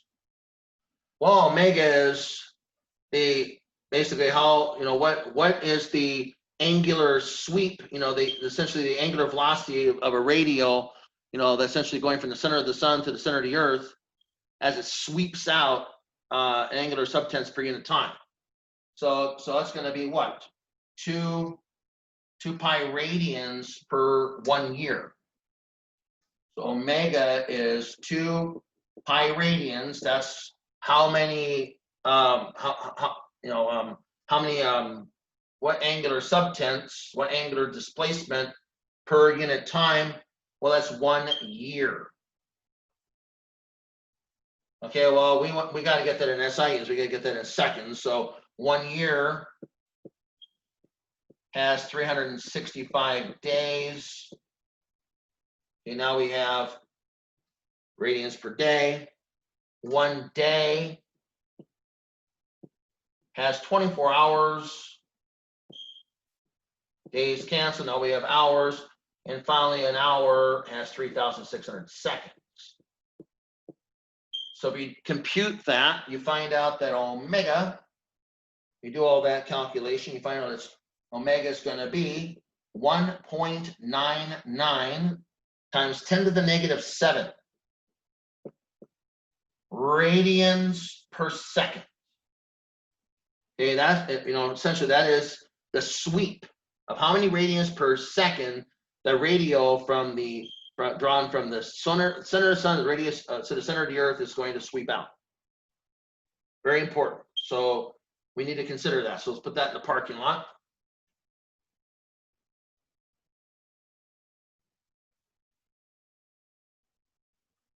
$1.99.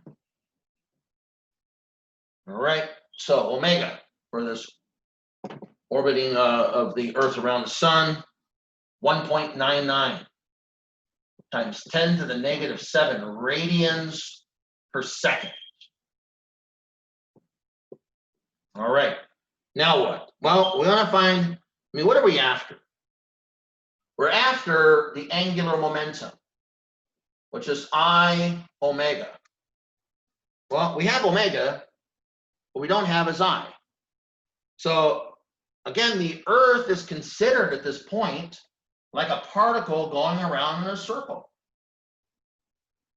One of the first things we studied in this particular lecture is, well, you have a particle going around there's a radius r going around in a circle for whatever reason.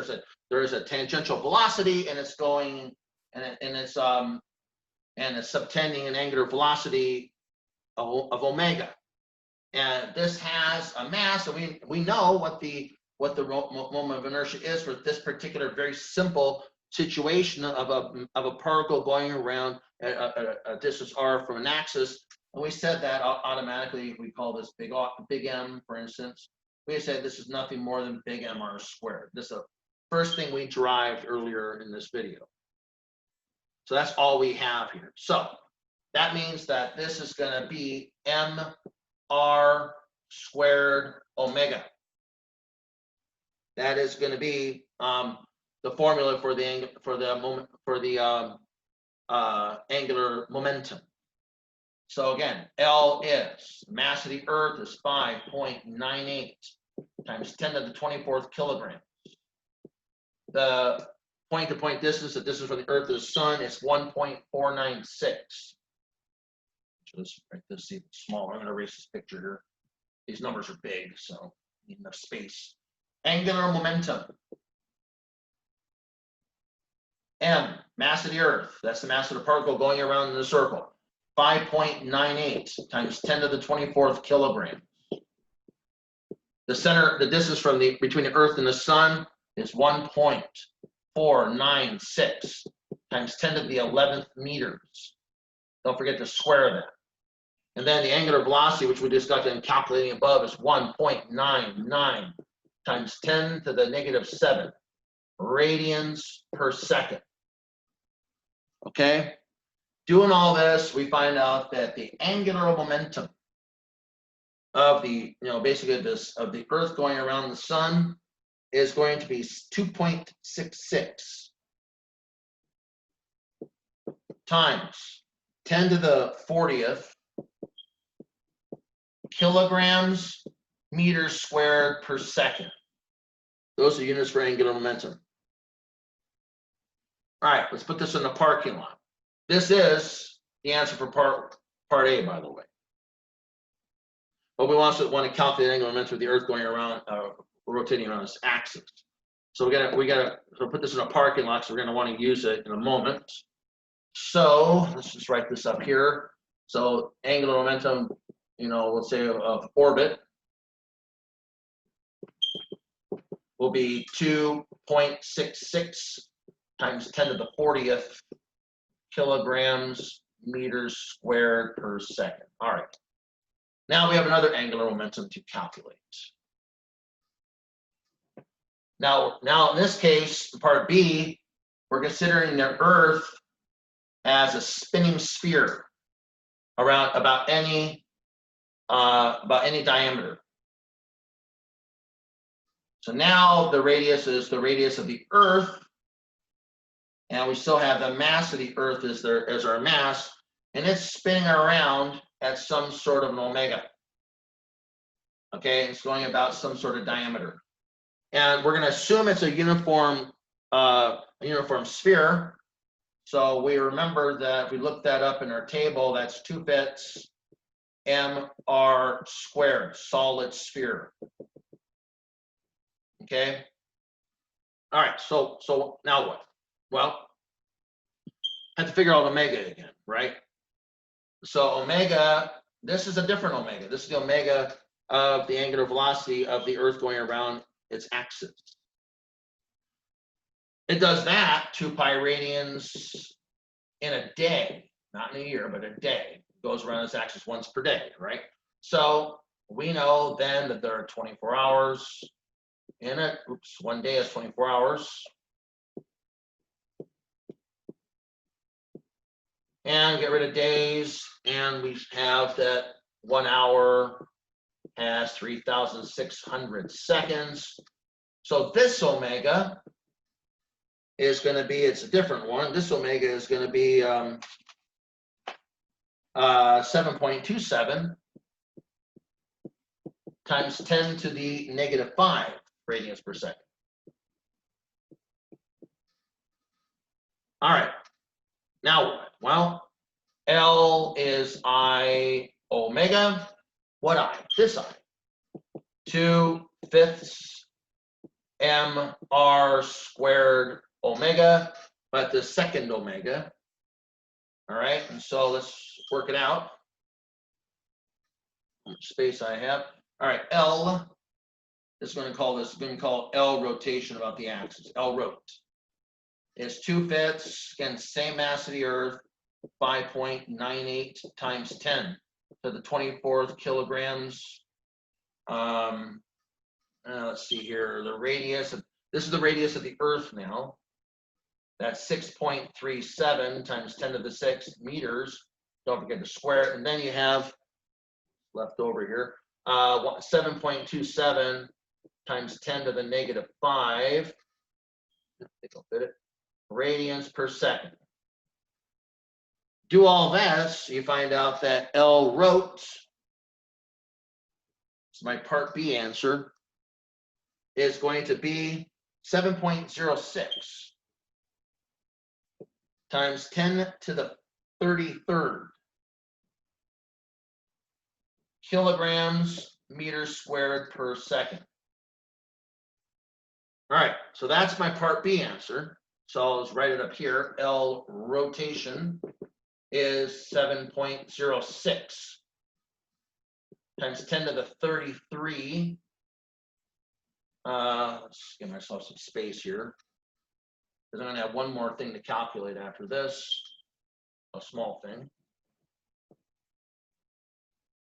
All right, so again, I have the angular momentum of the Earth around this orbit. I have the angular momentum now of the Earth rotating about its axis, and I just figured that out to be 7.06 times 10 to the 33rd kilograms meters squared per second. Now, what I want to now do is figure out the ratio. And so L orb over L rot is going to be 2.66 times 10 to the 40th kilograms meters squared per second, all divided by 7.06 times 10 to the 33 kilograms meters squared per second. And I find out that that ratio, L orb over L rot, will be a whopping 3.77 times 10 to the 6. The angular momentum of the Earth going around its sun is 3.77 million times the angular momentum of the Earth going around its axis. All right. Okay, so there's a lot in this chapter. That's why I'm doing a lot of problems. Okay, I'm going to do OpenStax 10.39 now.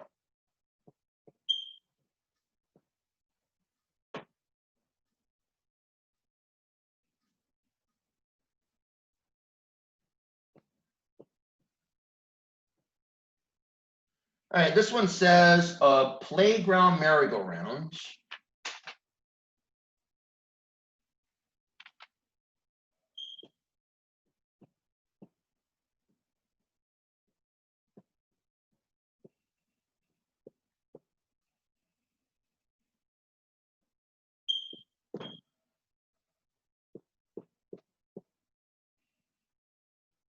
has a mass of 1.20 kilograms.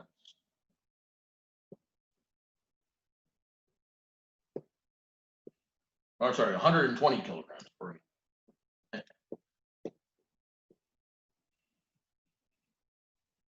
And a radius of 1.80 meters.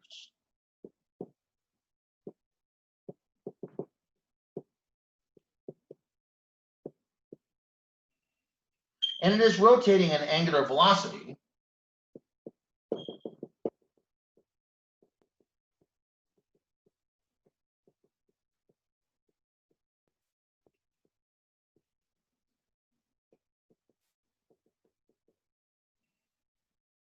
of 0.500 revolutions per second. What is its angular velocity?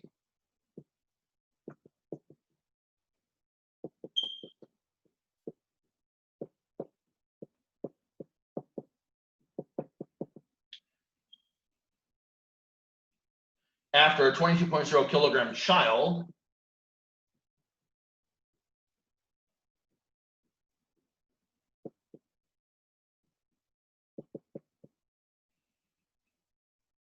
gets onto it by grabbing the outer edge.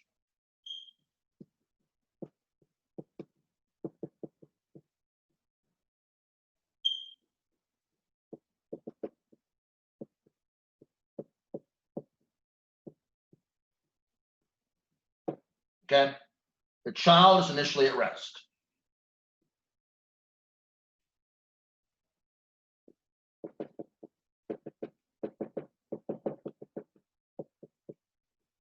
All right. So this is a conservation of angular momentum problem. So again, let's reread it one more time. A playground merry-go-round has a mass of 120 kilograms and a radius of 1.80 meters. There's rotating angular velocity of 0.500 revolutions per second. What is this angular velocity after a 22.0 kilogram child gets onto it by grabbing the outer edge? The child is initially at rest. Okay, let me erase this. So what's going on here? It's a very cool problem. So look at the system, before and after. It's going to be a conservation of angular momentum problem.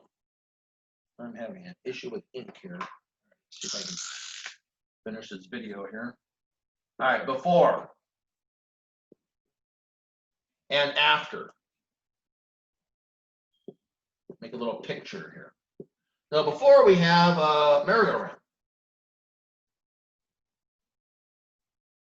Merry-go-round has a radius big R, a mass big M, and it's going at some sort of an omega 1.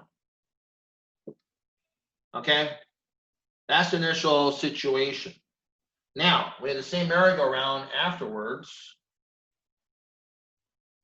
Again, radius big R, mass big M, but now we have a child that's sitting on it. Child sits on the outer edge. Just pop the child right on there. Child has a mass, little m at a distance, big R from the center. And what's going to happen now is the child is going to change the moment of inertia. So because of that, the angular velocity is going to change. And the question is, well, what's going to happen? How do you do this problem?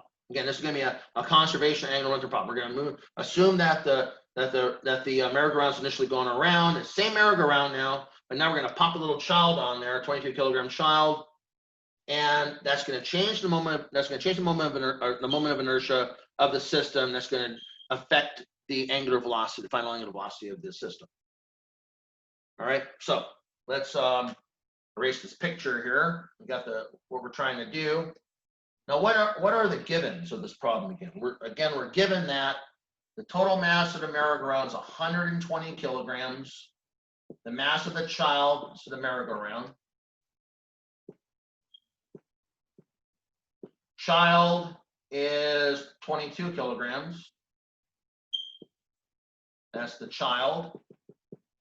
And the radius of this merry-go-round is 1.80 meters. Okay, and then yes. Okay, so what's omega 1?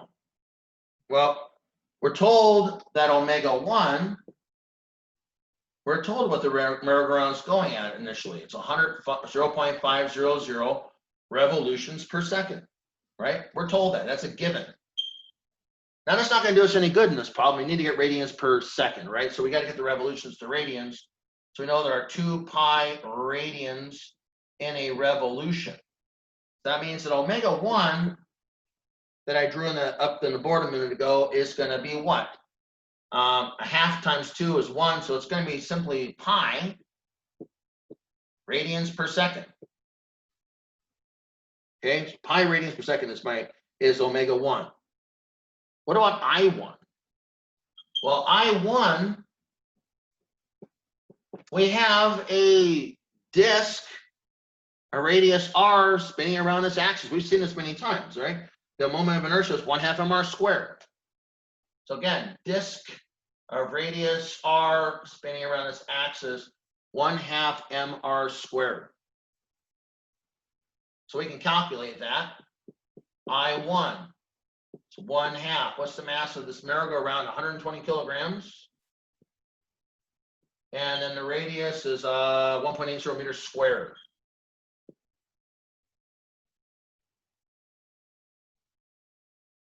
Again, this is a disk of radius r, rotating about axis. Again, this is something you have to look up in that table, or in your guys' book, that margin. Okay, I work this out. I find out that I1 is equal to 194.4 kilograms meters squared. Again, all I have is a rotating disk. I have a disk that's basically rotating about an axis through its center. I looked that up. I'm told the total mass of the merry-go-round. I'm told the radius of the merry-go-round. It's a big disk. Okay, so what I have is a big disk going at an omega 1. Now, what I can now do is try to figure out the mass of the merry-go-round with the child. Okay, so I got this, but now I put the child on there. Now what happens? Well, now I'm going to have an additional mass moving about the center. So what I have at this point is now I2 is going to be the mr squared, 1/2 mr squared I had before. Well, it's going to be I2 will be I disk plus I child. Okay, so it's going to be that disk going around a circle, but now the child is basically going to be like a point mass at a radius r from the center. So what I have now is I2 will be that 1/2 mr squared I just got done calculating, plus if I call the mass of the child little m, I have a little mr squared. Again, I have the child essentially is nothing but a particle at a radius r going around the circle. So these moments of inertia just add. I have the full disk and I have the child on there. Well, I already figured out this. It's 194.4 kilograms per meter squared. So I2 is the 194.4 kilograms meter squared that I calculated already. And then I have the child, 22 kilograms times 1.80 meters quantity squared. And I find out that I2, if I can fit this here. When I do that calculation, I2 is going to be 265.7 kilograms meters squared. So my system is going to be still the rotating disk, but now an additional mass, point mass, going around a radius r. That's the child. The two add together.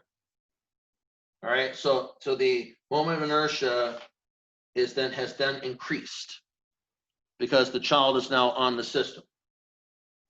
Now what happens? Well, now I apply the conservation of angular momentum.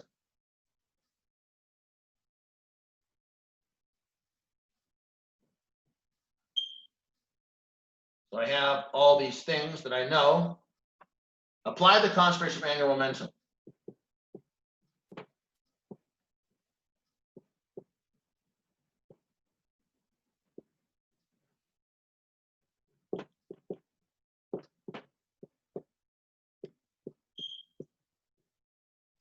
I know that the total angular momentum of the system has got to be a constant.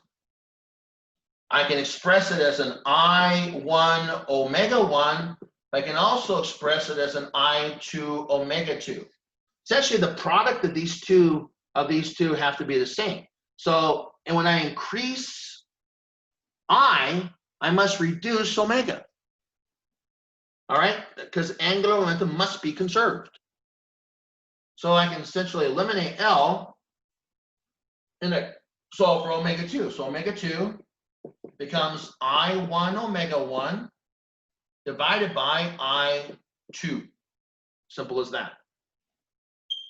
So it becomes 194.4 kilograms meters squared times omega 1 pi radians per second divided by I2, 265.7 kilograms meters squared. When I do all of this, I find out that the merry-go-round with the child on it will have reduced down to 2.30 radians per second. And I find this by employing the conservation of angular momentum. All right, I am going to do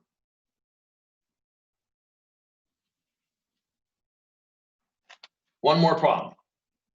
All right, so I'm running out of ink, so let's hope I can get that far.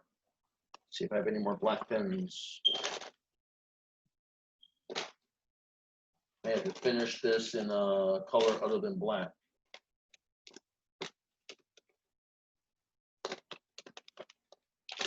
Let's see, does blue pen work?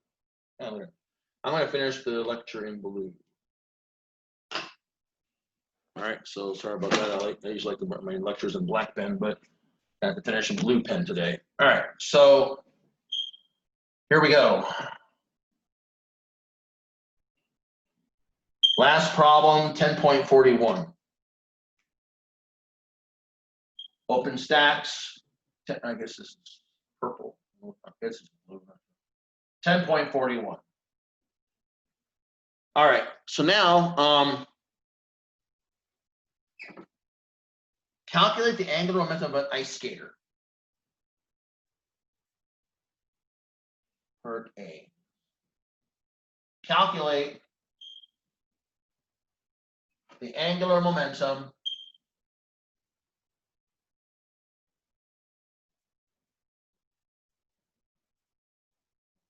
of an ice skater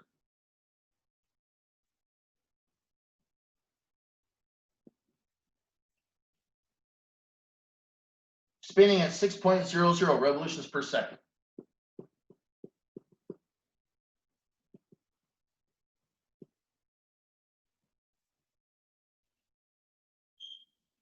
Given his moment of inertia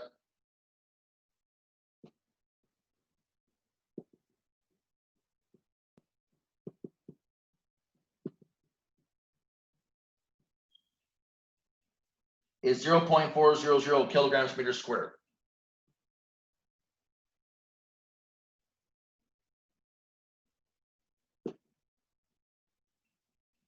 B, he reduces his rate of spin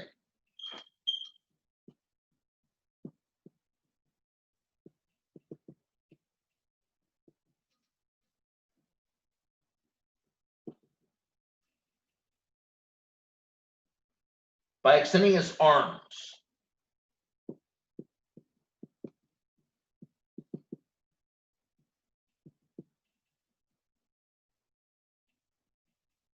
And increasing his moment of inertia.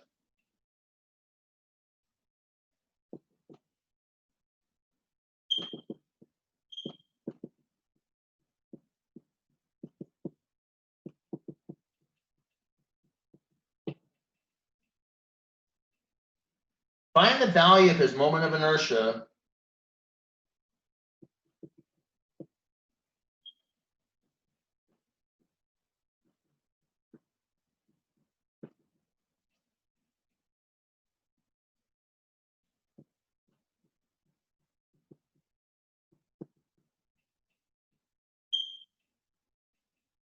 if his angular velocity decreases to 1.25 revolutions per second.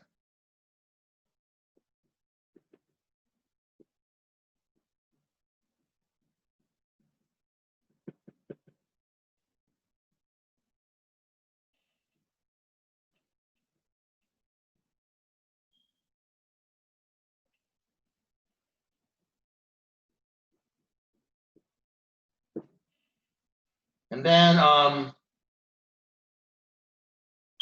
there's a part C to this, but I'm gonna do this afterwards. So here we go. So I'll do part C in a moment. I don't have enough room to write it. So A, calculate the angular momentum of an ice skater spinning at 6.00 revolutions per second, given his moment of inertia is 0.400 kilograms per meter squared. And then B, he reduces his rate of spin by extending his arms and increasing his moment of inertia. Find the value of his moment of inertia if his angular velocity reduces to 1.25 revolutions per second. Okay, so erase this.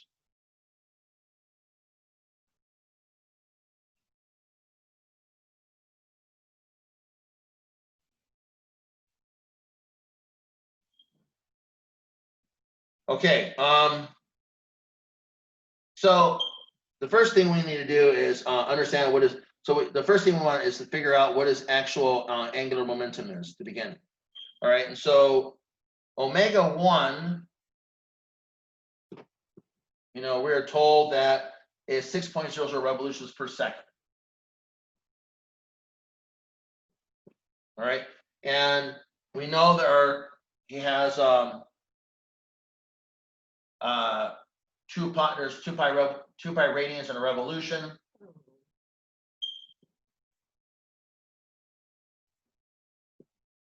So omega 1, if you do that calculation, becomes 12.00 radians per second. That's what you have to have, or 12.00 pi, sorry, radians per second. That is, you have to have the SI units for angular velocity is radians per second, right? So we have 12.00 pi initially. Now we're also told that initially, you know, with his arms in, he has a a moment of inertia, 0.400 kilograms meters squared.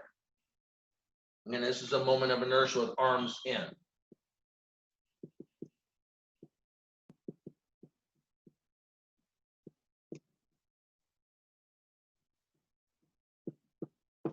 Okay, we want to find the angular momentum.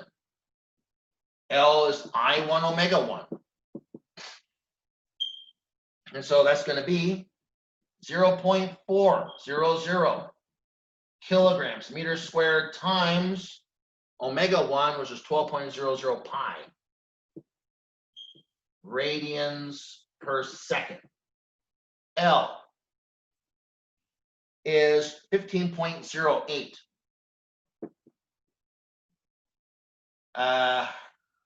kilograms meters squared per second. This is the answer to part A. Part B says, well, he's going to extend his arms out and change his moment of inertia. What happens to his angular velocity then? Okay, well, it's still going to have to, I2 omega 2 is still going to have to multiply it together to get L. So let's put L on the shelf.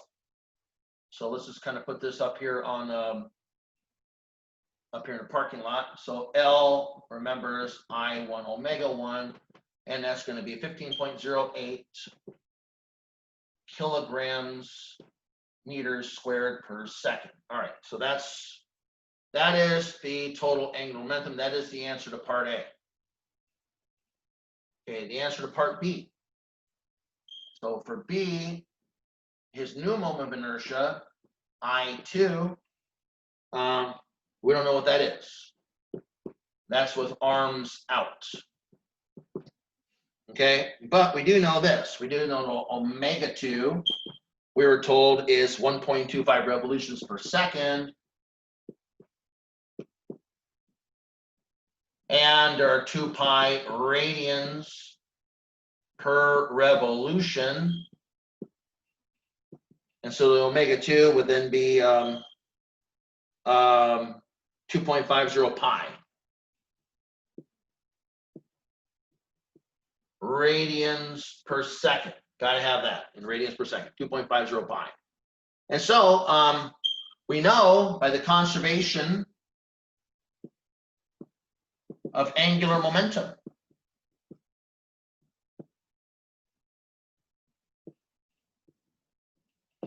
that L has got to be I1 omega 1.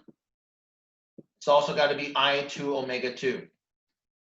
All right, and so we can figure out I2 now by saying that's going to be I1 omega 1, which is the answer to part 1, divided by omega 2. Or I1 omega 1, that's that 15.08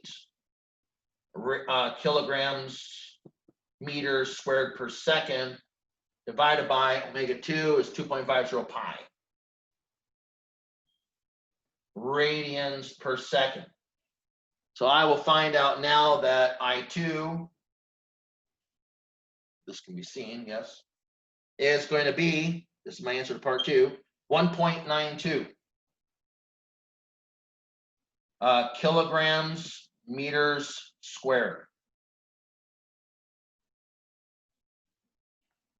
There it is, 1.92 kilograms meters squared. All right. So you're wondering, what is part C? All right, so we've gotten, I don't actually need any information from part B to do part C. I do need information from part A. So let's look at what part C is. I didn't have enough room to actually write it. Let's write it. This is the last part of the last problem of the video.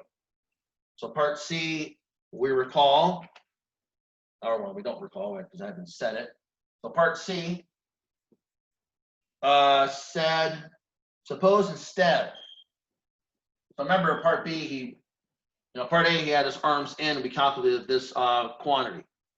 Part B, he extended his arms out. part C now says, suppose instead he keeps his arms in, does not extend them.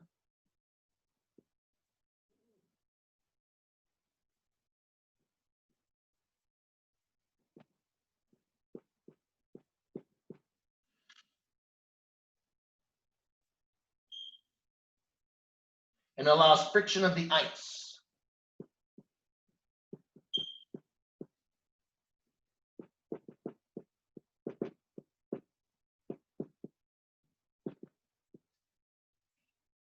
To slow him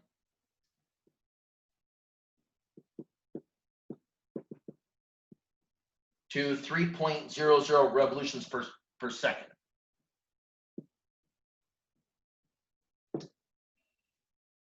What average torque was exerted if this takes place in 15 seconds?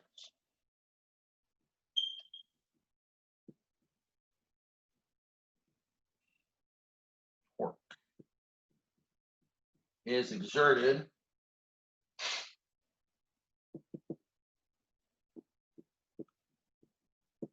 if this takes place. In 15.0 seconds. All right.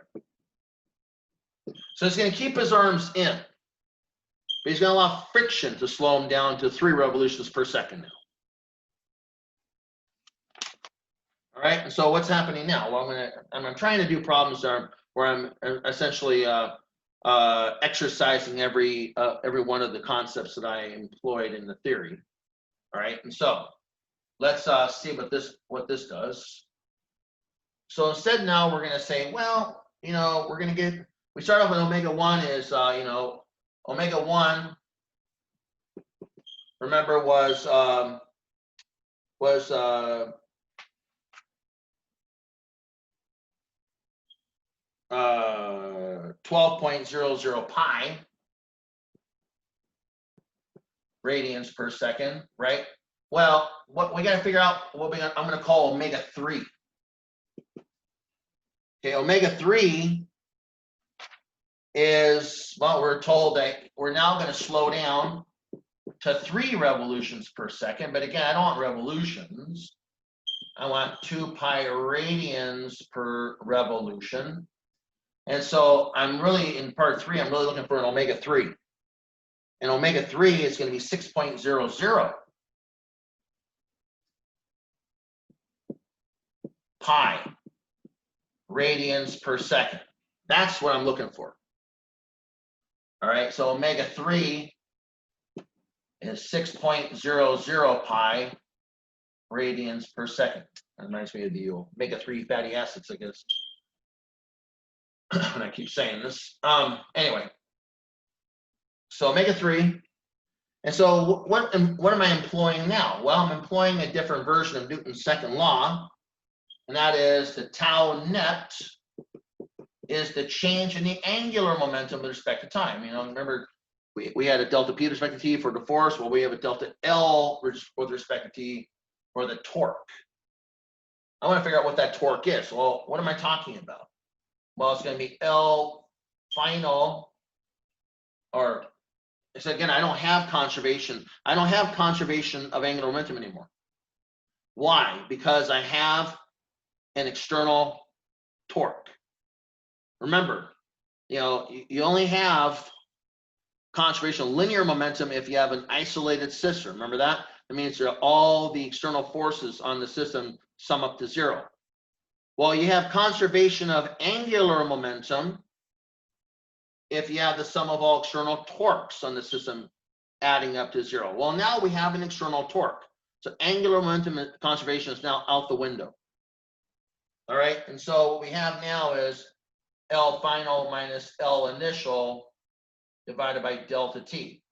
We now have a changing angular momentum.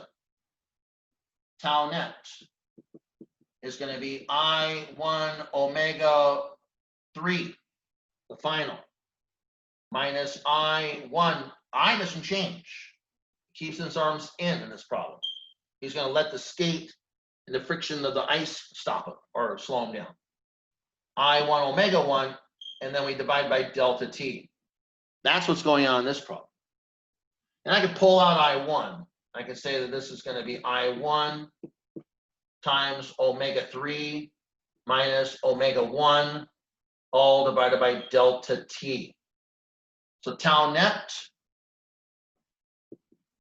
is going to be, so again, my I1, you have to look back what I calculated. If you look back on up a little bit, I calculated I1 to be 15.08 kilograms meters squared. I'm sorry.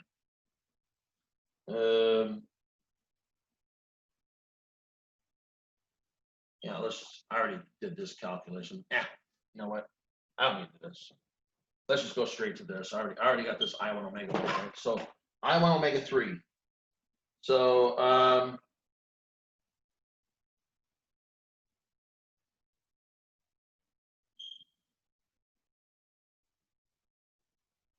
oh, yeah, it's actually going to be a reduction of angular momentum. So actually, there's actually going to be a negative here. So sorry about that.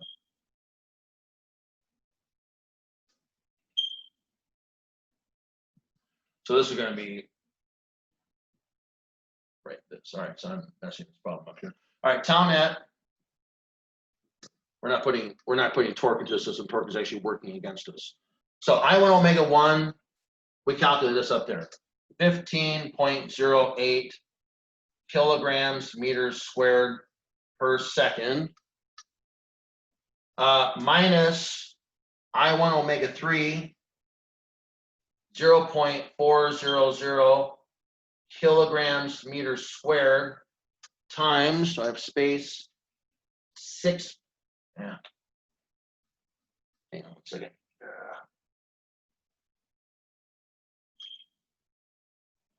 I'm gonna put this up here. Running out of space here. All right, I'm gonna put numbers in here. So tau net, I1 omega 1.